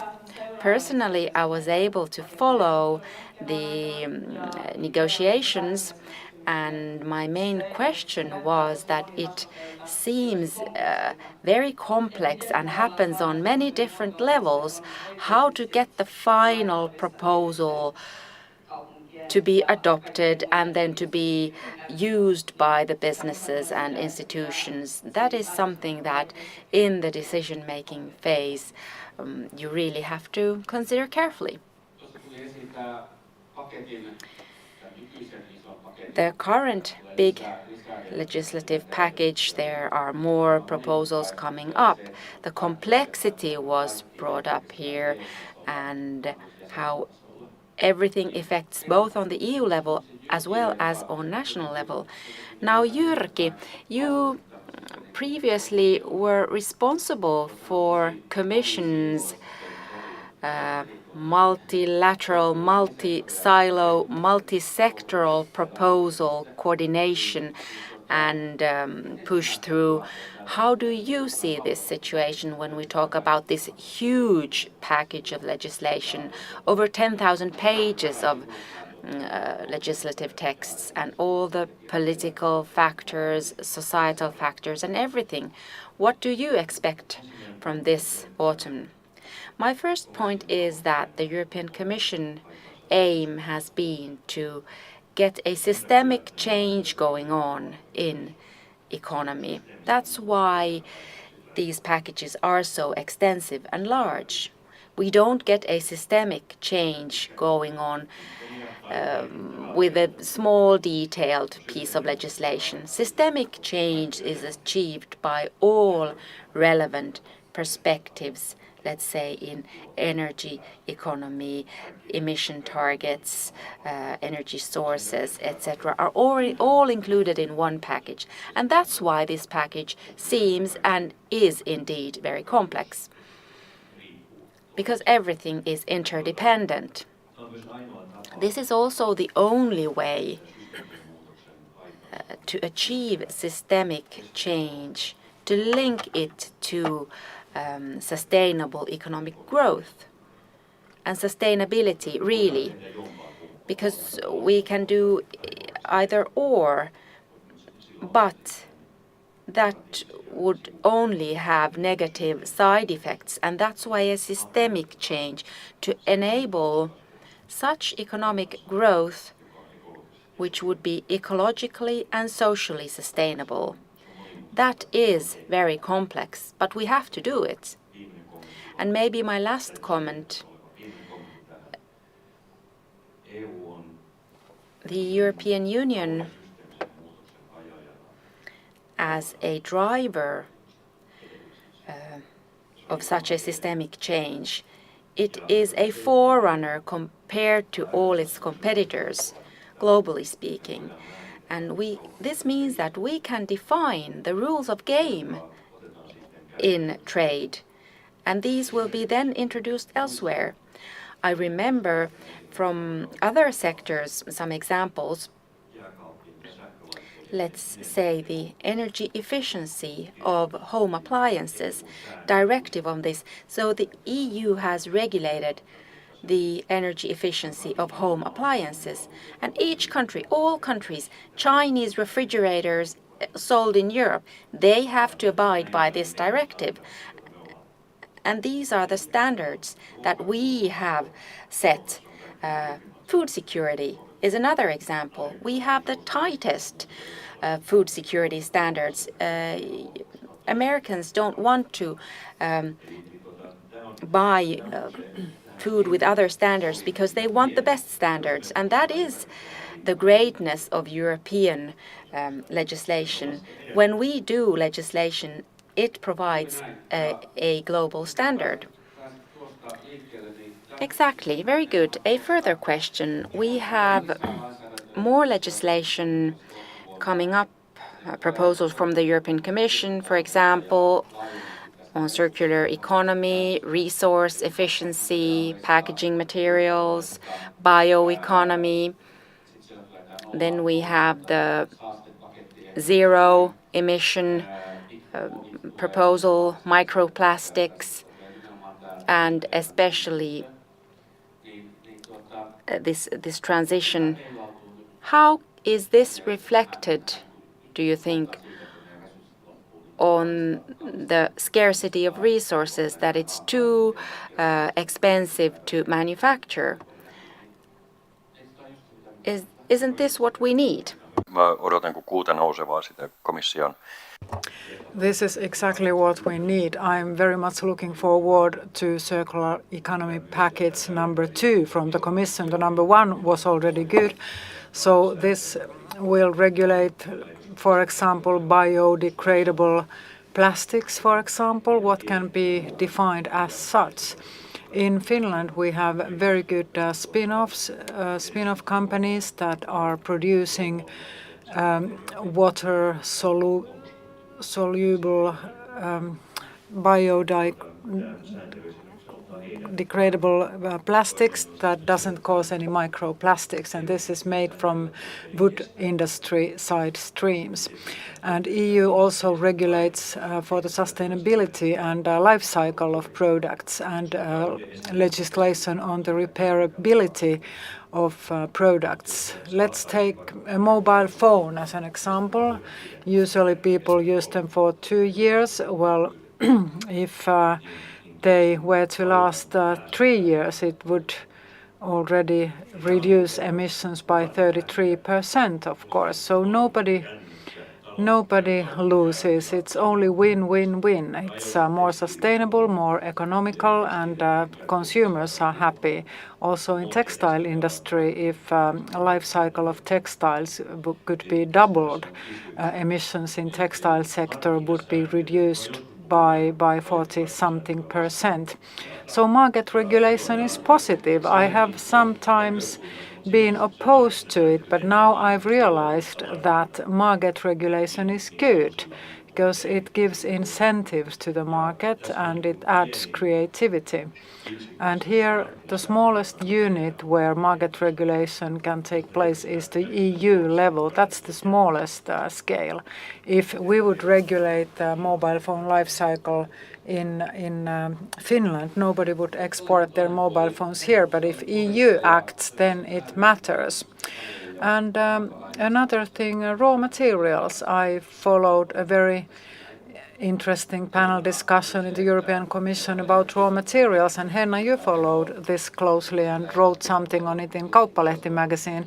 And if Europe is dependent on something, it should not be replaced by dependence on something else. So the Commission has a list of 14 critical materials with which value chains can always be operated. Green transition needs new materials as well. But Henna, do you see any risk here? If we don't take care of our matters carefully, we are dependent on something else very soon. Yes, indeed, we have been too dependent on Russian fossil fuels, and now that we are accelerating green transition, we talk about wind power, solar panels, electrification of traffic and batteries. We are almost 100% dependent on China, on critical raw materials, on components that are needed for green transition, and this is a huge risk. Researchers have told me that this is not a problem because China needs European Union more than what we need China. Well, this is what China said about Russia as well, that Russia needs European energy income more than what we need Russian oil. But we've seen otherwise in Russia, that Russia puts its own citizens into a very difficult situation because it wants to continue war in Ukraine. I think that the EU should have its own capacity to produce these critical raw materials, and of course this should be done in a recyclable way based on circular economy. Of course, we should at the same time secure the supply of critical materials and critical raw materials and minerals, that we should be able to produce them in Europe and recycle and reuse them in Europe.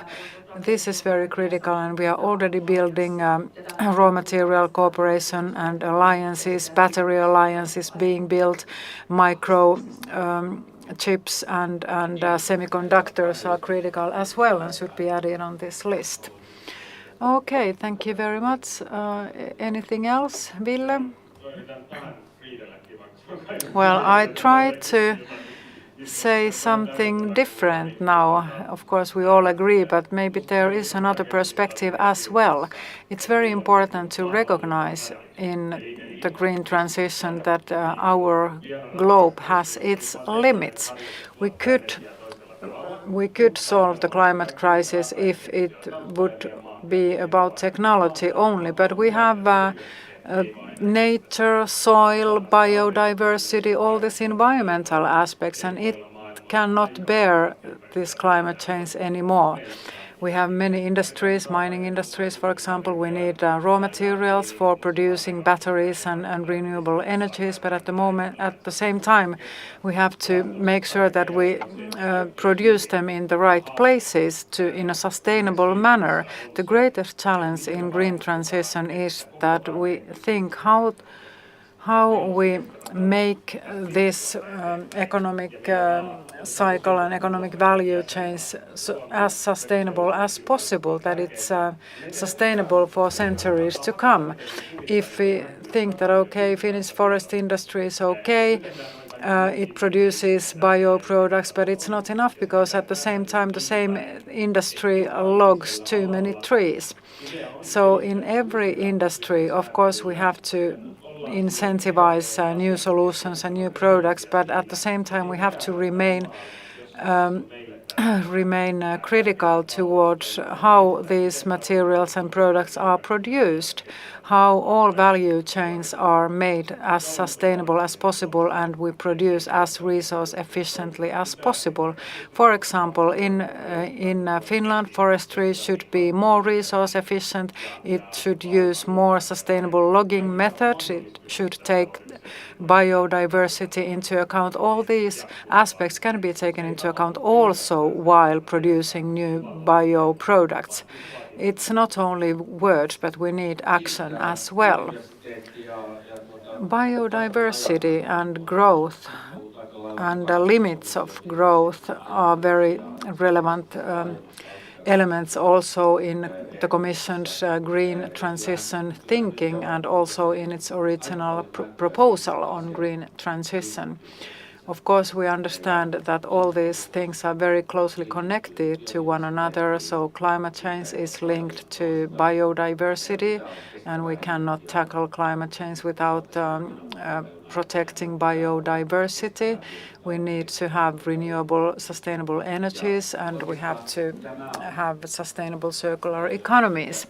So everything is interconnected. As a moderator, I would like to remind you that we are going through transformation. In the last 10 years, this change is only accelerating, and now we have started to understand how great the degree of interconnectedness is, and all these changes are brought into the same package as we are trying to achieve a systemic change. In Finland, we already have national legislation in place, and we have talked about land use and reform of nature protection legislation and so on. At the same time, we know that we have a lot of potential in Finland in terms of these needed value chains. So what would you like to say about the Finnish situation? Henna? Well, mining industry, for example. I see that the Nordic countries have huge potential in mining industry. All these critical raw materials are found in the Nordic soil. These are needed for the green transition, and these could be used in a sustainable way. If we don't do it, they are produced elsewhere in the world, and we should be front runners here in sustainable critical raw materials production. We cannot remain buyers of electric cars, for example, while we know that batteries are produced in Asia, cobalt is produced in Congo in very questionable circumstances and so on. So we should see, as we've said here in this panel, the entire value chain. And this is the critical question in this e-car boom. For example, we should produce more in a sustainable way independently throughout the value chain. We cannot look at the emissions only. We have to take a look at the entire value chain. I'm not against electrification of traffic, but we have to bear more responsibility of the entire production chain in Europe. I think that Finland has a lot of potential in this, but of course we have to make sure that we have the needed expertise in these fields, in mining industry, for example, and we should not use less or easier norms in the Nordic countries. We should be very ambitious and, of course, have to take into account long permission procedures. Jyrki and Ville want to add something, please. Well, a couple of perspectives to biodiversity. Nature is, of course, very important to all of us. Traditionally, biodiversity has been taken into account by establishing nature protection areas. This is, of course, very relevant and important, but we cannot protect the entire world. We have to think how to change society so that societies can support biodiversity. We should regulate markets, that markets could produce more nature. Well, traditionally this cannot take place, but it is necessary. Who are the ones who cut emissions? Well, companies cut emissions the most because they have incentives to do so. We don't have incentives yet for adding biodiversity, but we do have some good examples. Some agricultural producers, for example, they use rotative agriculture, and they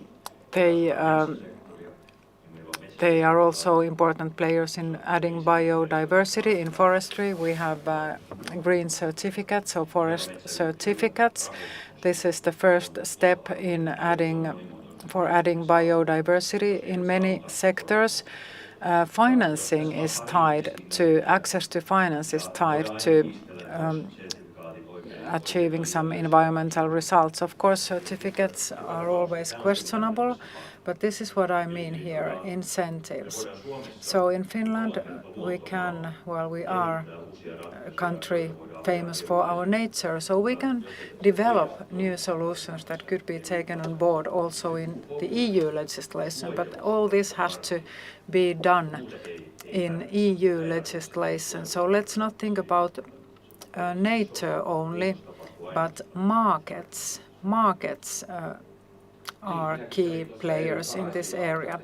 Well, I visited Parainen yesterday, and I learned how to use soil as a carbon sink. And it is true that incentives have to be in place, and we should let the markets work. Well, I do not disagree, but I would like to express this differently. We cannot negotiate with biodiversity. It's a natural scientific fact that nature is deteriorating, and we are eating up future generations' future. So we have to do something differently. Ecological, environmental, social sustainability go hand in hand. So whatever we do, we have to take environmental sustainability into account. Of course, societies can be built within this context in a sustainable way to produce well-being for taking care of the environment. So Finland is a key player here, and once we do regulation in different fields, let's say in automotive industry, for household appliances, very often EU legislation is followed in the world because they are benchmark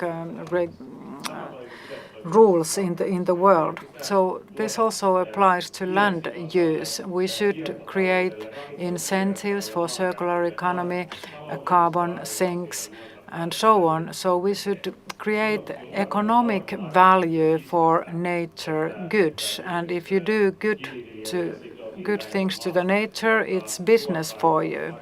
If you let's say sell bread which is carbon negative, at the same time we add carbon sinks. So this is of course very good for your business, and this is of course good for waters as well. If we have climate-friendly agriculture, it benefits waters as well. So pricing and market incentives have to be in place on the market. So carbon sinks, they are closely related to water protection, and then of course protecting forests, add to biodiversity and so on. So the carbon sink regulation that I'm involved in, sometimes we forget this in Finland, and sometimes the lobbyists in Finland say that you cannot hinder Finnish forest industry. We need to log trees. We want to open people's eyes that you can create value from forests in different ways as well, not only by producing pulp. You can do things differently if the forest owner sells his forest to carbon sinks, he should receive monetary compensation for that. And this is what we are working with in the parliament. We have put a proposal in the carbon sink regulation in the parliament that all the carbon sink initiatives made by private players are rewarded. So nobody can then say that we have done something, but markets should work here. Päästäänkö me nettonollaan 2050 näillä ajatuksilla? Mun mielestä tässä tuli... Susanna, what do you think? Well, I think these were very good ideas, and the personal level, I'm very happy about the new legislation on biodiversity. Of course, 20% until 2030, that is a very low ambition level, in my opinion, because carbon neutrality is the ultimate target anyway. So, what are you talking about? Is it about restoration target? No, this is biodiversity legislation.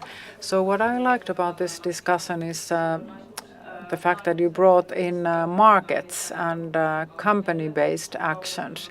So this is something that cities could be active players in as well, because cities are very important players here. 70% of emissions are produced in cities, so these incentives have to be in place in cities as well.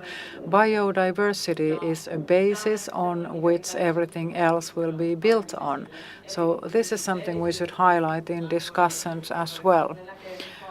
Now young generations only see the massive green transition package. It's very difficult to understand the details of it. But if you base green transition on biodiversity is a very important value for Finnish young people, and then you can build up from that basis. Thank you very much. Thank you for bringing up cities here, because cities are important players here, and we have different missions in the EU. Smart climate neutral cities is one initiative.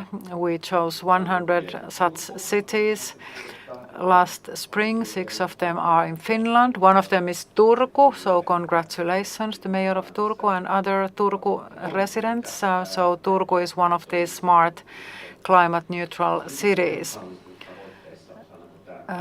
as part of urban network in Europe. Okay, let's move on. We have some 6 minutes left, and let's talk about energy for a while. Nythän meillä on...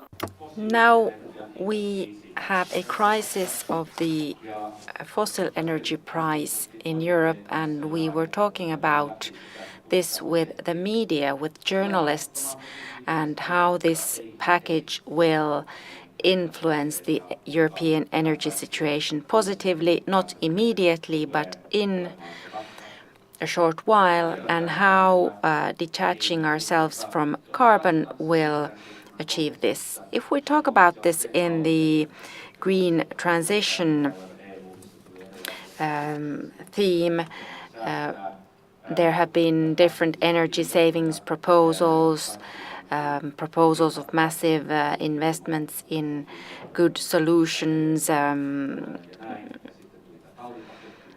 the winter package, the different appliances for energy savings, the different pumps for heating. A question to all of the panelists: how do you see these packages complementing the longer-term aim of the green transition? Because now we have a short-term need to get sufficient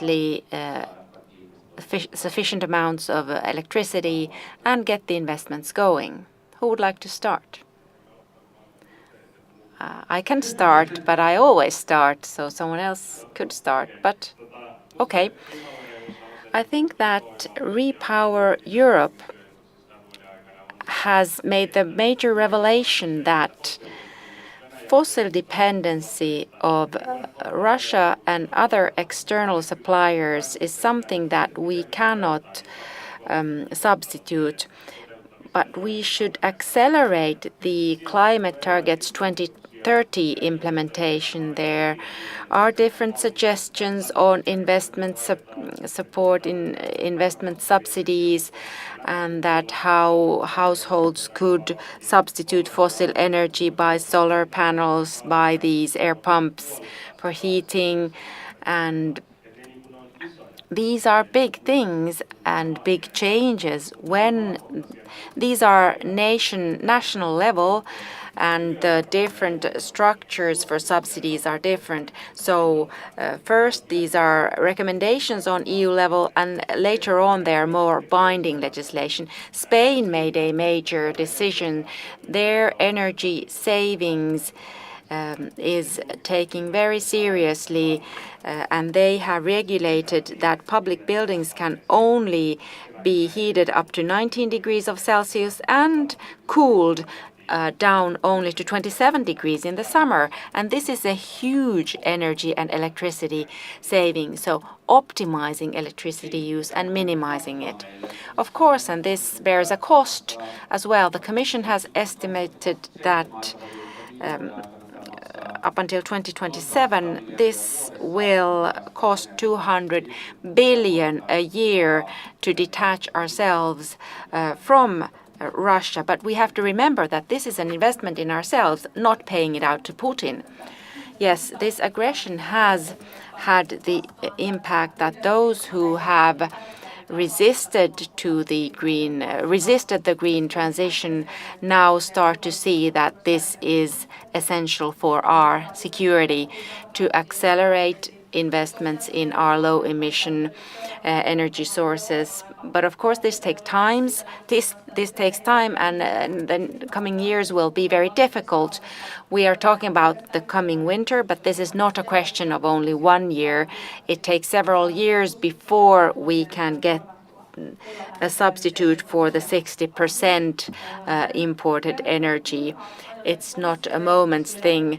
And in Repower Europe, Commission makes proposals which are really detailed. And in different countries, there are different opportunities to strengthen energy efficiency, strengthen own energy generation. And let's say that the European Commission proposes obligatory solar panels for several types of buildings up until 2029. For public buildings, it was already 2026. I think that these are too detailed in nature. It's very important that we accelerate using solar power. This hasn't been done sufficiently. Wind power and these heating pumps. I think that this is good, but too detailed proposals are not good. Yes, the Commission has proposed that we should double the capacity of our air pumps, and also solar panel use would be increased, and the volumes are huge. In practice, if we look at the figures, this year 20% of all EU energy was renewable. In 2030, it should be 40% at least, so it will double. Very quickly, Jyrki, fossil energy prices are now on the level where they should be, but the high prices go into the pockets of the producers, but they should be rather taxed. But to be able to substitute this, I think energy saving is the the quickest way to gain this saving, especially that we have this high rate of inflation currently. We are now installing solar panels to the extent possible. The only problem in Europe is that if member states construct lots of LNG capacity, so liquefied natural gas, I understand that in the short term we need this, but this maybe is not the best option in the longer term from the point of view of energy optimization, for example. We're running out of time, and I know that Jyrki is now going to another panel where the Finnish energy policy is discussed. I'd like to thank our very specialist panel and our audience. Hopefully we'll meet next year in Turku as well. Thank you.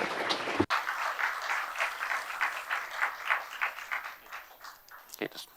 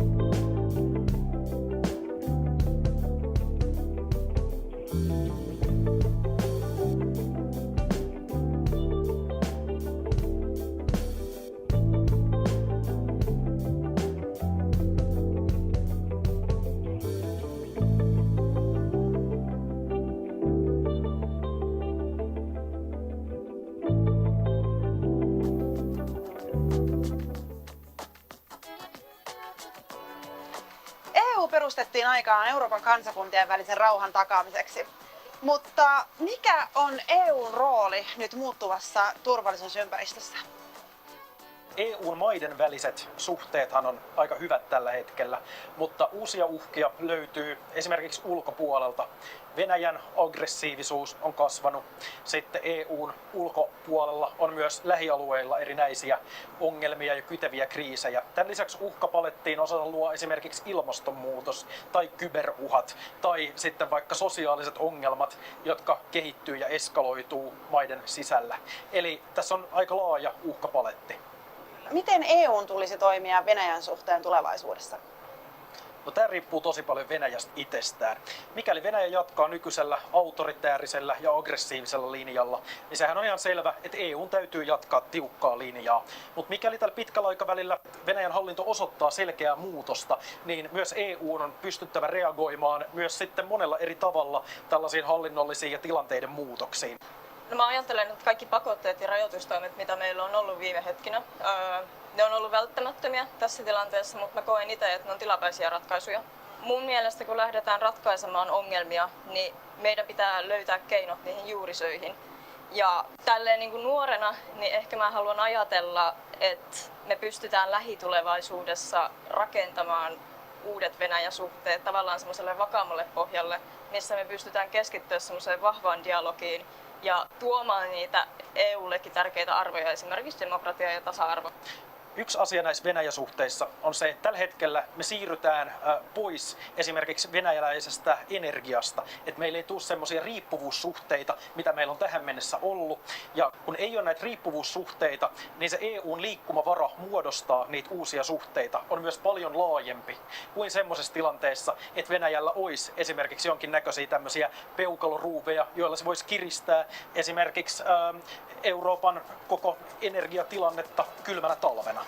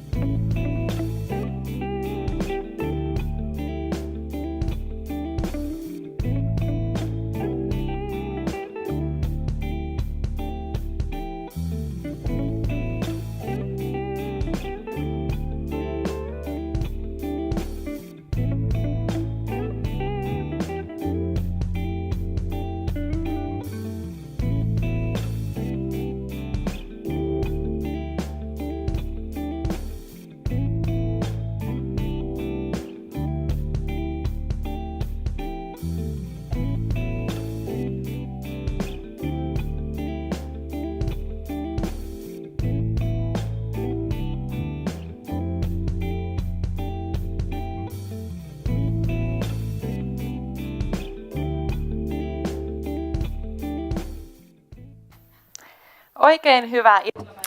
Good afternoon, ladies and gentlemen, and welcome our live audience as well as our audience online. We have a discussion organized by European Movement Finland, SAK and STTK, Development of Democracy and Human Rights in the EU and Neighbourhood. My name is Iiris Asuma. I'm the Vice Chair of the European Movement Finland. I moderate this afternoon. We have two keynote speakers to begin this afternoon's discussion, and then we will continue with a panel discussion later on. Without any further ado, I'd like to give the floor to our first keynote speaker, our Minister for European Affairs and Ownership Steering, Tytti Tuppurainen. The floor is yours. Hyvät ystävät, hyvät.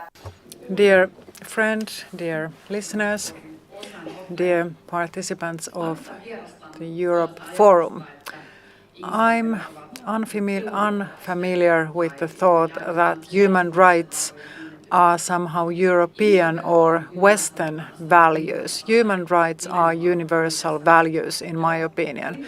They are universal values by definition, not only by the natural right interpretation, but also by positivist judicial interpretation, because they have been accepted by the UN Declaration as universal values. And President Ahtisaari has often reminded us of this. When we look at Europe, it is fascinating to see how human rights are being implemented in Europe, when we think about the sovereignty of European states and also what are the human rights and their relation to universal human rights. And Europe is a fascinating community because we can set targets for promoting human rights. Talking about sovereign states and the system of sovereign states, until the late Middle Ages, national states were unknown concepts. The idea of a state bordered by borders and habitated by own citizens was an unfamiliar concept. The Westphalian peace treaties in 1648 were an important step towards nation states. In the last century, nation-state thinking went forward in Europe.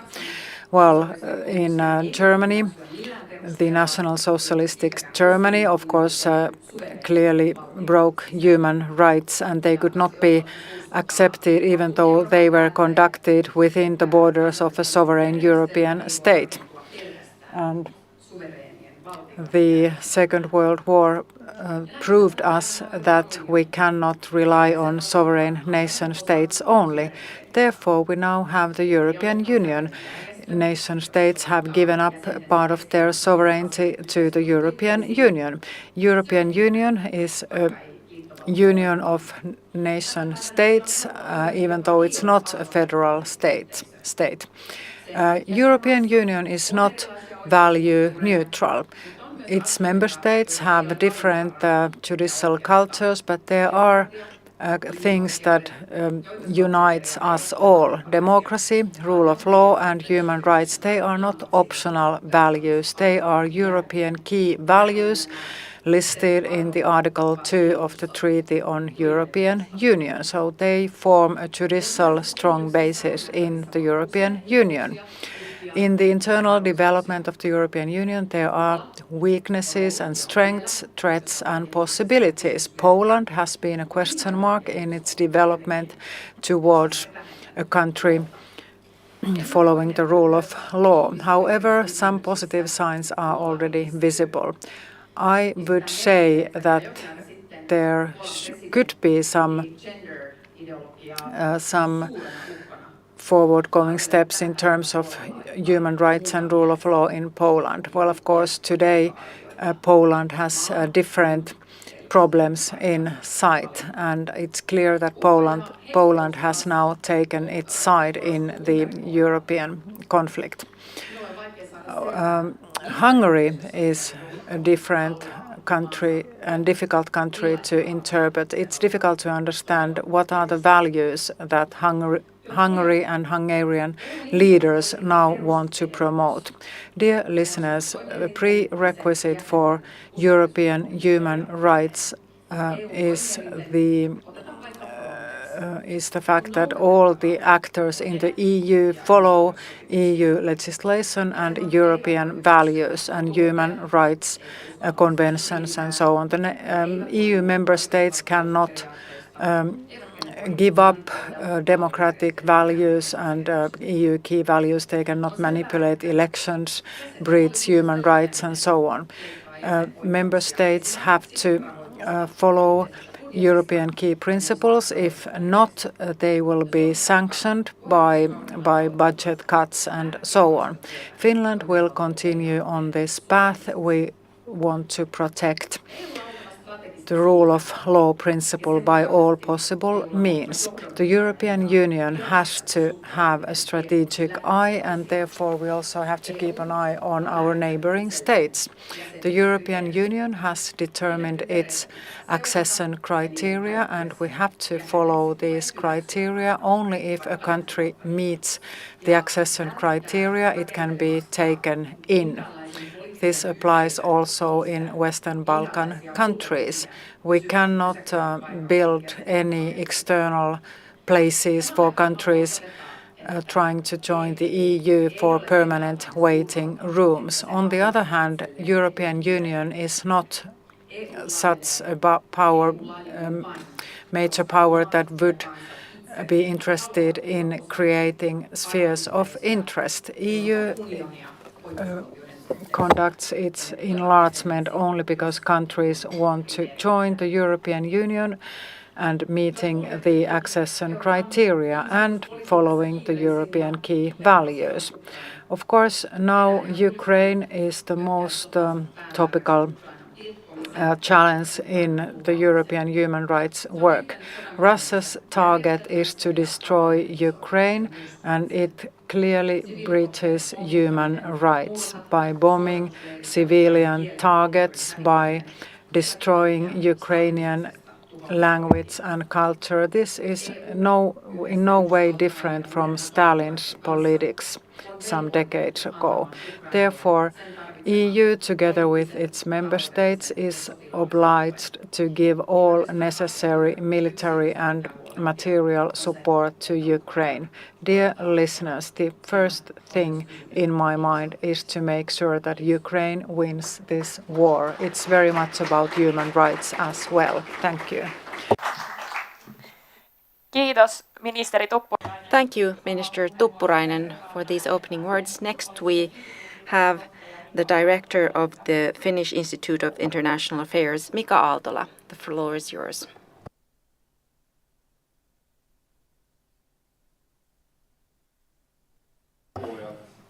Ladies and gentlemen, in the live audience and online, Minister, Your Excellencies, it's been very painful seeing how the promises of the two world wars have been broken. These have been defined in different contexts, in different means, but the main message has been that never again. And now that Russia broke these rules, that they cannot find a place in the space that has been reserved for them, and they try to construct new and new areas for themselves. So these promises have been very strong, and there has been a strong spirit, and we have tried to make progress in sustain the European construction, the spirit of which was set in 1975 in Helsinki, and that we would be able to keep these rights intact. These have been supported in all meetings, and Russia has broken these promises. But we have also broken a promise. There is a large-scale war in Europe. It's not a war only instrumentally. It's also, as a phenomenon, a deep-going persecution war, destroying the nationality of Ukrainians from history books. That's what denazification is all about. And Russia has gone down the slippery road of Nazism, and that's why it's very sad about us talking that we stand by them, but facts are regressive in Europe, not progressive as they used to be. In the European Union, it's important to have spirit and momentum that has enabled us to take action and measures in support of Ukraine, its existence, and to be able to prevent the escalation of Russia. In this ultimatum, what Russia also said, there were also requirements related to Finland, so that's not a small thing that this train stopped in Ukraine. It's also in our strategic interest that Ukraine will win the war. But it is also under the auspices of our solidarity and empathy. Empathy is something that only doesn't target people suffering far away from us. It targets ethnic groups, nations, and many such things that we feel. They are groups of people who are treated unequally. There's lots to do in the EU, internally, externally, in Finland as well, although we think that we are the model student and that everything is so well here. You must not be complacent. We have to work to continue the good state of affairs and to improve the state of affairs. There is room for improvement. When we talk about empathy, empathy is often a mid-term feeling. Our empathy is a feeling towards not someone who's very far away, but someone who is so close that we can identify through our own historical background. And this is how the war in Ukraine is seen all around the world. We know that through the Finnish history and our point of view, our strategic culture is based on being the target of persecution, being the target of imperialism, colonialism, and aggression of a foreign force.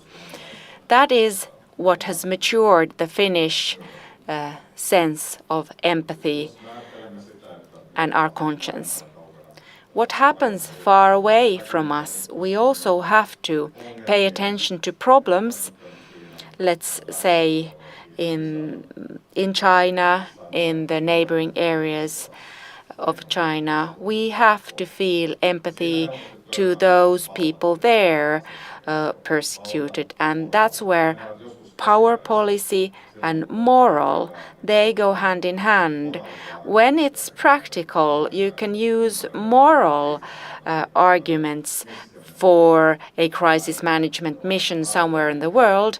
This doesn't happen often, but sometimes it does when power and moral go hand in hand.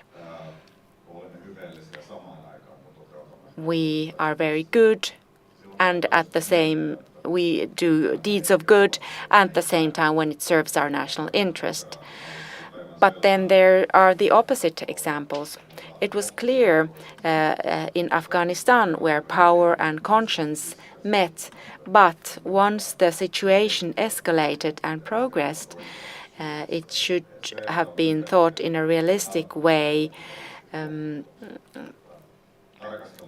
what actually happened and what actually was done. And there should be a limit. You should always think that do no harm. That is a principle to abide by. Power is a fact, and often the interests of power use the empathy we feel culturally, politically, towards similar countries. And in this situation, when we talk about Ukraine, I think that in the hearts of Finnish people, the empathy is very genuine and pure. And that fits very well the Finnish interest, because we are in a situation where our neighbor started in our neighborhood a war. Their moral and power are related, go hand in hand. And it's good also to look what kind of help can Finland provide, what do the Ukrainians need. But you shouldn't be surprised that from the Indian point of view, things look very different. Empathy is a mid-term feeling. There are more acute problems there. So the universality in human rights, which is clear and rules-based and convention-based, then empathy-related processes and different events have to be seen from the perspective of whose rights are we talking about, whose rights are we securing, and how much does power increase or reduce our feeling of wanting to express our empathy or emphasizing this. So we have to keep a perspective now that we're living very turbulent time. We need anchors, and at the same time we have to feel both empathy and understand the power policy balance. Thank you. Kiitos Mika Aaltola. Thank you, Mika Aaltola. Please be seated, and I'd also like to welcome all the other panelists to join me here too. Hyppääpäs sieltä Mika yksi penkki tänne päin ja laitetaan ministeri sinne reunaan. Näin.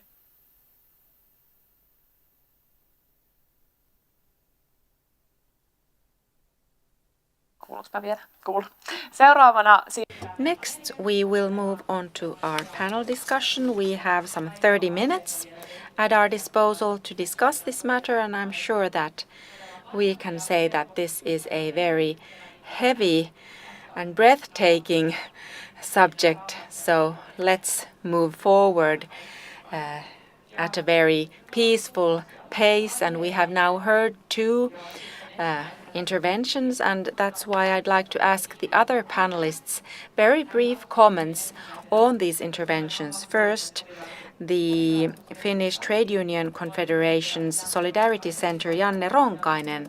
What kind of feelings were you left with these two interventions? Yes, thank you. Very thought-provoking. Tytti Tuppurainen began with universal human rights. I come from an organization which is the Trade Union Confederation Human Rights Organization, the Solidarity Center. And I'd like to extend the view on human rights. Our area of operation is in Latin America and Africa, and therefore these universal human rights have been discussed. And just as Mika Aaltola said, you said that they were mid-term or mid-length objectives. It's a very difficult theme. Our colleagues from Hong Kong observed that when we talked about human rights violations, they said that, yes, we understand that it's a bad thing that there is a war in Europe, but no one showed any sympathy when their leaders were arrested by Chinese and that there should be sanctions on China. And then our partners in Africa, COSATU the biggest trade union confederation in southern Africa, they started feeling nostalgic. They started talking about Soviet Union.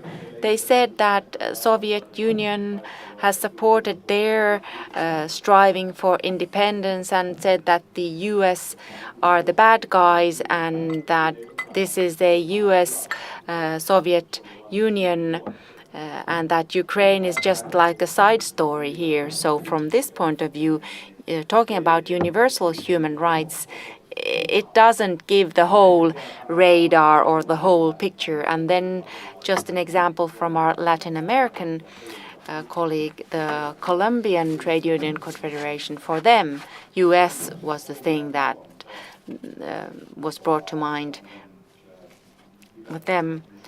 In Colombia, they have an agreement with NATO who trains their army, and with NATO's support, they have violated human rights of their trade union activists.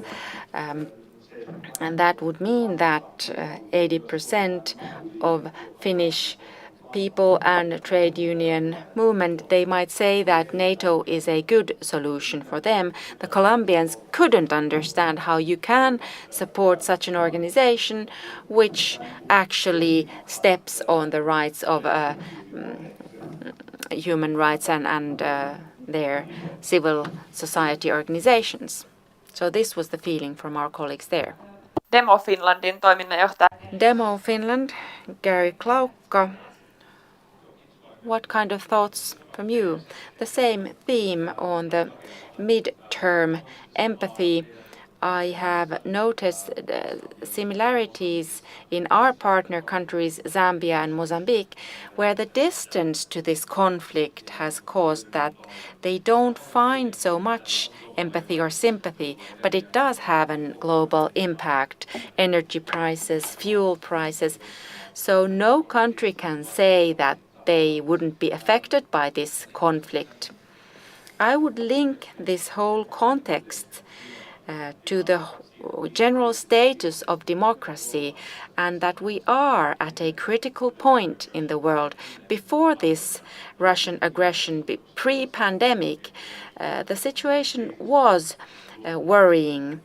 The trust towards institutions was being eroded, and democracy was being eroded. But the pandemic caused that these fragile democracies became even more fragile, and the Russian aggression has even aggravated the situation, and we are seeing the first impacts of an economic crisis. And if we've been worried about populism and its effects, we can just imagine what can happen if inflation skyrockets, as our fears are. So this would lead to the basic pillars of democracy being strengthened and guarded. EU neighborhood policy and democracy, one of our partner countries is Tunisia. Their democracy development has been very worrisome. Their parliament was suspended and there was a general election on a new constitution, and the election rate was 30%. The constitution was passed and it centralizes all power in the hands of the president. This is a country lying really close to Europe. And if we have a war in Ukraine, I understand that, but there is also a very worrisome democracy development in our neighboring areas, and we have to pay attention to these as well and strengthen the democratic institutions in these countries as far as possible by supporting democracy. And as a last comment, I'd like to say what democracy support means and what's very important to us is that strengthening the basic institutions, political parties, parliament, might seem self-evident, but without these components, democracy doesn't function. And we also talk about the new forms of democratic influencing. These are complementary, but we have to ensure that the basic pillars are up and they're strong, because if they gain a critical state, then it's difficult to improve it. Vielä tästä Venäjä. Let's move on with the Russian war of aggression in Ukraine, and the EU, of course, promotes peace and cooperation and trade and rules-based world order. They are the key values of the European Union and still are very strongly. And EU has drawn economic sanctions to respond to Russian aggression, and EU has also, of course, supported Ukraine in many possible ways. And this has given a strong message of what us in Europe think about the war in Europe. And what about the next steps? What are the next steps to take? What could Europe done next in order to secure human rights in Ukraine and elsewhere? Nyt puhujan. The microphone is not working.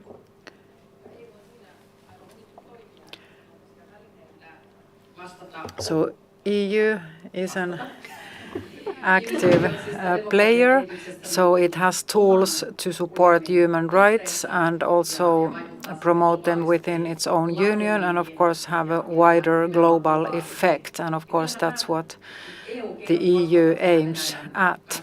EU's tools to respond to Russia's war of aggression in Ukraine came as a surprise that EU could act so swiftly. We already have our 6th sanctions package going on, and more is yet to come. We have established a peace fund, and for the first time in the Union's history, we've decided to provide military assistance to Ukraine, and also individual member states have helped Ukraine in many ways. So the European Union has capacity to act if there is strong political will. It is about how to use the existing tools to promote human rights. Now that we have war in Europe, of course, war takes place on the ground. People die, human lives are sacrificed, and so on. And Russia has stated that this is an ideological war against rotten West. So rotten West is seen as a place where human rights are promoted, sexual rights are promoted, women's rights, and so on. Russia is attacking against Western values as well. So it's not only about a war against Ukraine, but also against Western values. And that partly explains why we so strongly support Ukraine. And we've heard interesting comments about mid-range empathy and compassion. And I'm also very worried about the global South, who says that we only care about white wars, not wars elsewhere. So this is very worrisome, of course. But of course, if you think about the UN context, most countries in the world condemn this war as well. So if there is will, there are tools. Of course, we have to argue, we have to justify what we fight for and analyze why we are running into an energy crisis and food crisis. It's about Russia's actions, not ours. And the key thing is, of course, that Ukraine wins this war. I totally agree. The process that has now started, it's very violent, very difficult to follow, this war of aggression in Ukraine, and its implications will be massive. It will change the entire world order. It will change basic paradigms that have been prevalent after the Second World War, opening the markets and peace and stability and so on. This war puts everything we've had so far in question. Peace as a concept, as defined by Immanuel Kant and so on, they are all questionable now. And the Union has, of course, adopted instruments that also restrict travel and trade. We have to rethink our paradigms as a consequence of this war. And we have to give up the politics of hope. There are so many bad news everywhere. Vicious circles are accelerating everywhere now. Of course, there are glimpses of hope. Climate change mitigation is moving on, and we are quickly reducing our dependencies on Russian fossil fuels and so on. And of course, this is also a momentum for democracy and democracy strengthening. Of course, the UN elections or vote and how it was voted in the UN, it showed which countries and which individuals are for democracy and which are not. So autocratic and totalitarian states did not receive very much support in the UN vote. So it is very important to think about these questions, how to catalyze democracy, how to promote democracy even more.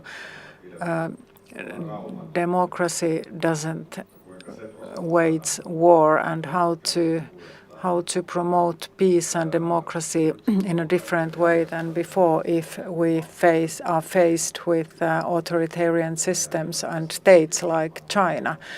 Russia is not taking the world to multilateral place, but to bipolar system. So bipolarity will play a more central role in the future. How to fix democracy so that democracy will survive.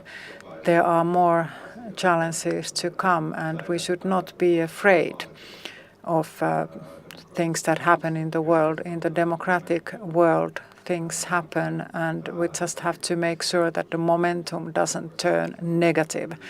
We have to have a progressive mind in these regressive times. Well, if you allow me, I'd like to be a bit more optimistic. There is no union of authoritarian countries that could attract new members in such a club. So there is no authoritarian union. There are strong players, there are individual countries that are authoritarian, but there are no reasons to believe that we should give up democracy and human rights, and fascism and authoritarian states will win. We have all the tools at hand to promote our universal values in Europe.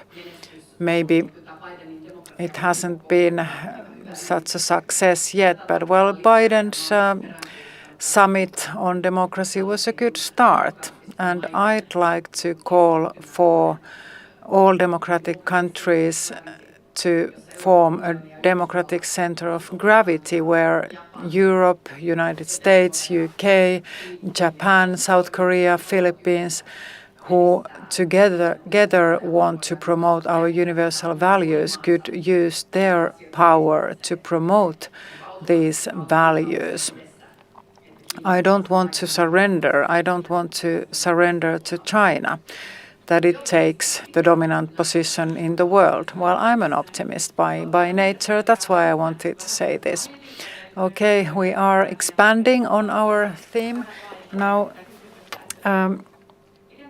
Janne and Gary, what do you think?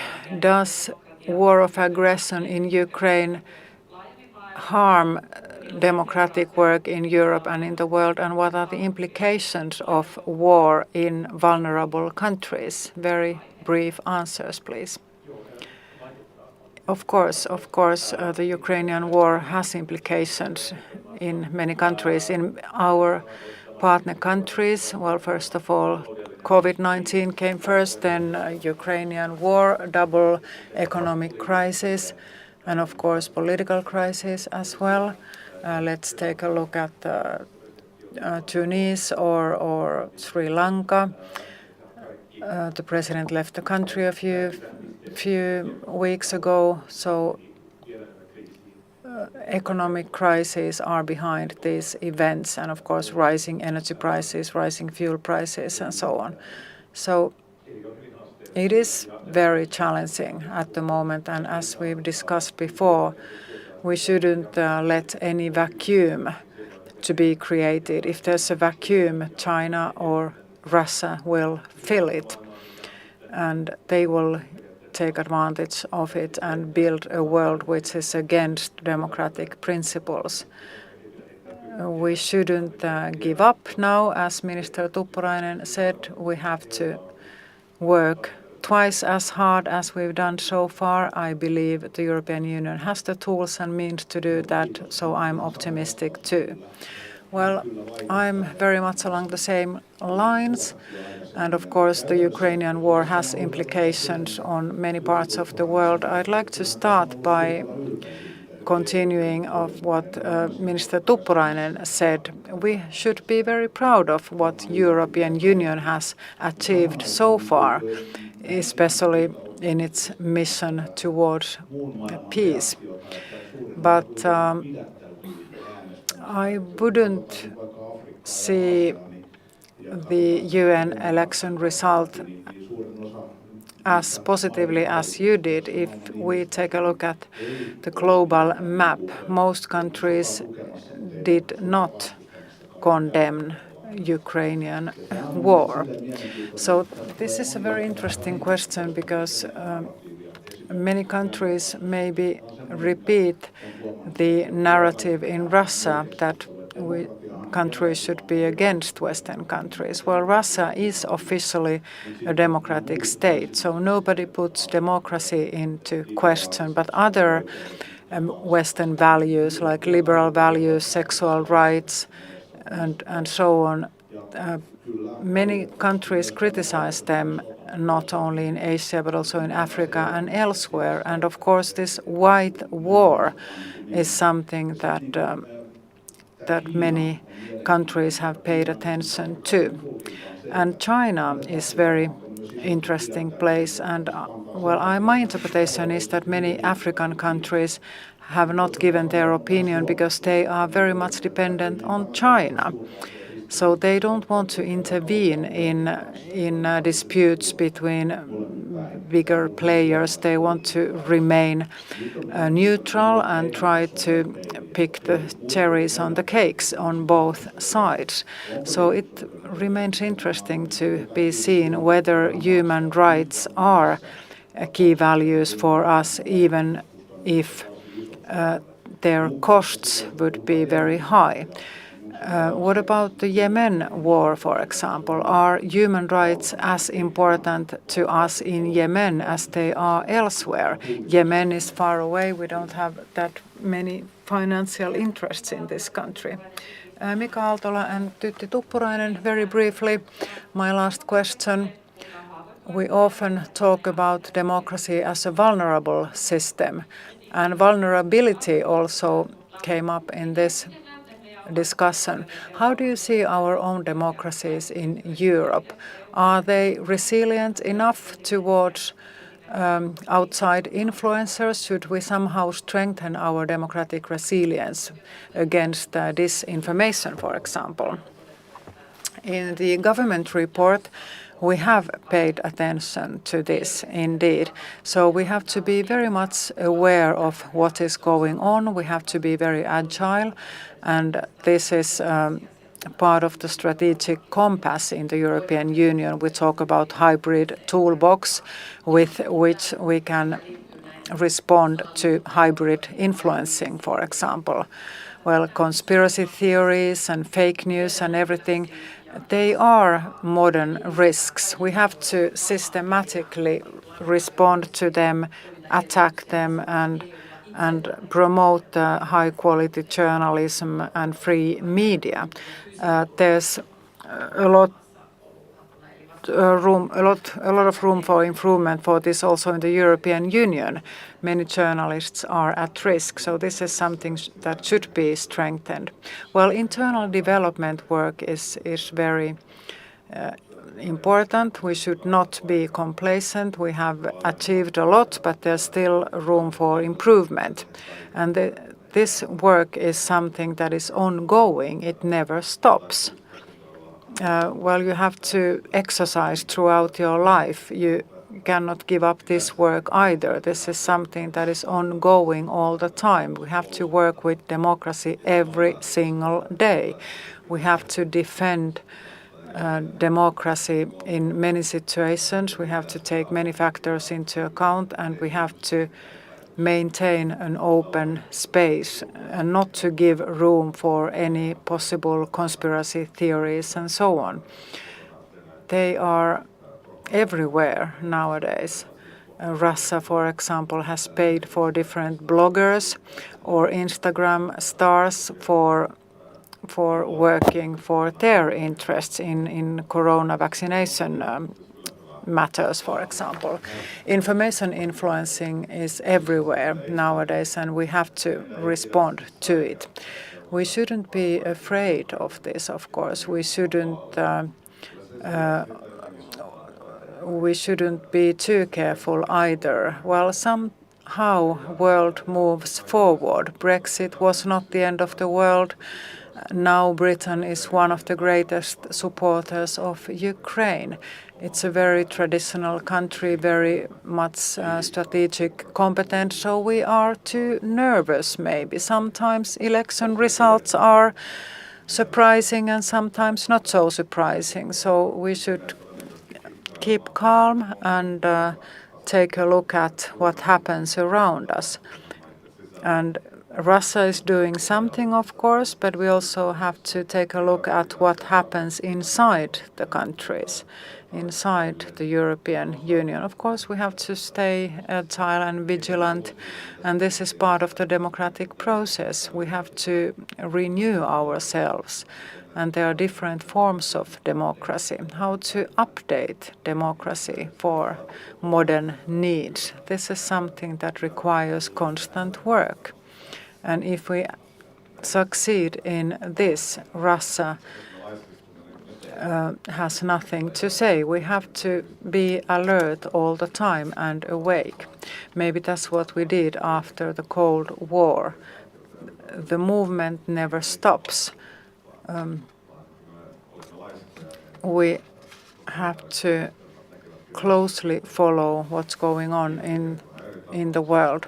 While China is doing this a little bit differently, of course, because it has other interests, and Russia saw its window of opportunity closing now that countries are giving up fossil fuels, and Putin is getting older, and therefore they decided to do what they did.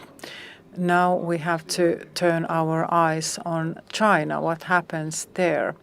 Are they going to change their order in society, or will China remain a stable country?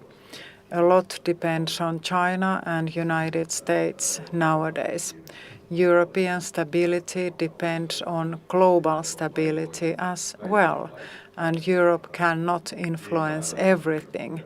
So we cannot imagine a normative or regulatory superpower of Europe. This is not what Europe is. There are other major players on the map, and some players might be more powerful strategically than we are.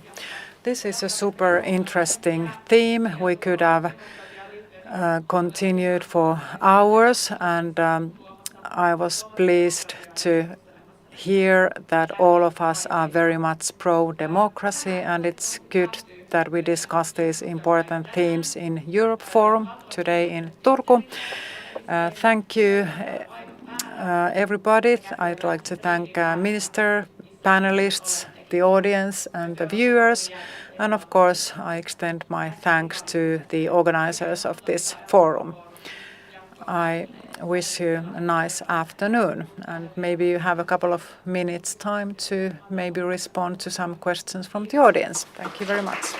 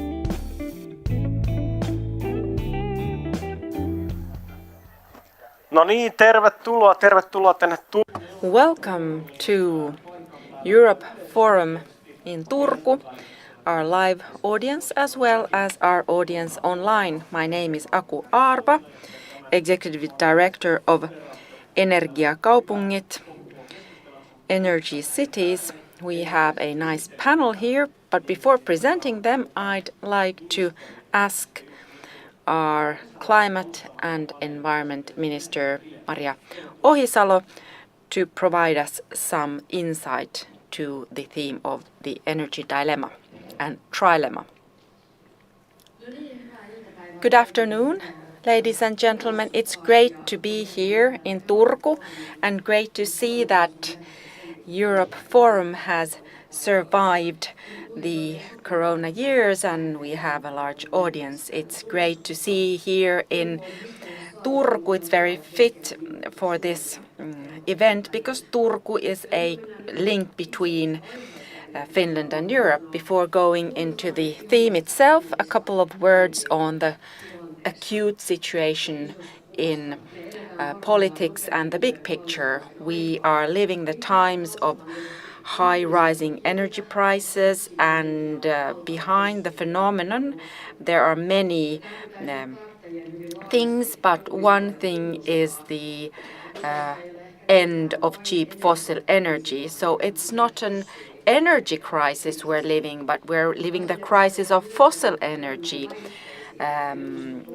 Parliamentary representatives often claim that climate measures would lie behind the price rises, but it's actually the opposite. The longer we are dependent on fossil energy, the longer we have the danger of ending up in such situations.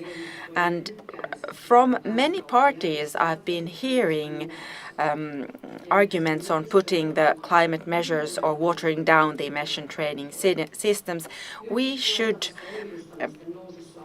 be able to prevent this. I think that in the current times, the Greens and I think that we should support those who need it the most, low-income families with children, those on food assistance, students, and that would be a way to manage inflation as well.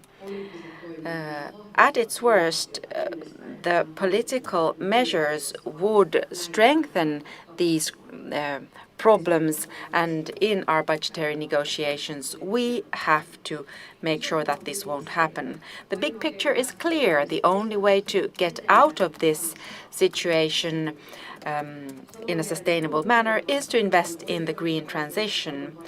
The fair nature, equality, limited natural resources and the loss of biodiversity are parts of the solution. We always have to weigh the pros and cons in energy policy, and an ideal or a perfect policy can never be found, and these are already always different interests that are difficult to reconcile. But I hope that we could reconcile these interests in a transparent way based on science, research. When we live in turbulent times, politics has to be updated. We face challenges and unprecedented events. I'm sure that we will survive the acute energy price crisis. And what helps in Finland, we have already invested in our domestic, decentralized, renewable energy production. And in the short term, it's clear that energy will be more expensive. This is the price we have to pay for the Russian aggression and the fossil fuel energy crisis, and we cannot avoid it completely. Kaja Kallas said it very well.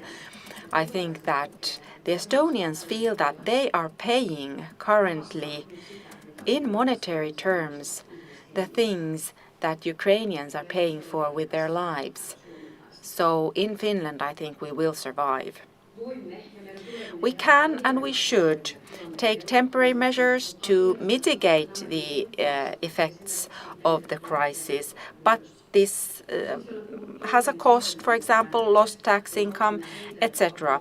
We have to help those who need it most so that we are not paying into the pockets of those on higher income and that inflation won't skyrocket. We have to detach from fossil energy as quickly as possible.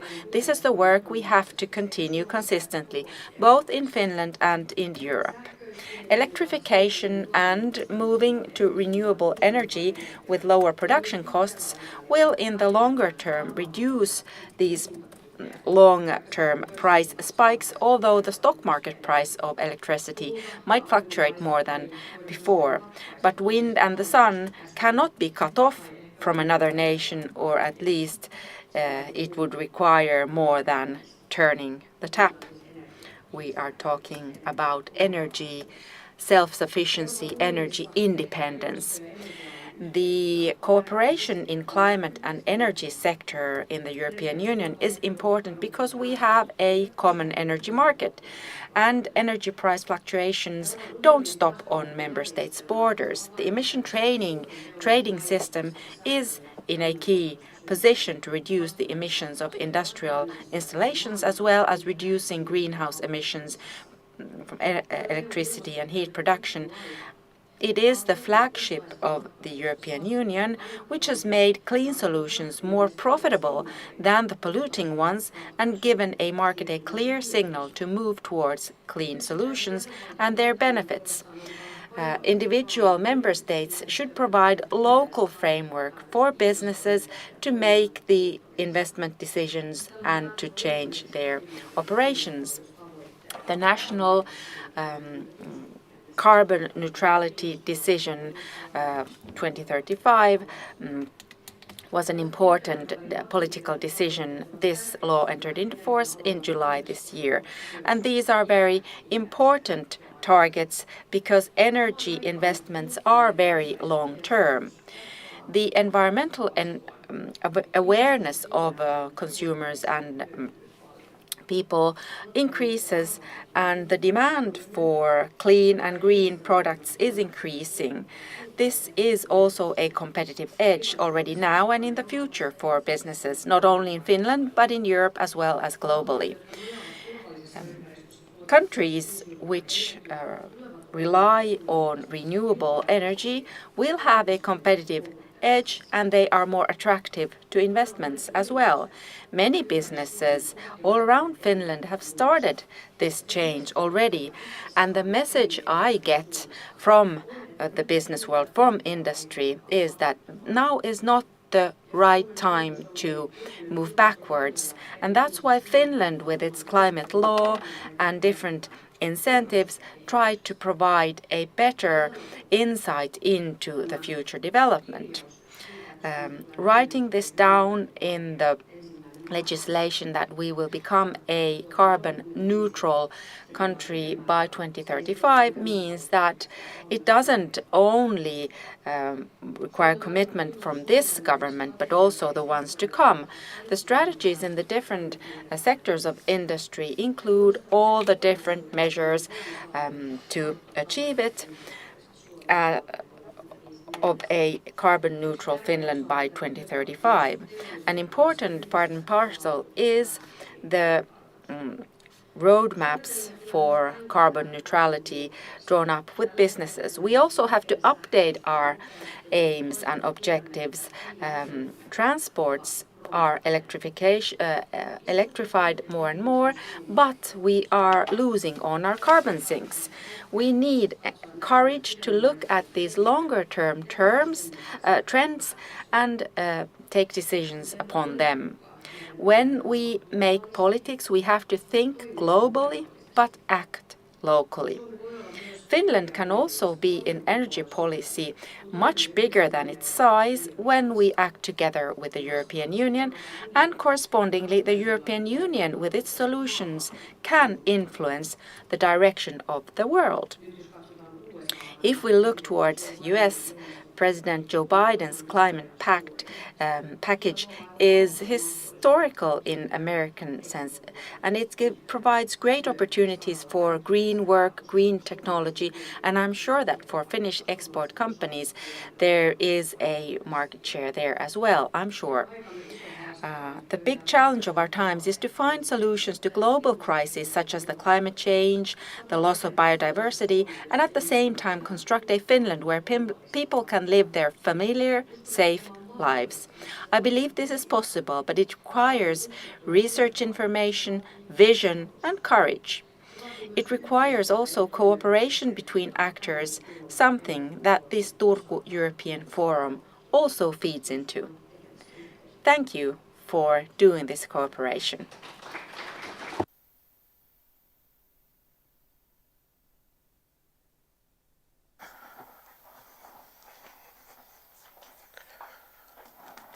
No niin, kiitos. Kiitos ministeri Ohisalo hyvästä. Thank you very much, Minister Ohisalo, for an interesting opening speech. I'm sure that we received a lot of energy for this discussion here, and now we are talking about energy dilemma or energy trilemma. So our panelists here, CEO Jukka Leskelä from the Managing Director of Finnish Energy, and then MEP, former Minister Henna Virkkunen. Yes, my voice is a bit down, hope you don't mind. And then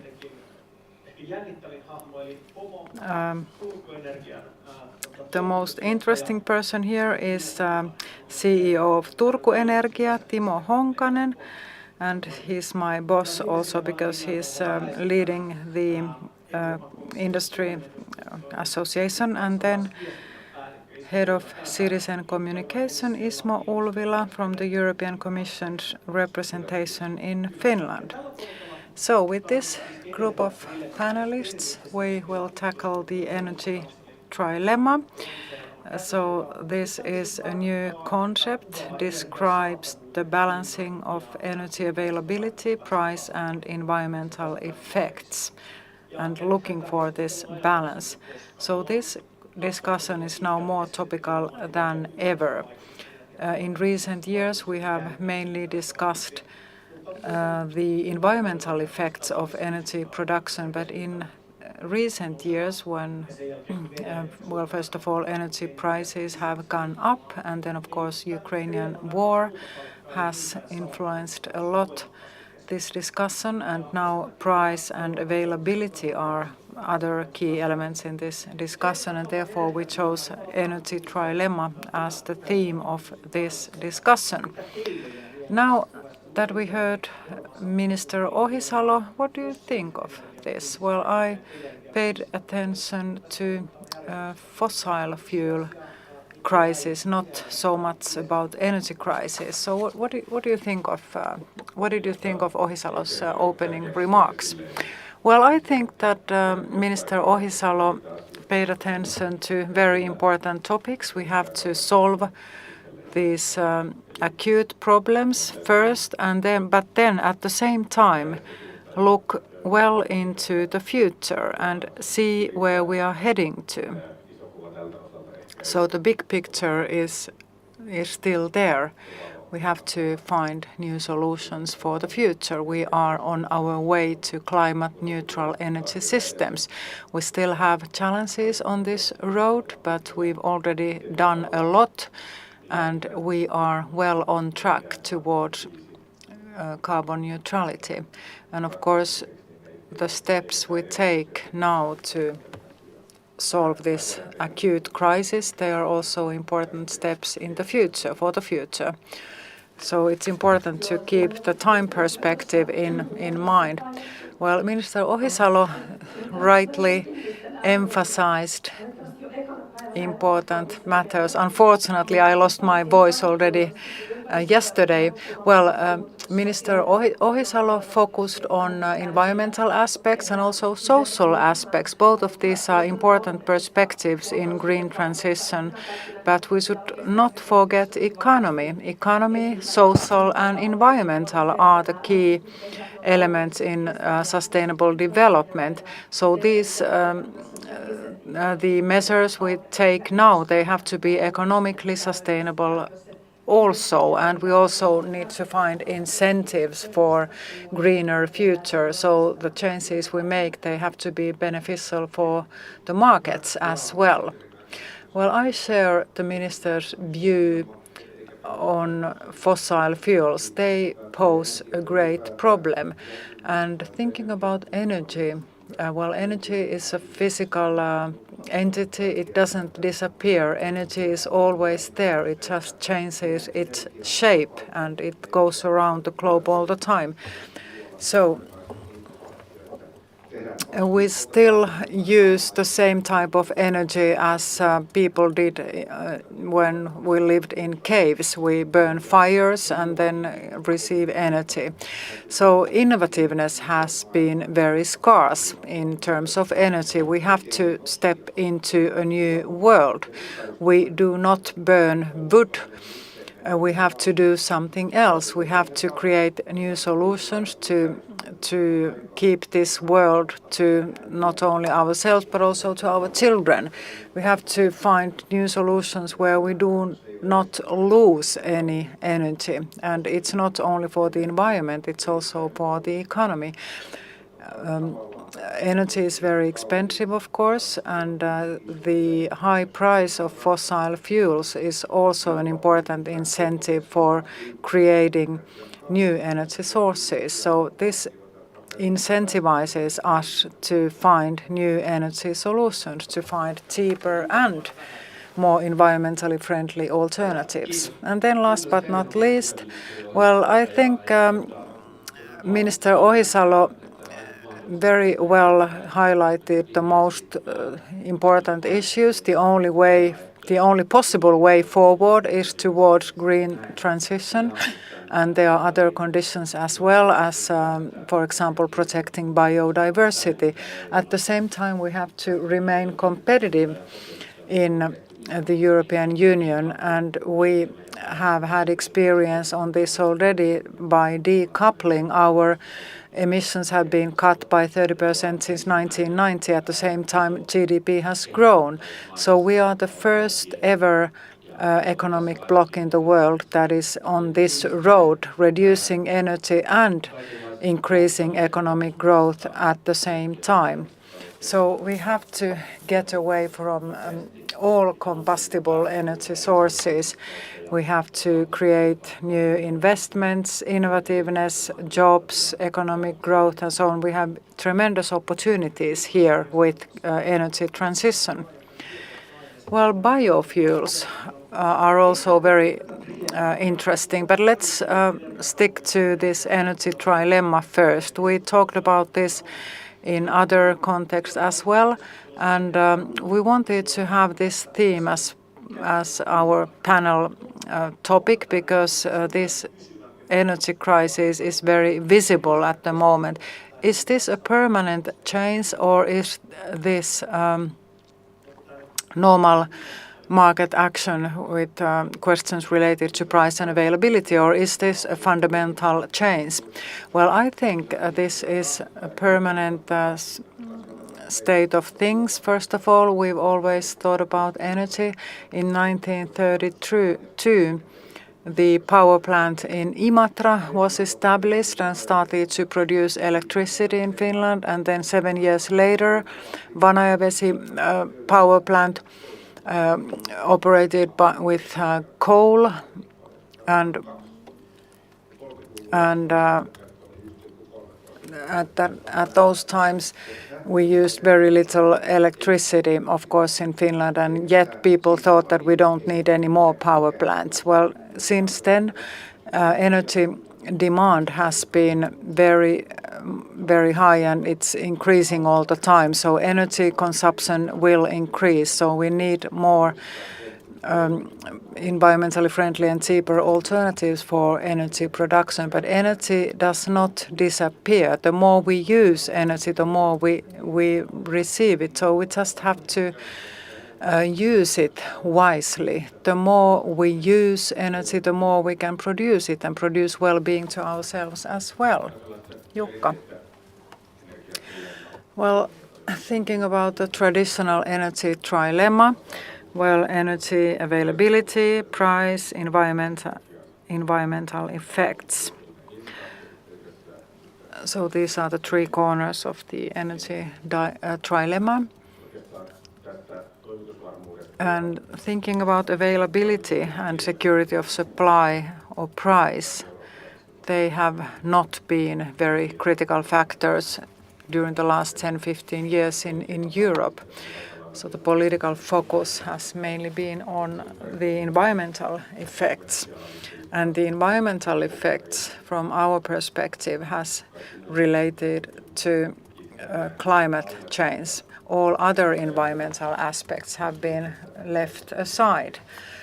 So this is understandable because climate change is so visible and energy industry is a major player in terms of climate change and climate change mitigation. So very quickly we have moved away from price and from availability and price, but now we are forced to think about these elements again. Availability and price are very critical this winter. And some economists said very wisely that we have become poorer in recent months. Inflation is skyrocketing and prices are high, so economic matters are very topical at the moment. Now we are temporarily in that position. So the focus is not on environmental effects anymore, but very much on availability and price. I am sure that this will be rebalanced very quickly. We have to start thinking about environmental effects again, and not only emissions and climate change, but also biodiversity and loss of biodiversity. We are doing very well in Finland already in terms of environmental effects and energy, but many other countries have bigger challenges here. So the focus will shift back to environmental effects again after this winter, hopefully. And we've analyzed the energy industry and we did a tetraedry analysis. So we thought that we had a very engineer-type approach to energy analysis. Whether we have energy, how much does it cost, and what happens after use. So we forgot a person, an individual, a human being in this analysis. So it's not only whether a human being can afford buying energy, but also how a human being can participate in this system. So I believe that this crisis will accelerate new thinking.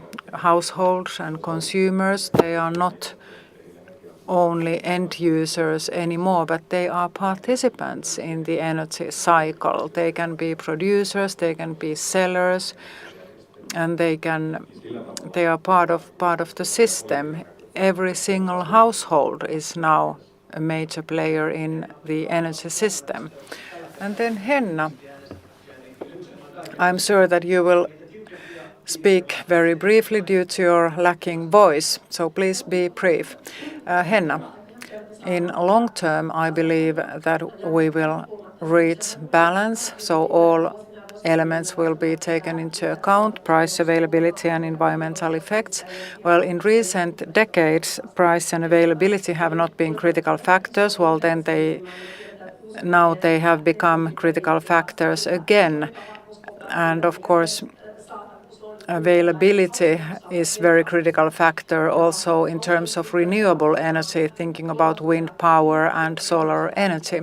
But I believe that with future-oriented solutions we can tackle this problem, how to store energy, how to balance out peak demand periods and so on.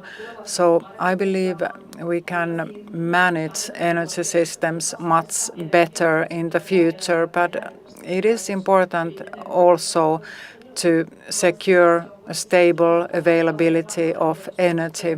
I'm for nuclear energy in Finland because for the time being renewable energies cannot guarantee 100% energy availability. In short term, availability and price are the critical factors, and especially this winter it's very difficult to replace Russian energy supplies by other means. So this will be critical now. And then Ismo. Well, what Henna said about fragmented systems and future technologies. So I'd like to emphasize that we've already done a lot in terms of legislation in the EU and also in many member states. So we are already heading towards more fragmented and more dispersed energy systems, and then the double transition, not only green transition but also digitalization, so all digitalized means that help us in creating better energy networks are yet to be seen. So technology plays a central role here as well. We are living in massive transformation now, so we need more connectedness, more networking, good energy transfer systems in Europe. So it seems that energy production will double in Europe in 10 years or so. So the European energy markets are developing very quickly. But then let's take a look at Norway, for example. Norway has talked about restricting electricity exports this winter from Norway. So what do you think? What is the situation of European energy markets, especially the question of Norway? Well, we are suffering from energy crisis, so this is due to Russia's war in Ukraine, so this has led to an energy crisis in Europe and high prices and low availability. So we all know this. So we all know this, that Putin wants to destroy Europe and destroy European unity. Everybody should know that the best way to survive this energy crisis is by cooperating, that European countries should cooperate instead of acting alone. We all know this, but still in every capital in Europe, not only in the north but also in the south of Europe, people think how to do things differently, how to do something on our own. And countries want to protect their own citizens. Well, I think this is short-term thinking, and especially populist parties are doing this. So we should also think about who's financing these far-right parties. We need more Europe, more markets in Europe now, and the Nordic electricity market serves as a model for wider European scale energy market. So this is not a flop at all.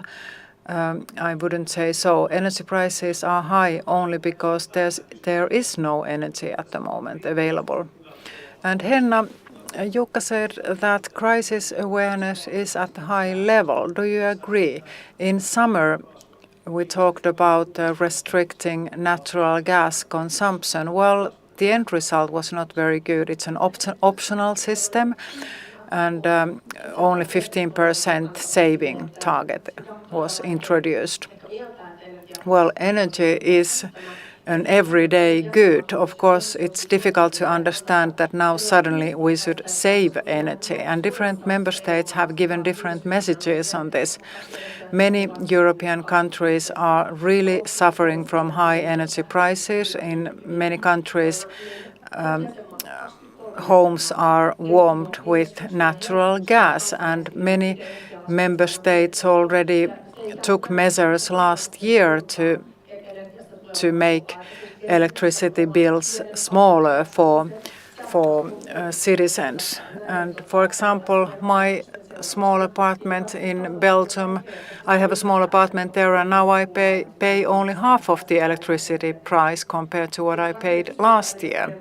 So measures have already been taken. Well, to your first question about market fragmentation, the fact that countries are taking measures on their own is of course a risk, because it destabilizes internal market, does not guarantee fair competition on the internal market. But we remember from other crises that countries tend to act on their own when in crisis, for example with the refugee crisis in 2015 and also during the first weeks of COVID-19 crisis. So we should aim at common energy market instead of fragmented energy markets, and take care of good energy transfer network, for example. Timo, now that the market outlook is a bit bleak and you have to take urgency measures, I believe, and there's a lot of regulation as well at national level, at the European level.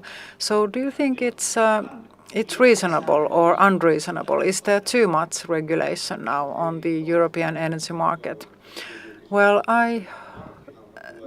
there is not that much regulation at the moment, so it's not a major problem by now. And I think regulation is good. Regulation has to be well directed, it has to be market oriented, and of course regulation should never intervene in markets. We don't want to have any market disturbances. So policymakers can guide the markets, but this has to be based on market interests and free markets. Well, electricity is already very expensive, and electricity is even more expensive next winter. This will cause serious problems to many European citizens. There's nothing I can do about it, even though I'm very worried about this. When people get angry, this can be politically very troublesome. I don't know whether this reaction will be logical and whether it will be market-oriented. So we should take this crisis forward in a very determined and logical way, and we should learn from previous crises.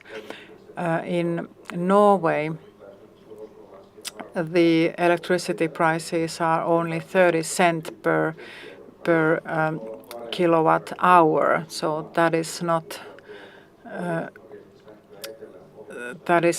dramatic price increase yet. And in northern Norway, electricity price is zero, so they should maybe just improve their transfer connections. You can comment on other things as well, but how could we improve? As a Commission representative, what should we achieve in the European energy market to develop the system to get rid of such crises? So, increasing resilience, how could that be done? Well, first of all, on European level, one could say, echoing Timo, we have functioning emission trade system covering 30 countries, including also Norway.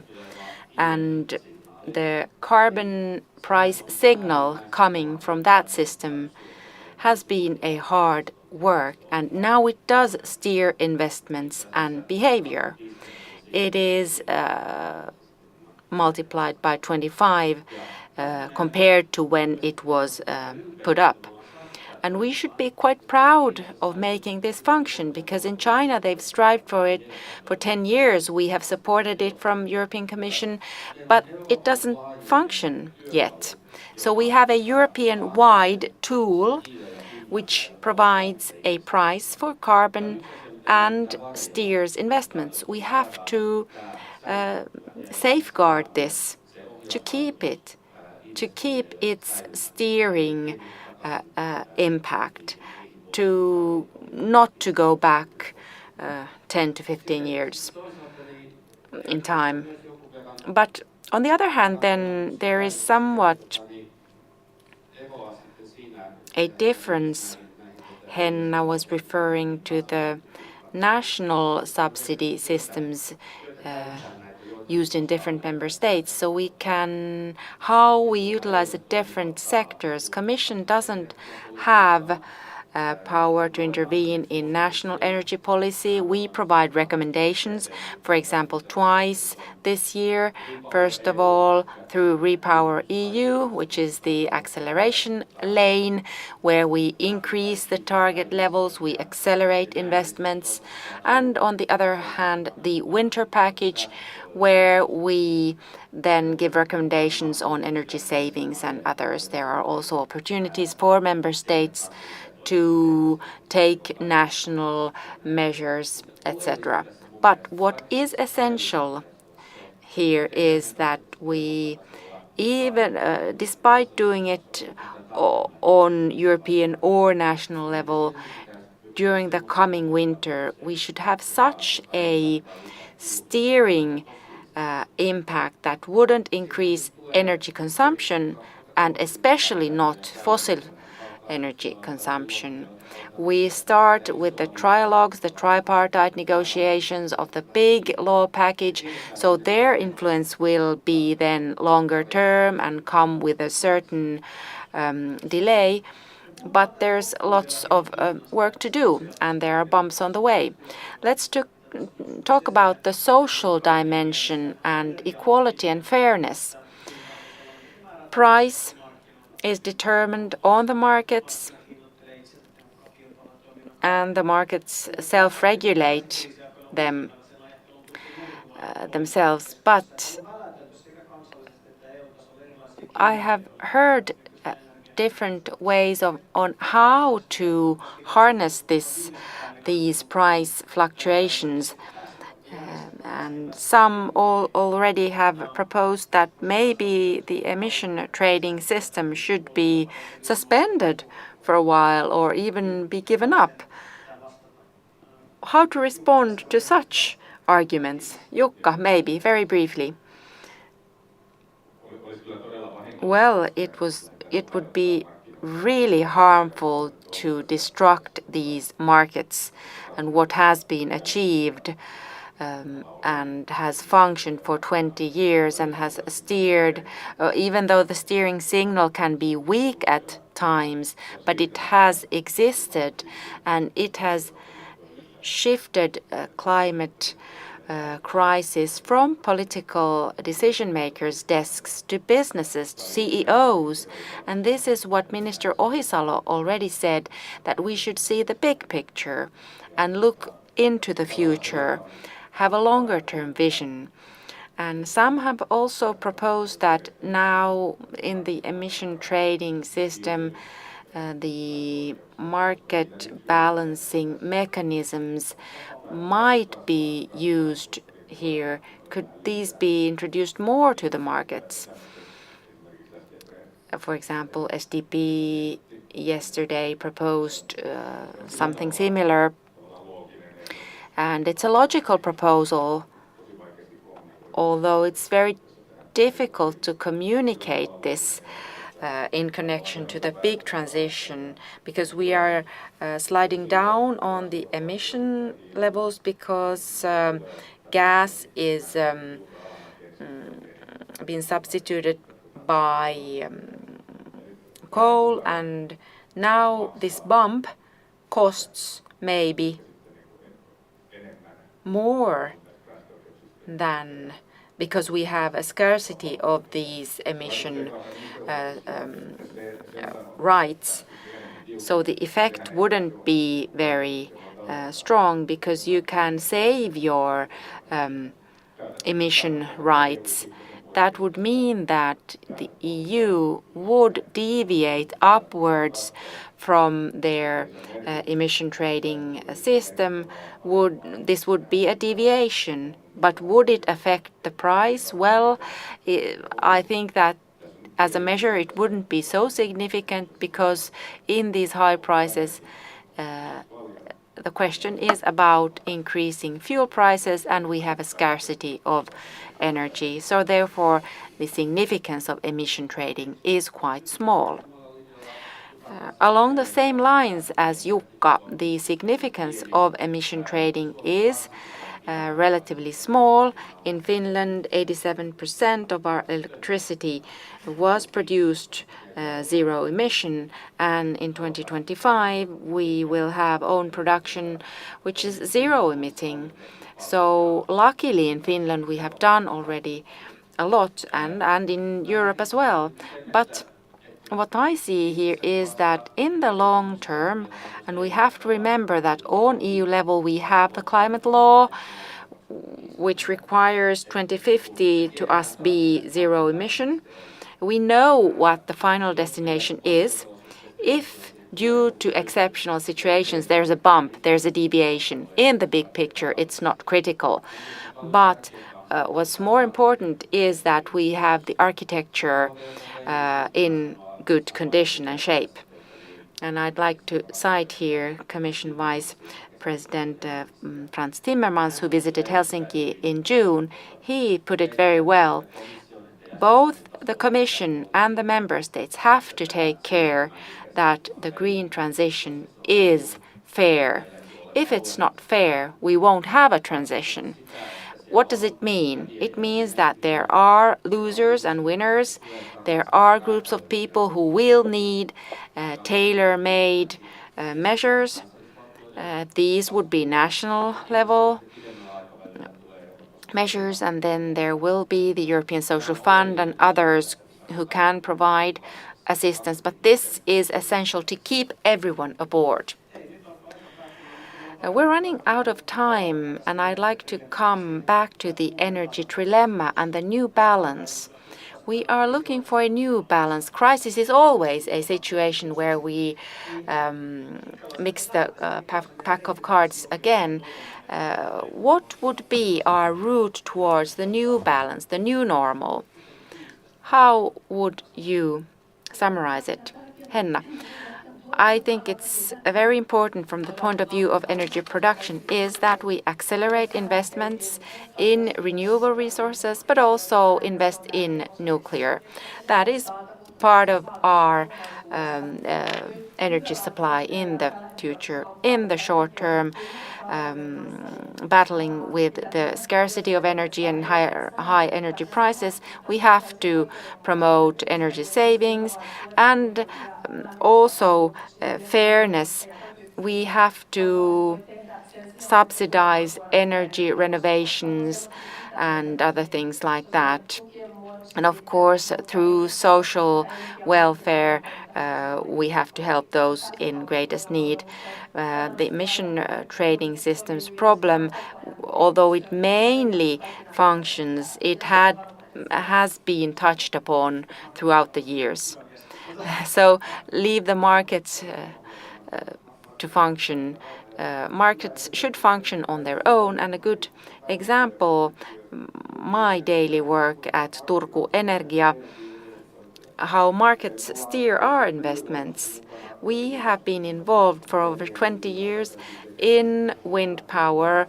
First small turbines in the beginning and then growing later on. All wind power in the past 7 years, and looking into the future in the 2 years to come, we will more than double what we have been doing in the past 7 years because it's so profitable. When the market price is high, it steers towards the right solutions. We get investments and we can invest in clean energy. That's how it functions in other sectors too.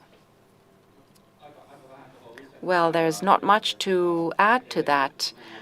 And if we talk about market steering, I'd like to look back a bit. Where do we come from? How much have we actually worked to get this system up and running and functioning? And many perspectives have changed. 10 years ago in Brussels, if you attended a lobby meeting and they told us that, oh, there come those green idiots without their clothes on.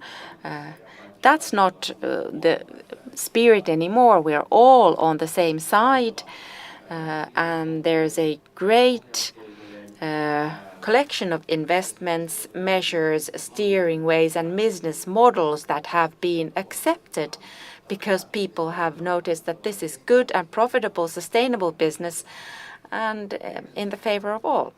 And the last words from you. We need investments in production, clean electricity. We also need investments in the grid. Otherwise, we won't get this system up and running and continue functioning. And then electrification in our societies. There we need direct electrification, transport, also hydrogen. And that's where new industrialization will rise and emerge. And there we will all have a good priced energy and we will be an attractive investment environment in Finland. Thank you all panelists. Thank you Minister Ohisalo and our audience live and online. The energy trilemma and looking for the new balance continues, and I'm sure that we will survive.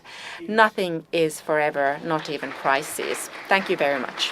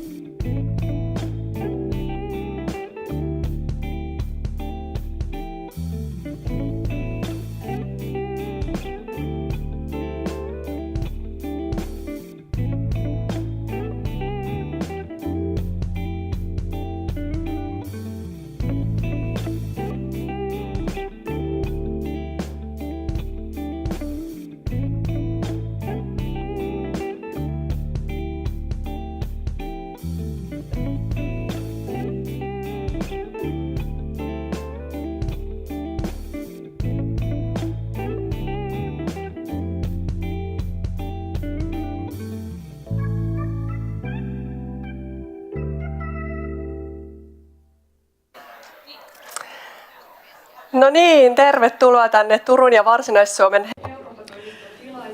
Welcome to Europe Forum to discuss cities as pioneers of carbon neutral Europe. Yesterday in this forum and today we have talked a lot about EU's climate measures and climate targets, and now we draw your attention to the role of cities. What is the role of cities in tackling climate change? Cities are closer to citizens, and we will also touch upon inclusion and youth inclusion especially. We have as panelists here the Mayor of Turku, Minna Arve, Member of European Parliament, Ville Niinistö, and Youth Climate Delegate, and also a representative of Joensuu City Council, Maija Kuivalainen. Hello, welcome.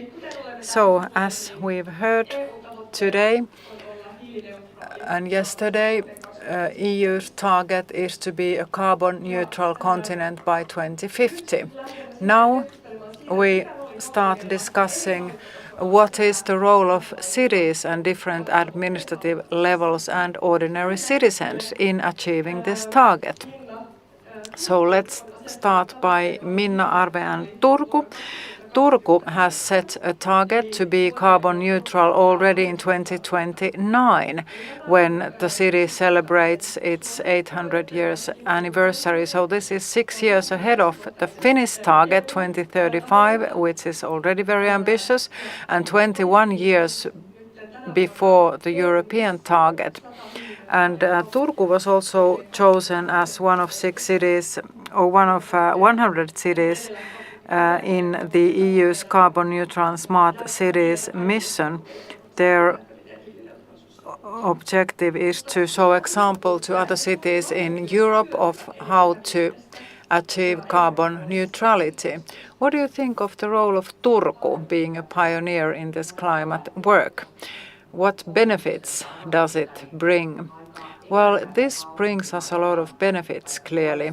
We are pioneers, although in Finland many other cities are very ambitious as well in terms of climate work, but on a global scale, cities still have a lot to do.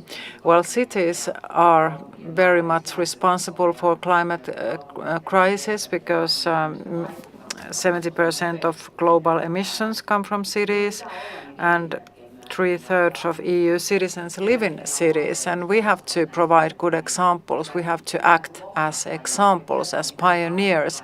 We have to encourage other actors how to do, how to reach results, and how to get away with fears. Many people in cities, they are of the opinion that this becomes very expensive, it's a risk to growth and jobs, but it doesn't have to be that way, and it's not that way. It's about how to communicate as well. For example, Turku has invested a lot in renewable energies, and this means that we do not need fossil fuels anymore for heating, for example, for district heating in Turku. So that is a concrete example of what to do and something to do to create jobs, to increase energy security and security of supply in city heating. Many cities are dependent on Russian gas or other fossil fuels. Energy prices are increasing, electricity prices are already very high. So we have our own energy system and we can protect our own energy bills. So this has brought many concrete benefits to residents of Turku. So by showing example, by explaining what we do in practice is a good way to justify these measures. It means cleaner traffic, cleaner energy, cleaner heating, more environmentally friendly living environment, so many benefits, and it's important to explain these benefits, to justify the measures. Of course, our residents require a lot from us policymakers And we are responsible for our residents as well. We are responsible for the measures we take and decisions we take. So it's mutual encouraging, let's say, between residents and cities to move forward. So why should we be so active in European cooperation then? What is the value of it? Well, it is very important to be active in European cooperation. It's important to show example, to show leadership. We need to be bold and tell everybody what we do, in what timetable, keep our ambition level high. So it's not only one directional, it's networking and working together with others. We don't have to reinvent the wheel, but learn from others as well. It's important to take decisions based on research, and this is not something that is very common elsewhere, by the way, and also choose cleverly what are the things that we talk about. Energy is very high on the agenda in every European city, and the whole energy system and water system and so on. Well, indeed, so all cities should have an ambitious climate policy, of course, that brings many benefits. And of course, within resources, European cooperation is important as well. Absolutely. We have to set ambitious targets, markets function, and cities can show example and be pioneers. In pioneer cities, we can take the first measures and then they can spread information, and these measures are scalable to other cities as well. Okay, let's move on to the European level. Ville Niinistö, you are a member of the European Parliament and you've been closely involved in climate work, and you have worked actively with Fit for 55 package, and you have been reporter in the land use LULUCF regulation. So this is a very important legislation package, Fit for 55, and of course Europe wants to get rid of Russian energy as quickly as possible. Energy prices are rising, and that increases the pressure to accelerate green transition and find alternative energy sources. So how do you see the role of cities in achieving EU climate targets, and how does the EU support cities in this work? Well, I have also been active in Turku urban politics, and it's very interesting to see both these worlds. At the municipal level, EU legislation is being implemented, and also EU funding comes to regions and cities. So universities in Turku receive EU funding, also other projects in Turku. I've been involved in these funding negotiations, and a lot of funding goes to green transition measures nowadays, regardless of the actual project. So it's more than 900 billion euro, the entire program. So also Turku region receives a lot of funding, and it's important and interesting to see what is the result of this funding.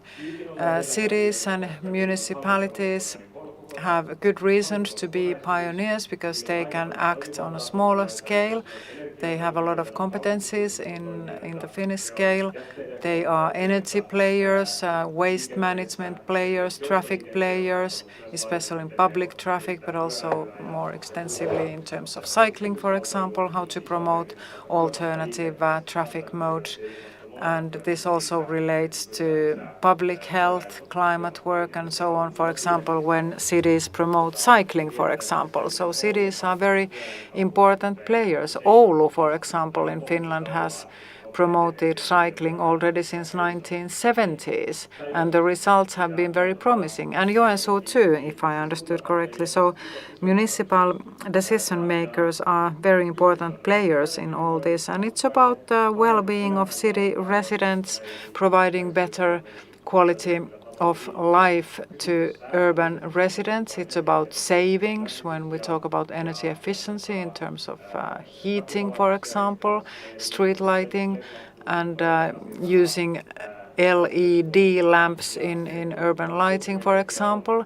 And Turku Energia is the first one of Finnish district heating companies that has almost given up fossil fuels. They only use 10% of its total energy from fossil sources. And of course, prices are increasing, so there are some urgent measures that have been taken, but still it has invested heavily in renewable energy sources. So prices also guide political decision making here.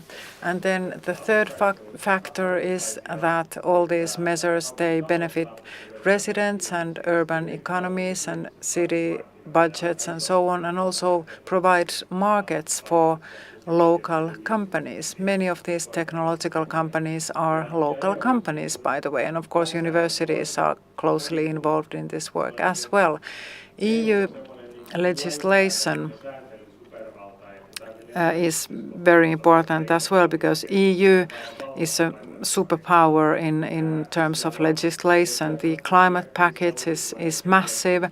It has directives on renewable energies. It puts clear obligations to cities, for example, and then there are indirect obligations through funding programs and regional funding programs.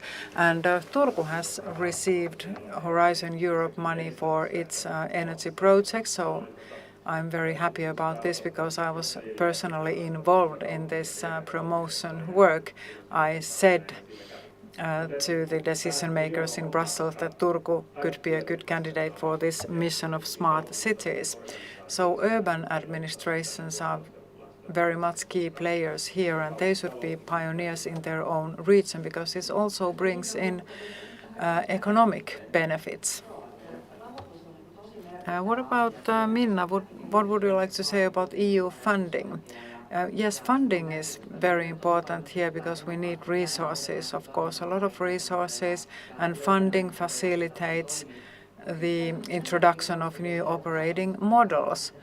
And also, well, thinking about urban areas in Finland, there are many cities that are very ambitious, but many nation states are not so ambitious. So it's difficult to find funding instruments for individual cities if the state around them is not so active. So if we have tensions sometimes between state administration, they are very few compared to many other countries such as Poland and Hungary. Well, Warsaw is very favorable towards climate action, but the government of Poland not. Yes, well, that's true. And Hungary is also very resistant to climate actions, whereas the city of Budapest would like to be much more active. The same phenomenon prevails in the United States. So states in the US are more active than the federal state very often. And Maija, you also, well, let me restart. So you are a youth climate delegate named by Alliance, and you represent the voice of young generations in climate decision making. Well, the decisions that we take today have an effect on the future of young people, and many young people have called for more concrete measures for biodiversity loss and criminalization of nature destruction. Are these actors doing enough? There are three levels. I come from Joensuu, where we have a very ambitious climate and carbon neutrality target already in 2025, and we have been working very ambitiously from the 90s on for the climate and how youth can influence on local level, we would need more opportunities and tools. For example, election age. We should lower it to the 16 years. I think the Commission has proposed this, at least to do a study, and this would be very beneficial for us. The youth organization Allianssi, we have campaigned for a youth council on climate, where youth could participate in a nationwide decision-making and participate in ministries' work in all bodies where we want to have the youth voice heard and that the decisions will be made in recognition of safeguarding the youth's future. On EU level, another example, we have an EU-UN delegate. We have the UN plenary sessions and the climate plenary. I attended that in Scotland last year, and we would have an EU youth delegate there as well, and that would get the youth voice heard on from the EU level, and we could there voice our worries about the climate issues from the youth point of view. We should get the youth voice heard better and use all the means. We need more actions. That's clear. Do you like to react to Maija's comments? I think it's right. More action, less words. I think that's a good point of departure, and especially in climate action, this is important. If we look at Turku, that's what we've done. We've not only set ambitious targets, we are actually a little bit ahead of schedule in achieving this target. Over 50% we have been able to reduce our emissions from 1990. That means hard work, not only setting these targets, but working in favor of them. And it feels that also on the national level, discussions, the Paris Agreement, there are commitments, words, but not so much action. I think that cities can accelerate this, and youth has the force to accelerate change. If we think about Fridays for Future campaign, for example, it's also a bit regrettable, but we have to do these actions and campaigns because our decision makers haven't been able to react in time. That's why we have to take direct action. Well, I was in the same position as you are now 20 years ago, and I know that we have been too slow, and the climate threats have been well known for 20 years already, and now we know that progressive climate actions are mainstream and they have to be streamlined in everything we do. In all policies we have to have the climate aspect. And in 2019, in the last European elections, without Greta Thunberg, Fridays for the Future, we wouldn't have the green transition. We had this pressure from the youth at that time, and that's why Commission introduced it as one of the main objectives. So youth activity is very important. An example from Turku, this is linked to environmental and water protection. And in public procurement, we have to think that we support such agriculture where carbon farming is used. When we promote this, it means winter grass coverage of soil, carbon sequestration, nutrient circulation. So we reap many kinds of benefits through public procurement in cooperation. To do everything a little bit better, we can achieve major positive impact on our environment. And you have to see this as an entity, and these different things support each other.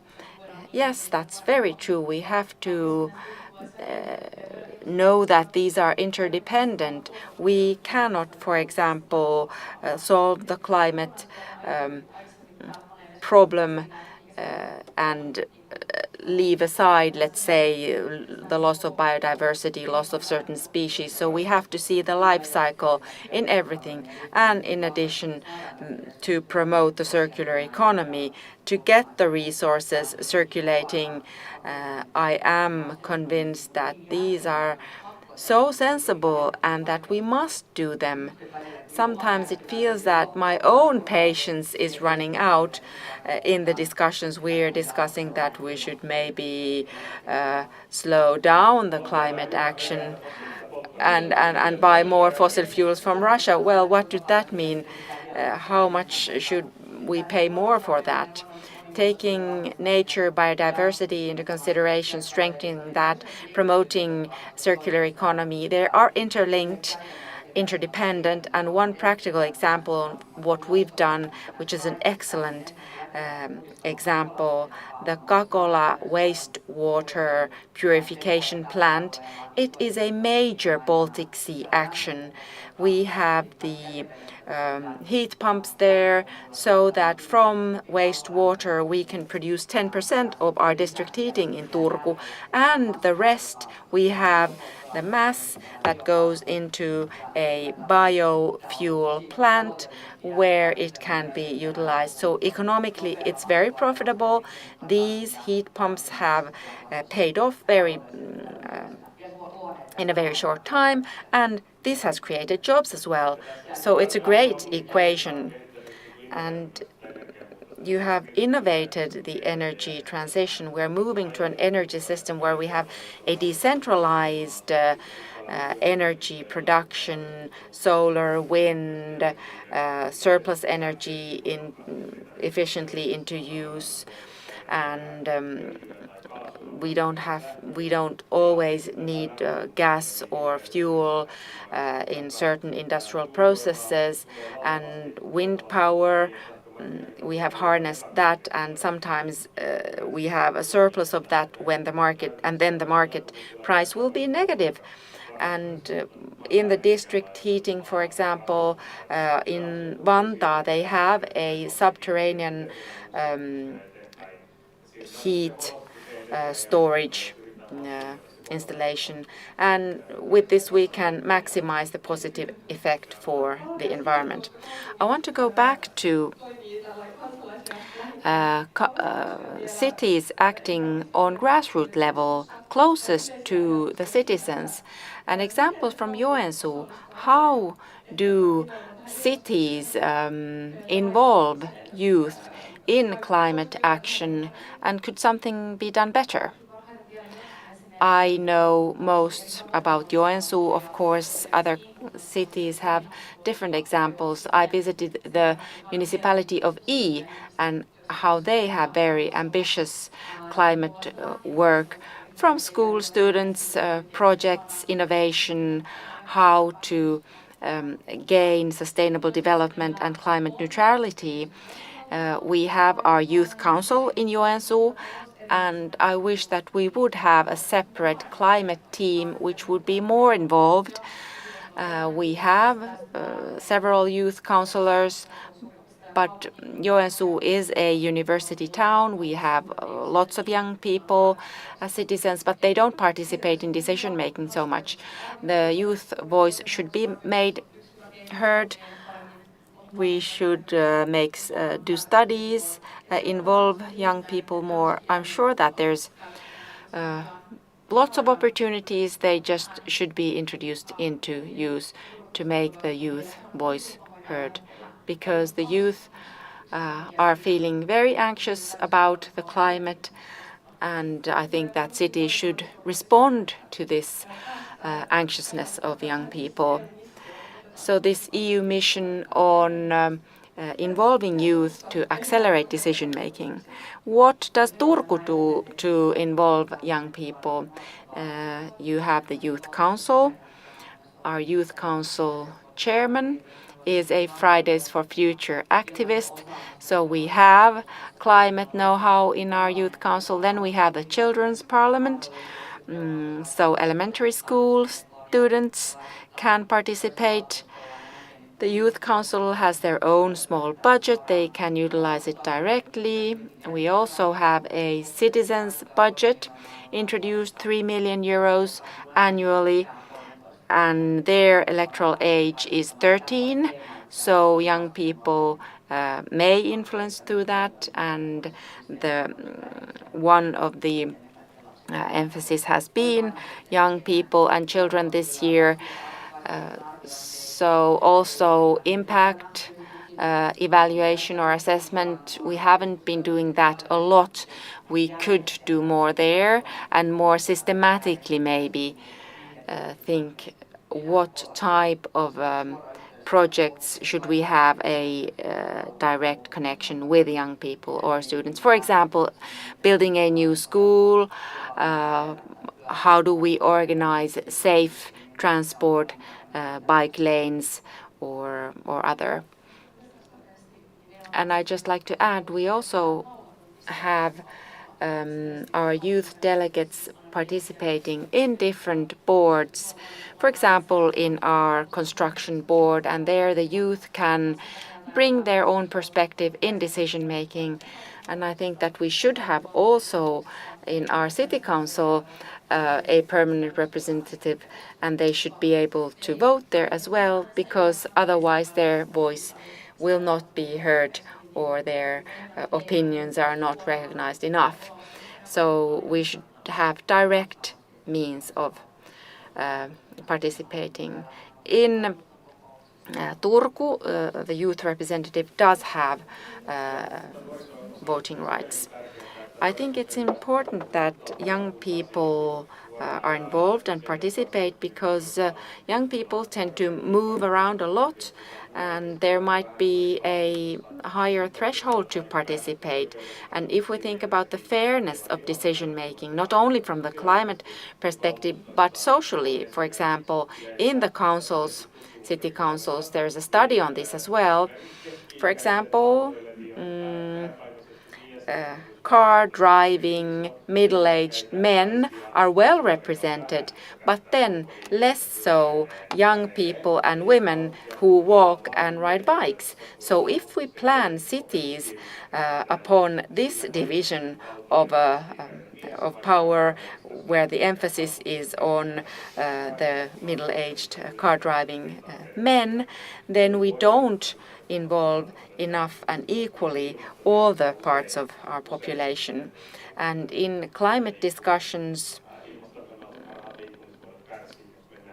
the best forms for transport, for example, suffer if we go the way of those who are in the majority in councils, because young people use public transport and bikes, for example.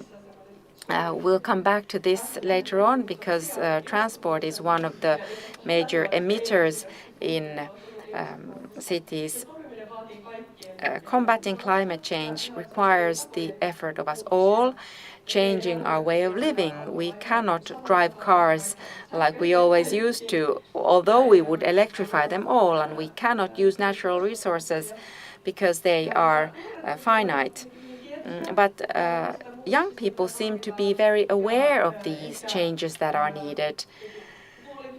And maybe the worry for the future is concrete, but is the youth ready to live differently than previous generations?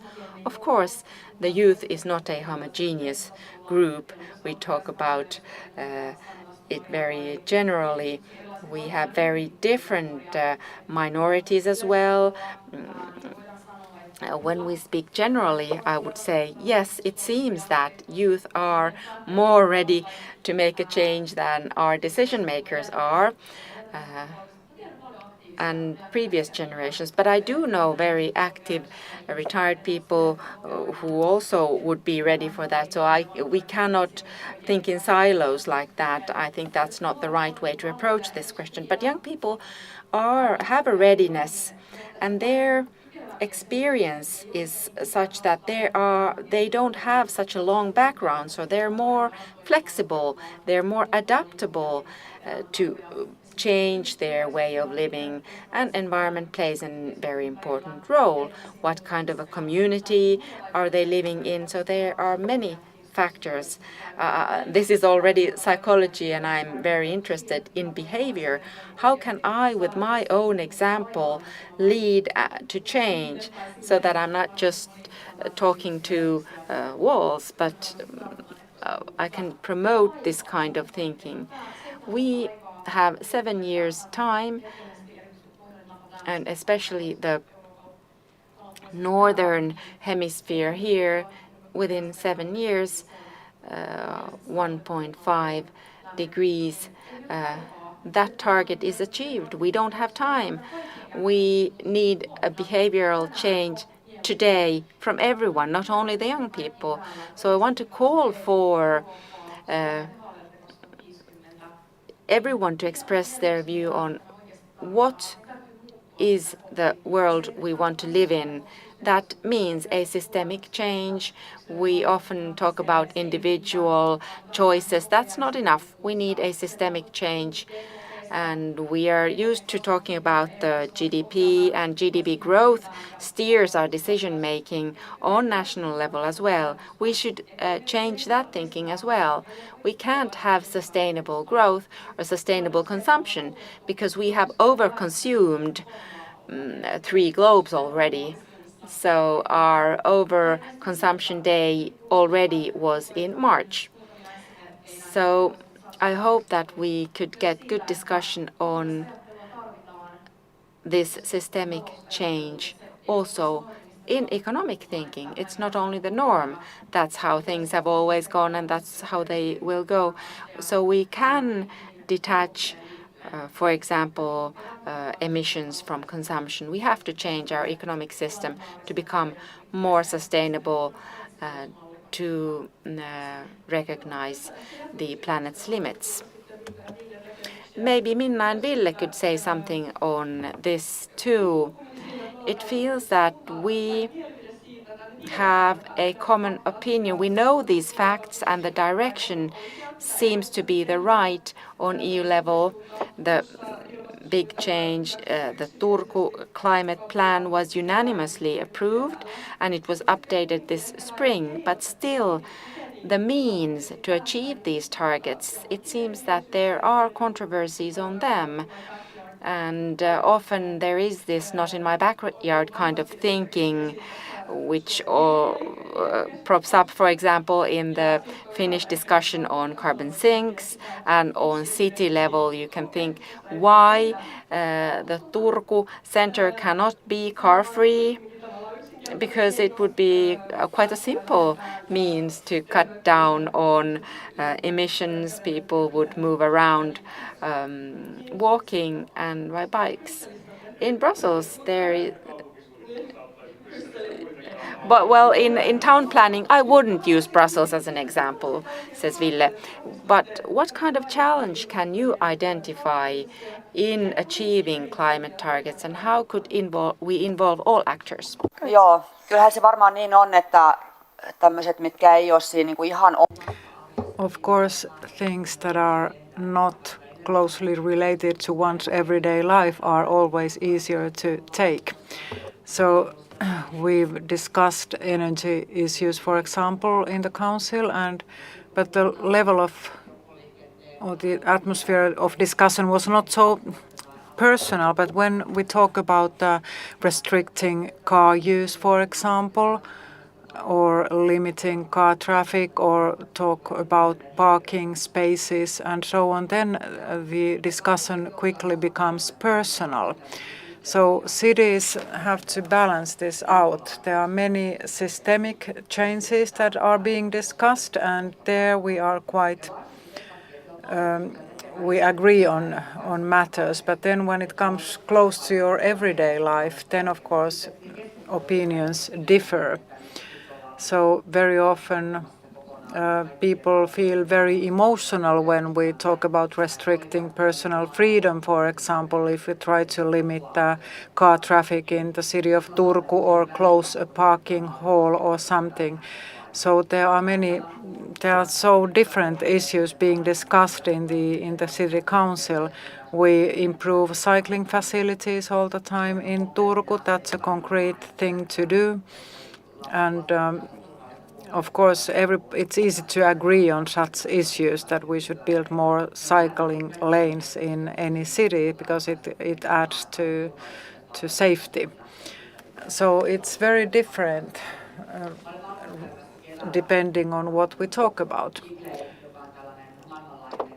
I visited a network of global sustainable cities. I went abroad to Malmö, that was in Malmö, and I went running and just to see how Malmö had solved these problems, and they had done quite nicely in different areas. So every group has its own lane for pedestrians, cyclists, drivers and so on, and public transport as well. So everybody's equal, everybody has its own lane. There are different options for public transport in Malmö. They have different very good infrastructure and facilities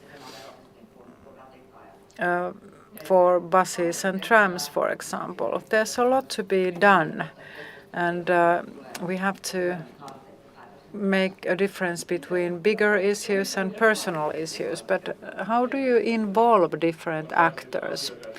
Well, some things are no-brainers. Of course, everybody wants to save energy, for example. Everybody wants to cut energy prices. You don't have to be brilliant in math in order to understand that it's a good idea to cut energy prices. But then, of course, when we talk about traffic planning, it's about emotional matters. People say that I've always used this road for driving. I don't want to give it up. And people don't think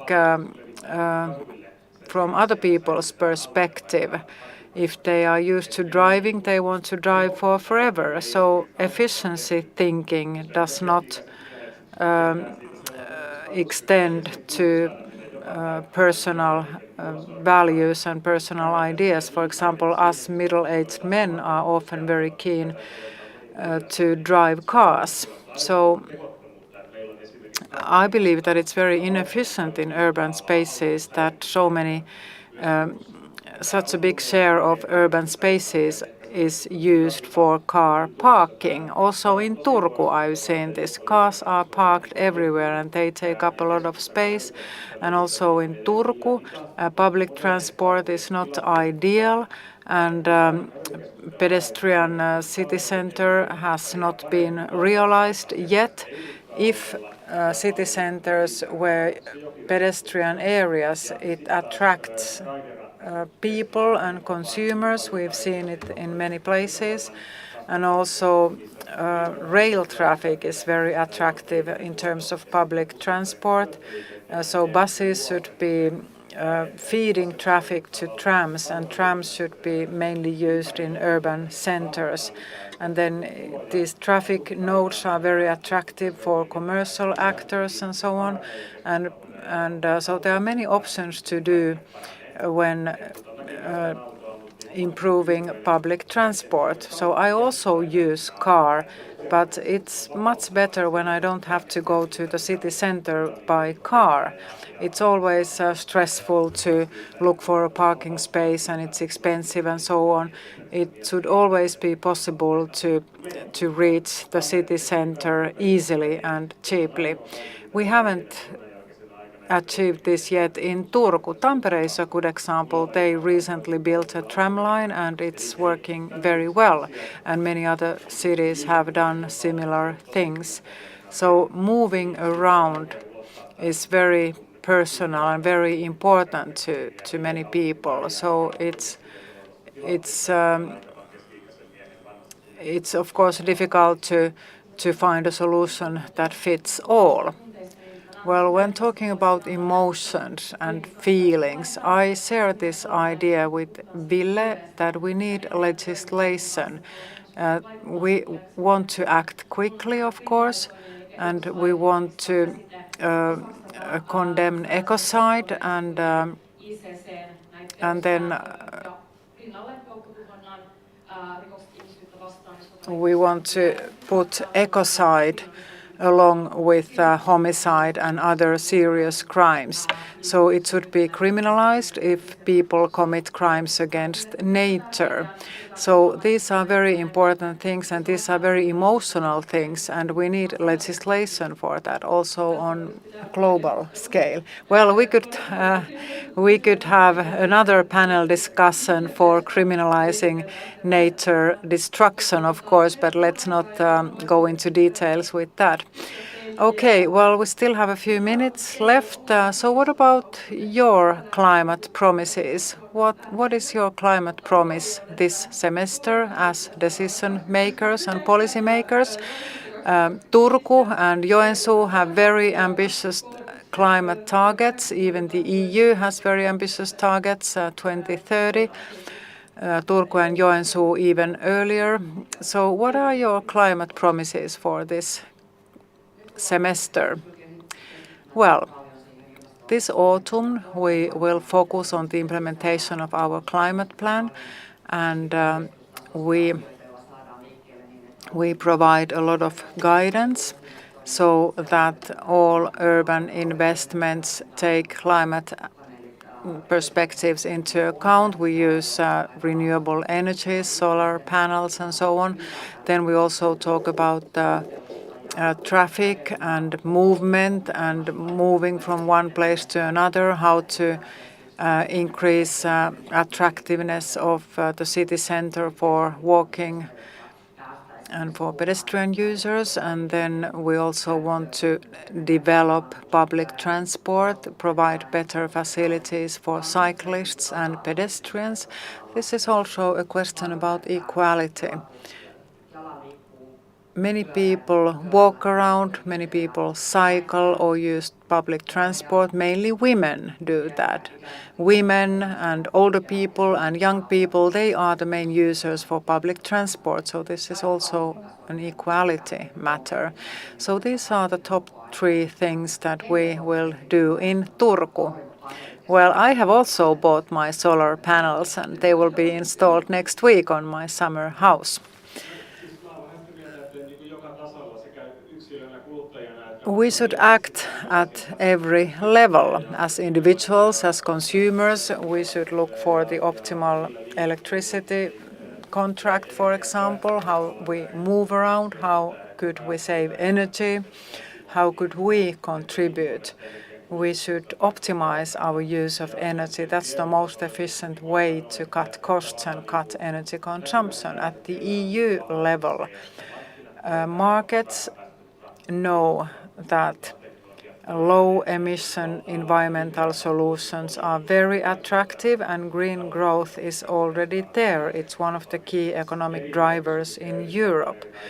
They attract investments, and of course another panel discussion could talk about green growth, whether it is enough to readjust consumption. Should we just reallocate our consumption, or should we rethink our entire consumption using more services instead of products? Well, that's another discussion, but the idea here is that climate business is attractive. It's a good idea to invest in climate-friendly solutions, and that is important.